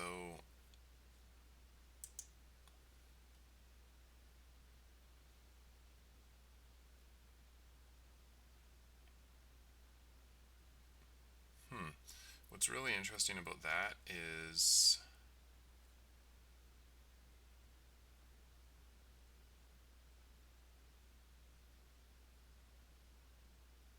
like we are actually updating this, and when we open up the quest log, we should be looking at everything like freshly. So I'm interested to see, like, is this on accept quest even getting run? It should be, because it's a quest objective, but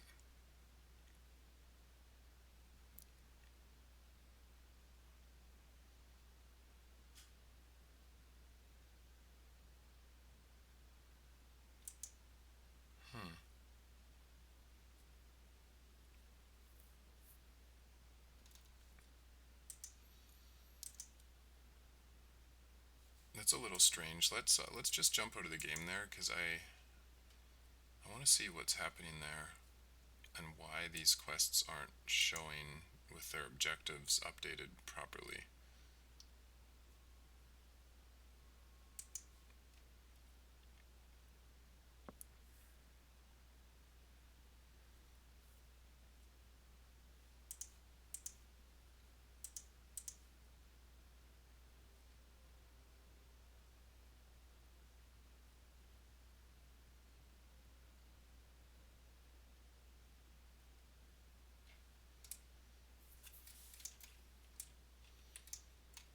Okay, what happened there? So the onAccept quest method did get run.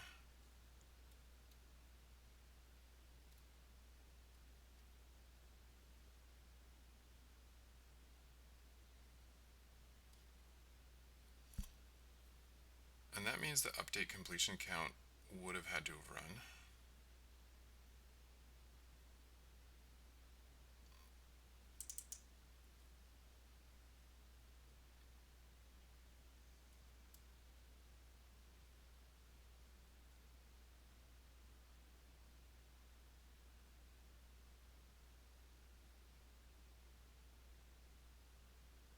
Okay, neat. Okay, I understand. Basically, we're just checking if the quest status is completed. However, this quest technically has already been turned in. So what we need actually is completed or turned in. Either or. Both of them are good enough. Because basically what happens is, like, this works if the game is playing, but technically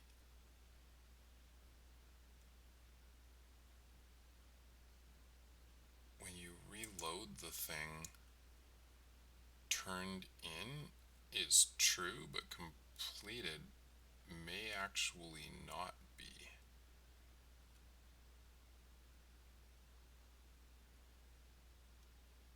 I don't know that we actually save completed.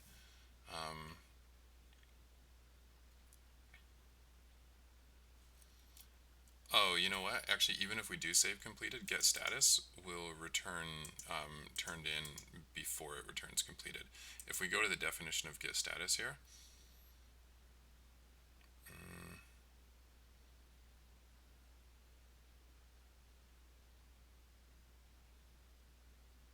no, actually completed is correct. Okay, completed and complete. We have to distinguish between those.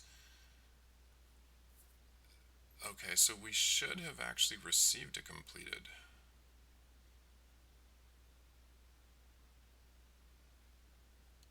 Honestly, I don't, yeah, I don't see why we didn't receive a completed.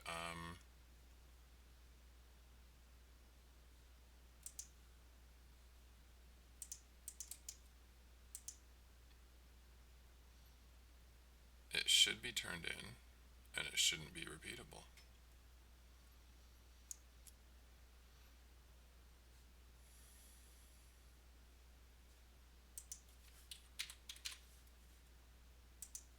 Let's just throw up some debugs there.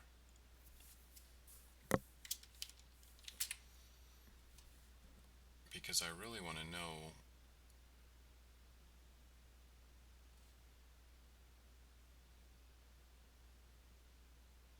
why that's not functioning properly.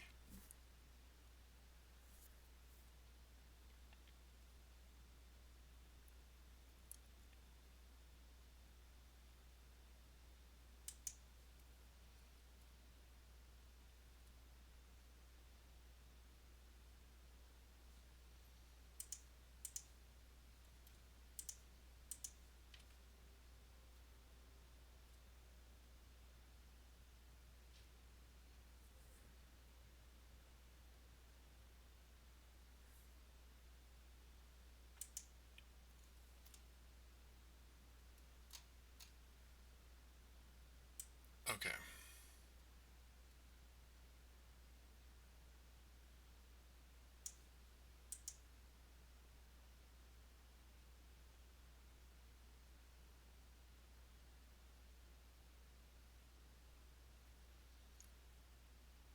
We're quizzing the history of Magic Quest on its status. Right, and then of course, I didn't.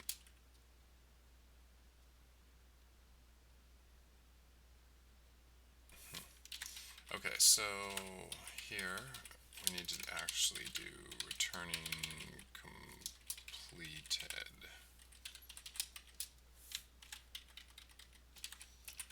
And here, why don't we just say returning complete, and here we can say returning in progress.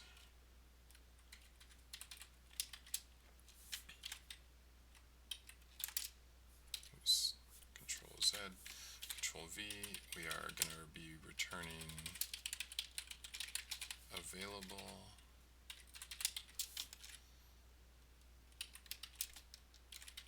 And finally returning unavailable. I really want to know what this quest is returning its status as, because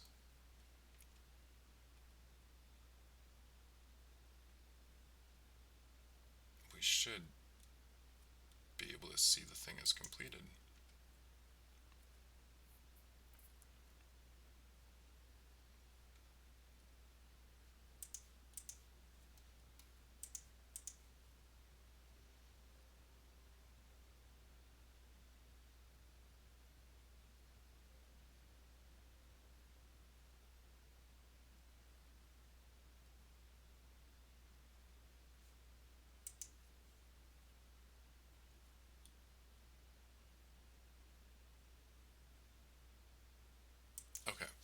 So the History of Magic quest, we queried its status and it indeed returned completed.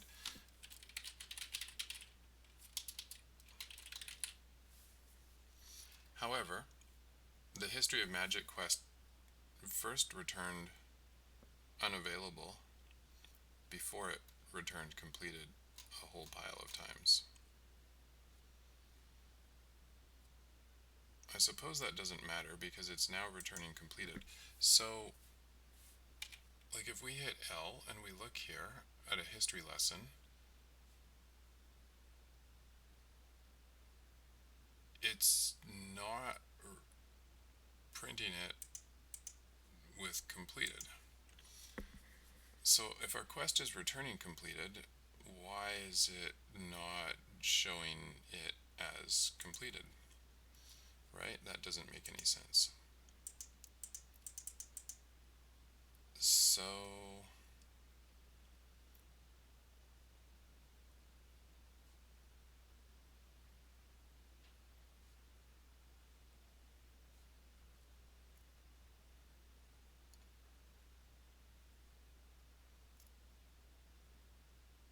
on accept quest,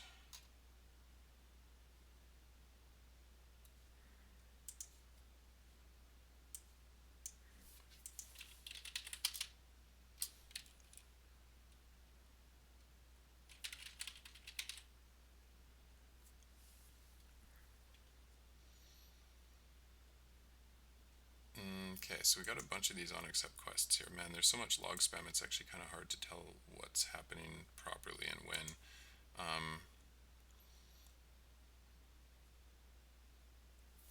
Okay, let's actually just debug that and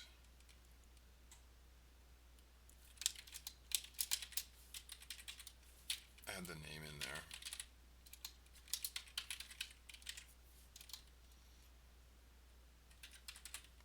Because I want to see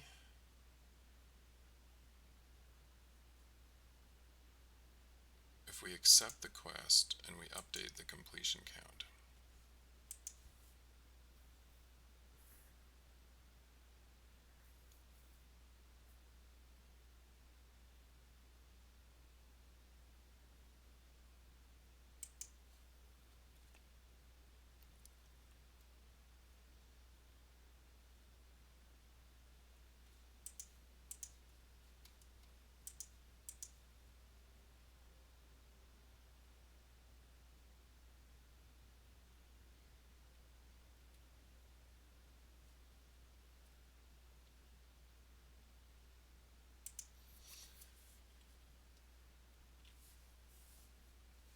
Okay, so the log entry we're looking for is a history lesson, and we want to see the on accept quest. No, the history of magic. No, actually we want to see, just a second, what exactly do we want to see? Yeah, okay, a history lesson.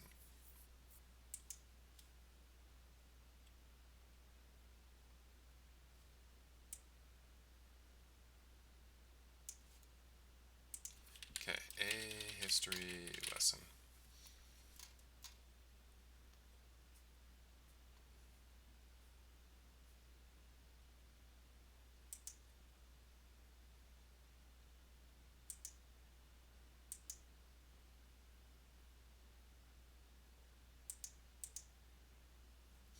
So, for whatever odd reason, this is actually getting called like 4 times.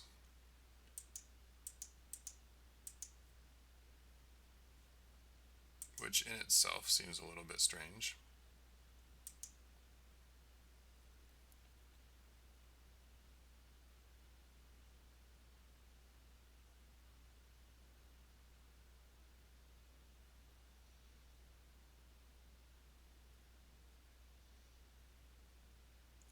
So essentially, I think, like this feels like it's an ordering issue. However, the fact that it returned completed like a billion times after this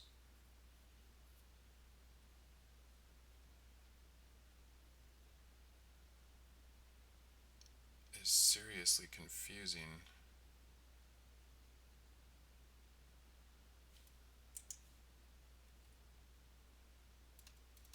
However, those get status calls may not have been part of the update completion count call.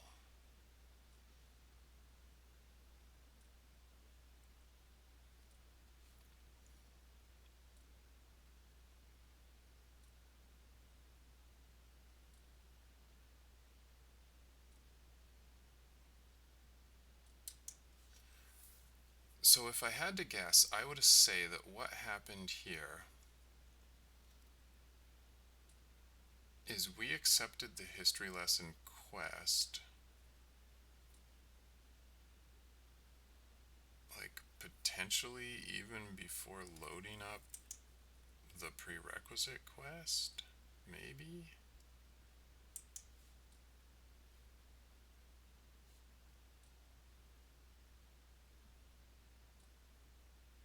Yeah.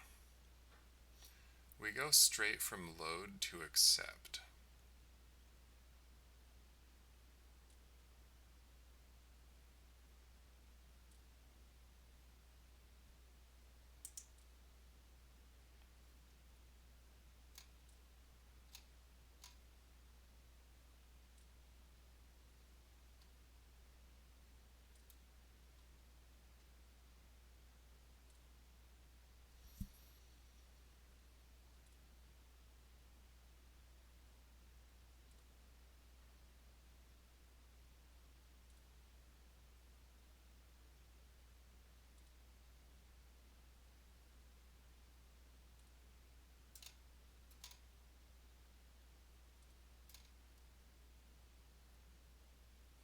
Although, okay, when we load up the quest, we're getting it from the system quest manager, and by the point that we load it, all other quests will have already been loaded into the system quest manager, including their completion status.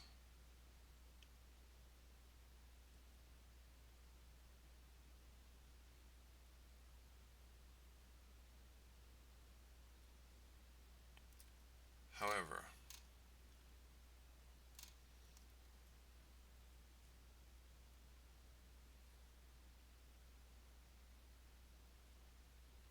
weirdly enough, like this really should seriously result in the quest returning that part of it is complete.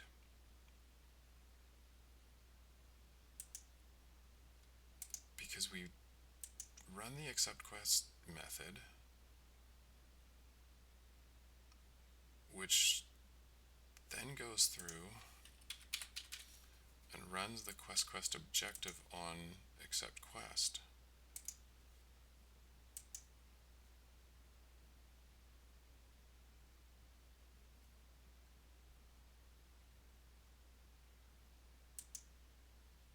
Which runs the update completion count.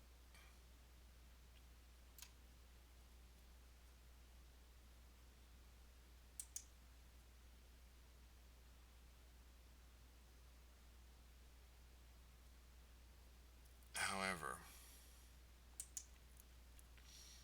this step may have been seen as complete before.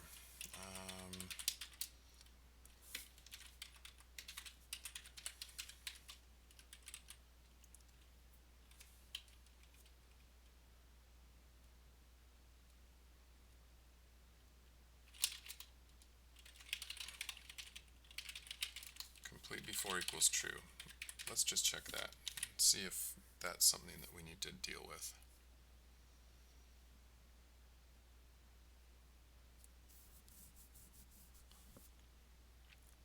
Because if that's the case, we never update our current amount.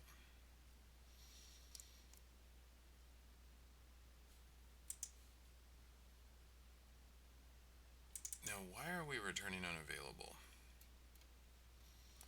Let's see. It's turned in and it's not a repeatable quest. Well, okay, let's look at a history lesson.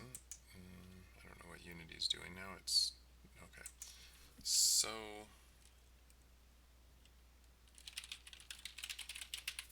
if we look at the history of magic,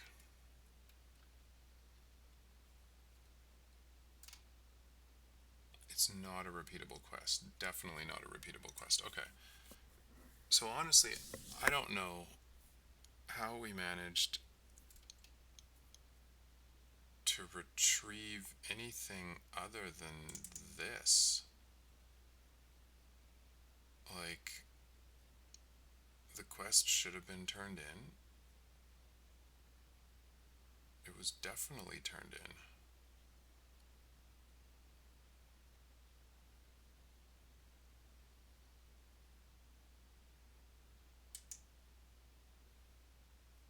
So why is it coming back as unavailable?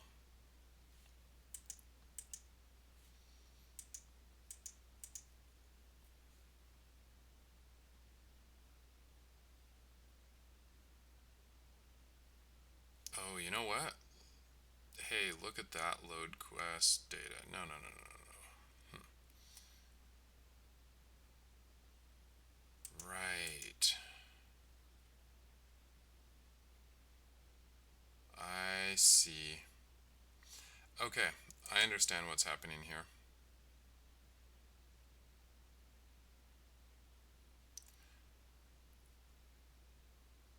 We need to loop through these twice. This is an ordering issue. If we go to the definition of load quest, we load a quest and we accept it. The quest on disk has not had the data loaded into it that it allows us to know that it's saved.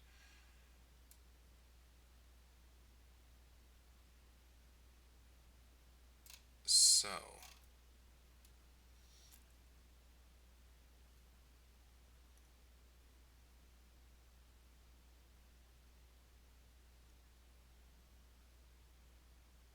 we need to load all the quests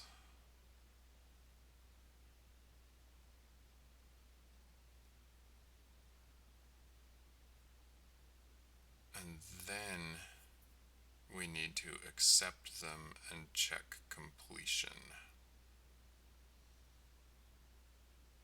as a second step. This is a two-phase step. Definitely.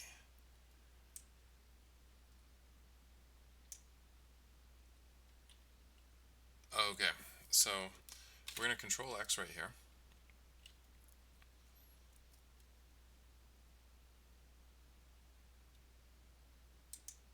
We're going to go back to where we call that.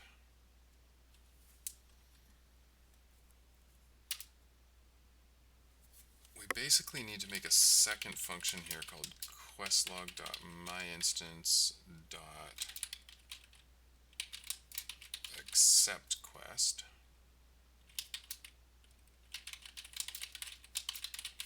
based on the quest save data.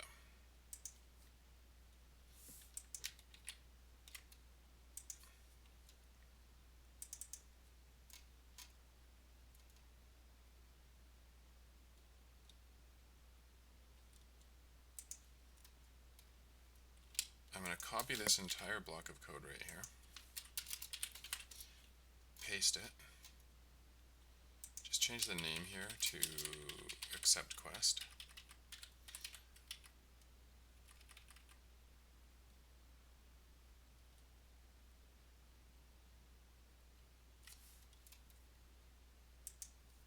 Then let's see, basically we already did that. We just need to remove that. Now we can remove those from there.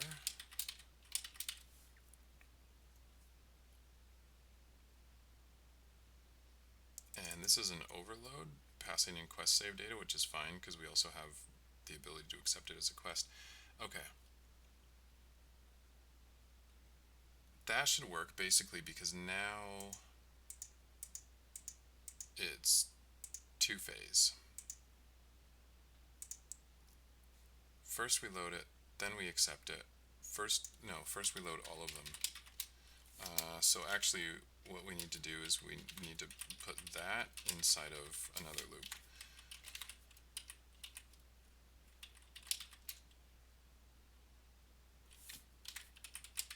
Okay, there we go. So we loop through all the quests, we load all the quest data, then we accept our quests.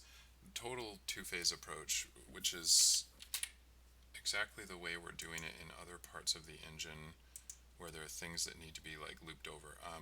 We use the same structure basically for set up scriptable objects, where first we load all the scriptable objects and then we get references to the other ones because they all have to be loaded in memory first. So this will hopefully solve that little bug.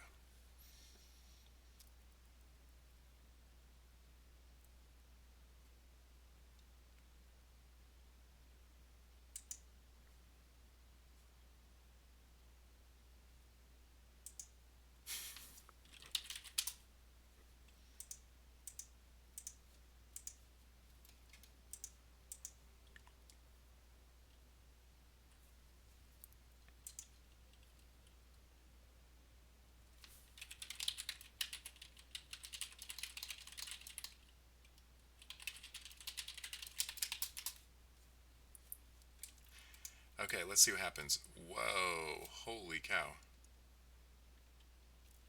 Um,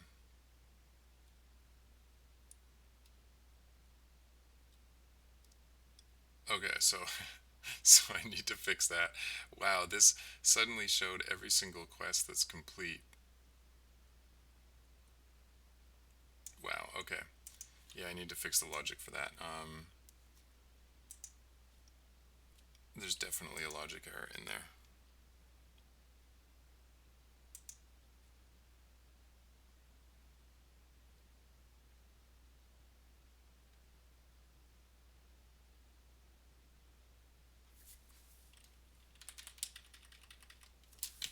Essentially, I just need to take this, and I actually do still need to perform that check right here. So we already did that. We just want to prevent ourselves from actually accepting this if we don't actually have it in the log. That should fix that bug, and we can try it again.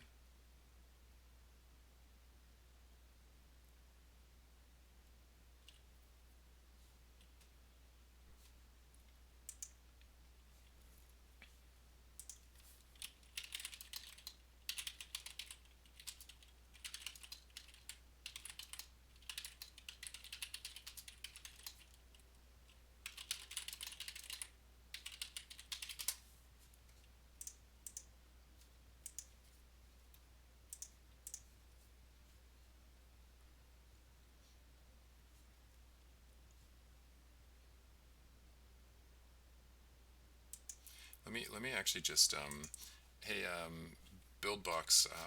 Let me see. I'm just gonna jump through to my sources here real quick because I actually have a user interface sources page here. 3D modern menu. This is the one. Okay, yeah. So basically, what happened is that if this looks familiar to you, yeah. This is actually the reason BuildBox that I did want to have this released in the Unity asset store. It's the reason that I actually created the UI from scratch. So if you look at this in here, this is a UI. Philip, okay, cool. This is the 3D modern UI, and what I did is I basically built a UI like based on this, but I created all of the graphics myself. It's not using the Text Mesh Pro, and we can actually change the colors in the Unity, or I mean in the AnyRPG UI as well. So if I want, unlike this UI where you couldn't change the colors or anything, you can actually change the colors to like blue or green or yellow or basically like anything that you want. I don't include assets from like in the core engine, because you're not allowed to redistribute other people's assets. So like in the game here, all these assets are like assets that I couldn't redistribute, but I don't actually give away the source for this game. But anything that's in the actual engine in the Unity package is all like hand coded pretty much. Oh, hey, wow, cool, 2 accounts there. Okay, cool. So it looks like this bug is fixed. We're properly getting the history of magic successfully showing up now as completed. So that new two-phase approach definitely worked. So now if we go over here, we click on this and the objective gets updated. The dancers start dancing. That's all like pretty much perfect. Let's save the game here. We can go back over to Apprentice Historian Flair. We can complete that, at which point we get our next history lesson, and he can start basically patrolling again. Perfect. So, and now this is working. Likewise, the dead would come back to life with an eternal grudge against everyone.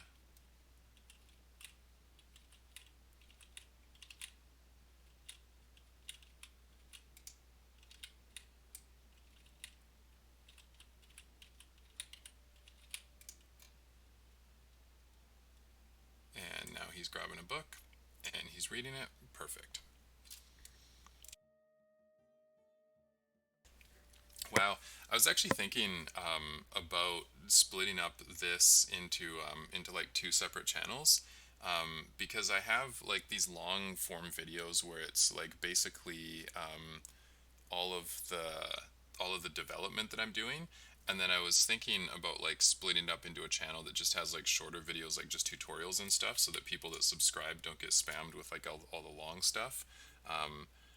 But I was wow, like I would totally do that if I had like 15,000 subscribers. I'm still trying to hit the 1,000 subscriber mark. Got quite a ways to go there.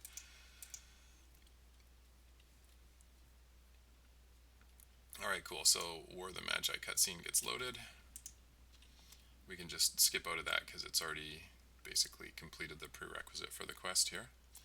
Oh, hey, sorry. To answer the question, Vancouver, BC, in Canada. And we can complete that and start our final patrol, so that looks a lot better.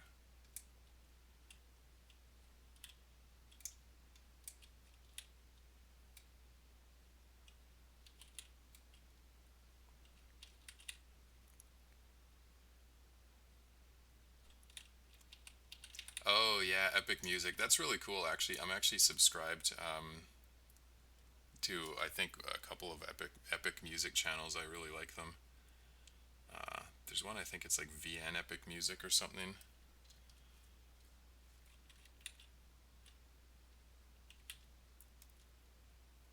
All right, cool. And now he's actually over by the correct bookshelf here as well, rather than standing way over there.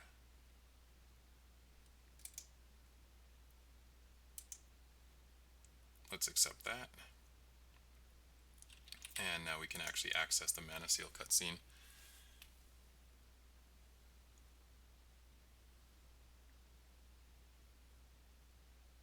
Hey, you know another thing I was thinking about? Oh wow, that's really cool. Work for Oculus. Nice. I was actually thinking about like rebranding this channel to like the AnyRPG channel. Actually, what do you think about that? So if I branded this channel instead of Cohesion like AnyRPG and just had AnyRPG related videos, because I have like some just general stuff, like just general computer stuff on the channel, or other stuff that's like not AnyRPG related.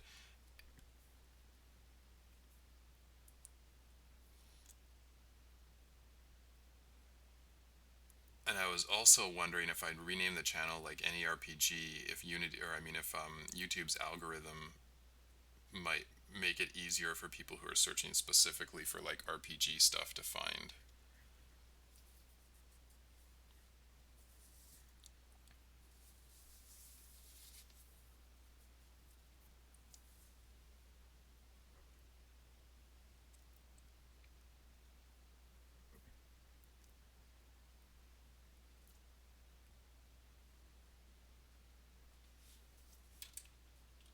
I'm just not sure if people like they just don't associate the word cohesion with role playing games or something like that. Okay, cool. So we completed that quest, and finally we can go back to High Priestess Luminessa and complete the whole quest chain. Awesome. So now that we have that done, let's jump out of the game and try that thing again. First, we're just going to get rid of a bunch of these debug messages, because now we figured out what all the issues were, and I think I have literally like all of the bugs solved now, so we should actually be able to see this thing play through pretty smoothly.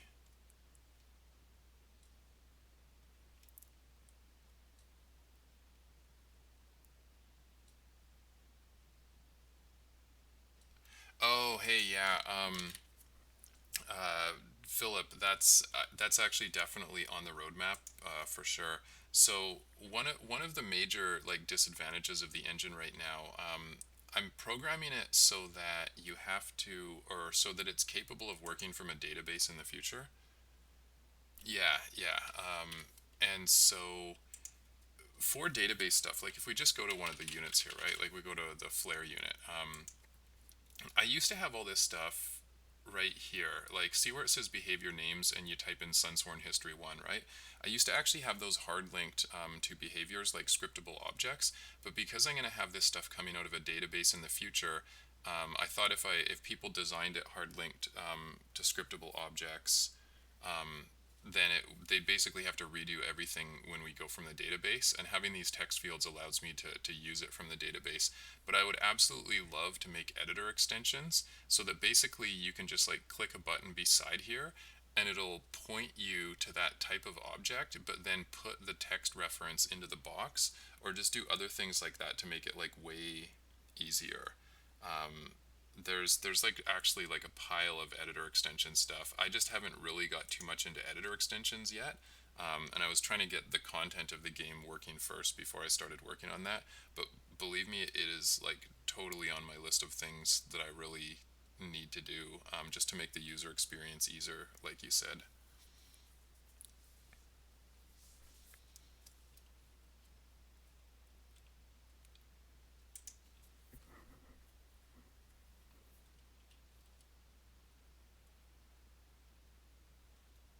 Yeah, it's just a WordPress template. That's all it is.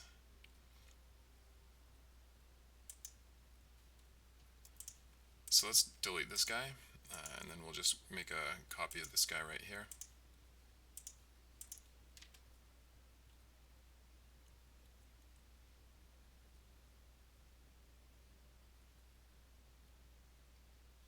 I actually I actually used to like work in the web design industry, but in like back end programming, and so one thing I learned was like I suck at art and I suck at 3D stuff, and that's why I just basically threw up a WordPress template for this. Yeah.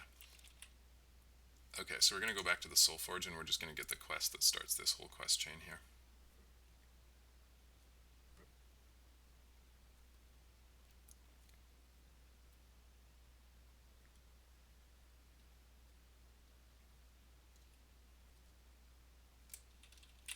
Yeah, I actually like I developed a content management system at one point, but the upkeep on it was just too much, so I just switched over to WordPress because it was way simpler.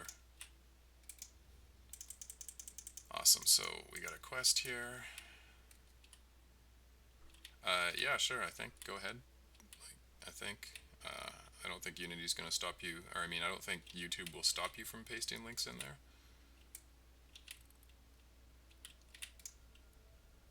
And there's the Sun Temple over there. We're just going to jump over here, and we're going to totally miss it. Okay, awesome. We're going to have to go back. You know what, if I just teleport, it'll actually be quicker than running there.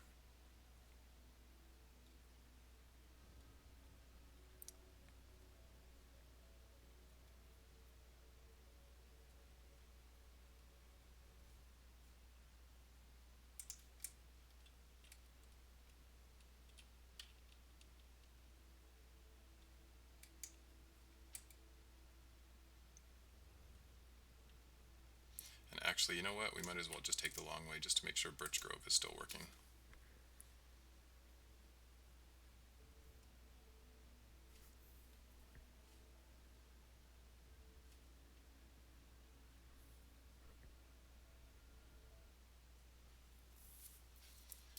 Oh, old enough to know better than to answer that question.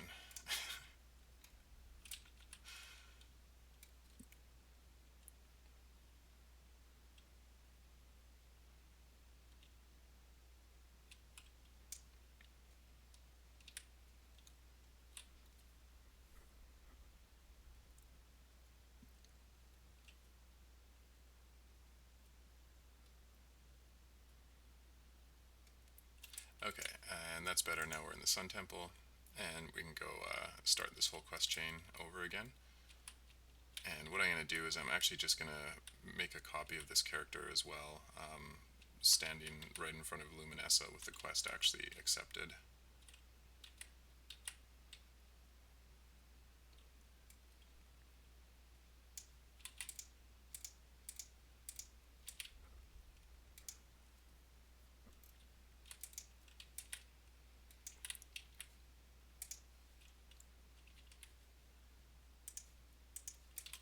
Okay, good. So we're going to save that game. We're going to pop out to the main menu.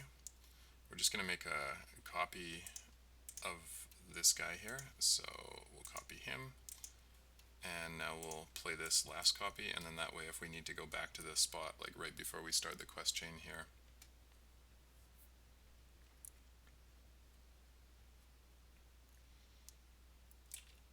Okay, so we talk to Luminessa, and we go through basically this entire dialogue with her. We can complete that, accept the history lesson, and run over to Apprentice Historian Flair. We can talk to him and watch him start the patrol here.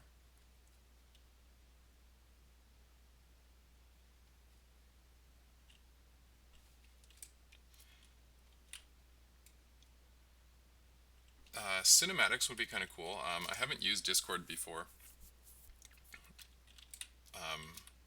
Is Discord more, is it like more like Slack or more like Ventrio? I'm kind of curious about that actually.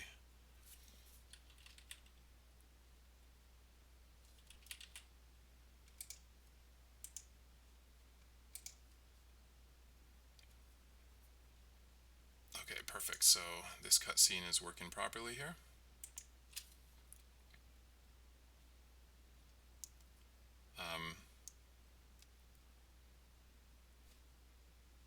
I think I should probably get Discord, but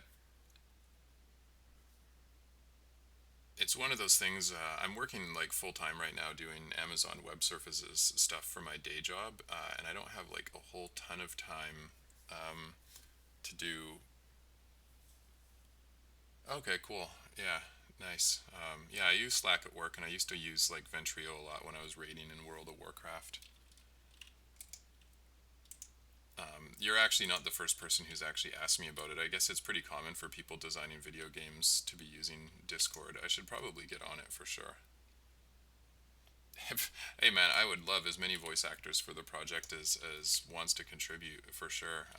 All this stuff right here, like this dialogue that's going on right now, I would actually like. I would love to actually have audio clips playing for this kind of stuff.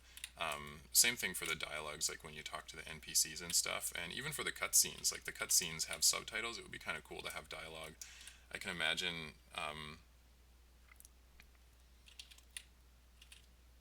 I can imagine like Morgan Freeman's voice, like they found the Mana Seal in the desert or something. Be kind of cool. Where do I usually talk?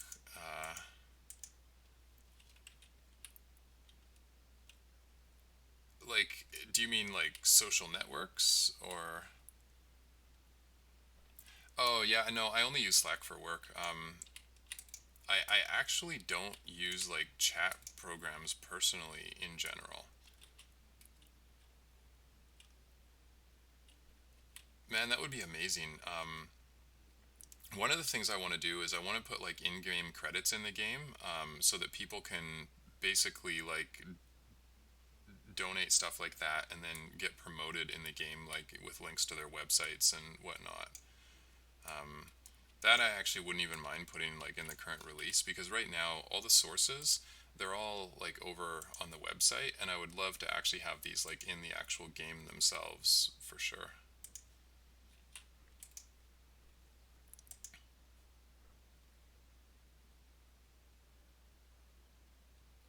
Oh, okay, cool. Yeah, I'll you know what I'll do after I get out of this video, I'll sign up for Discord, and I'll see about, I don't know, like maybe posting my Discord account on the website or something like that. I want to try to avoid spam. Maybe I just like put them in the chat windows for the video replays or something like that. Last time I posted my email on a website, it was like terrible. So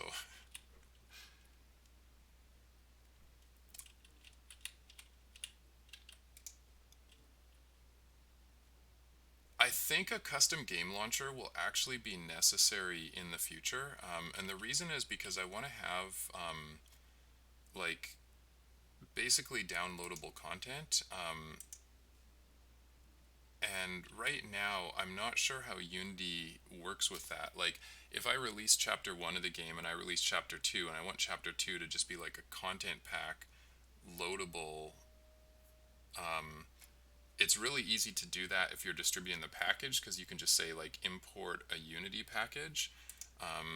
But it's definitely much harder to do that when you're packaging the game as an executable. So, yeah, it's definitely something I'd love to do.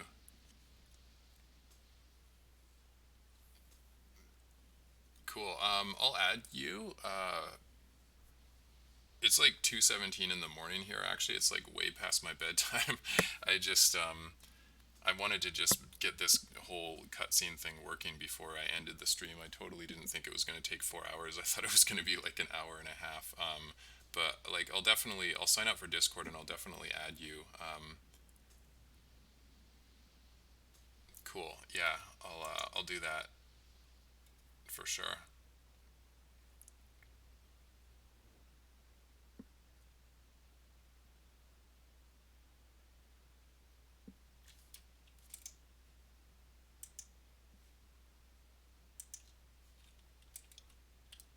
Open source solutions, you mean for like custom game launchers, and that kind of stuff, and like the movie cutscenes playing during the loading scenes. That's actually kind of a cool idea. I don't know how I'd accomplish that. I'd probably have to take like maybe videos or something, because otherwise, if you're just loading a video to play in between the scenes and it's actually loading a scene, then you're just loading another scene, right? But yeah, like anything that's open source, that I'm able to actually include in the engine and redistribute, I'm definitely interested in, if it can save time for sure.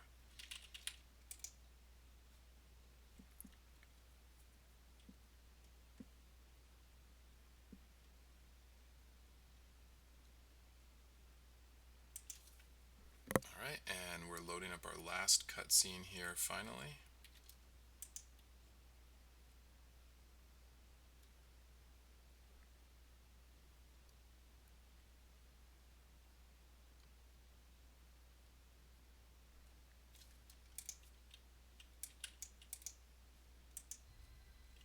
And we can complete this quest. And we can finally head over and complete the quest for High Priestess Luminessa. Excellent. So, after like 4 hours and 17 minutes, we can finally play that entire sequence of events right through from beginning to end. I think that's gonna be it for this video. It's like 2:20 in the morning here, and it's time for me to go to bed. Anyway, I hope you enjoyed that. If you did, as always, don't forget to thumbs up the video, subscribe to Cohesion, etc. And yeah, Philip, for sure, I'll sign up for Discord right after this and add you. I'm gonna be going to bed, but yeah, we can for sure chat another time. Thanks for tuning in, and I'll see you next time. As soon as I copy that Discord name there.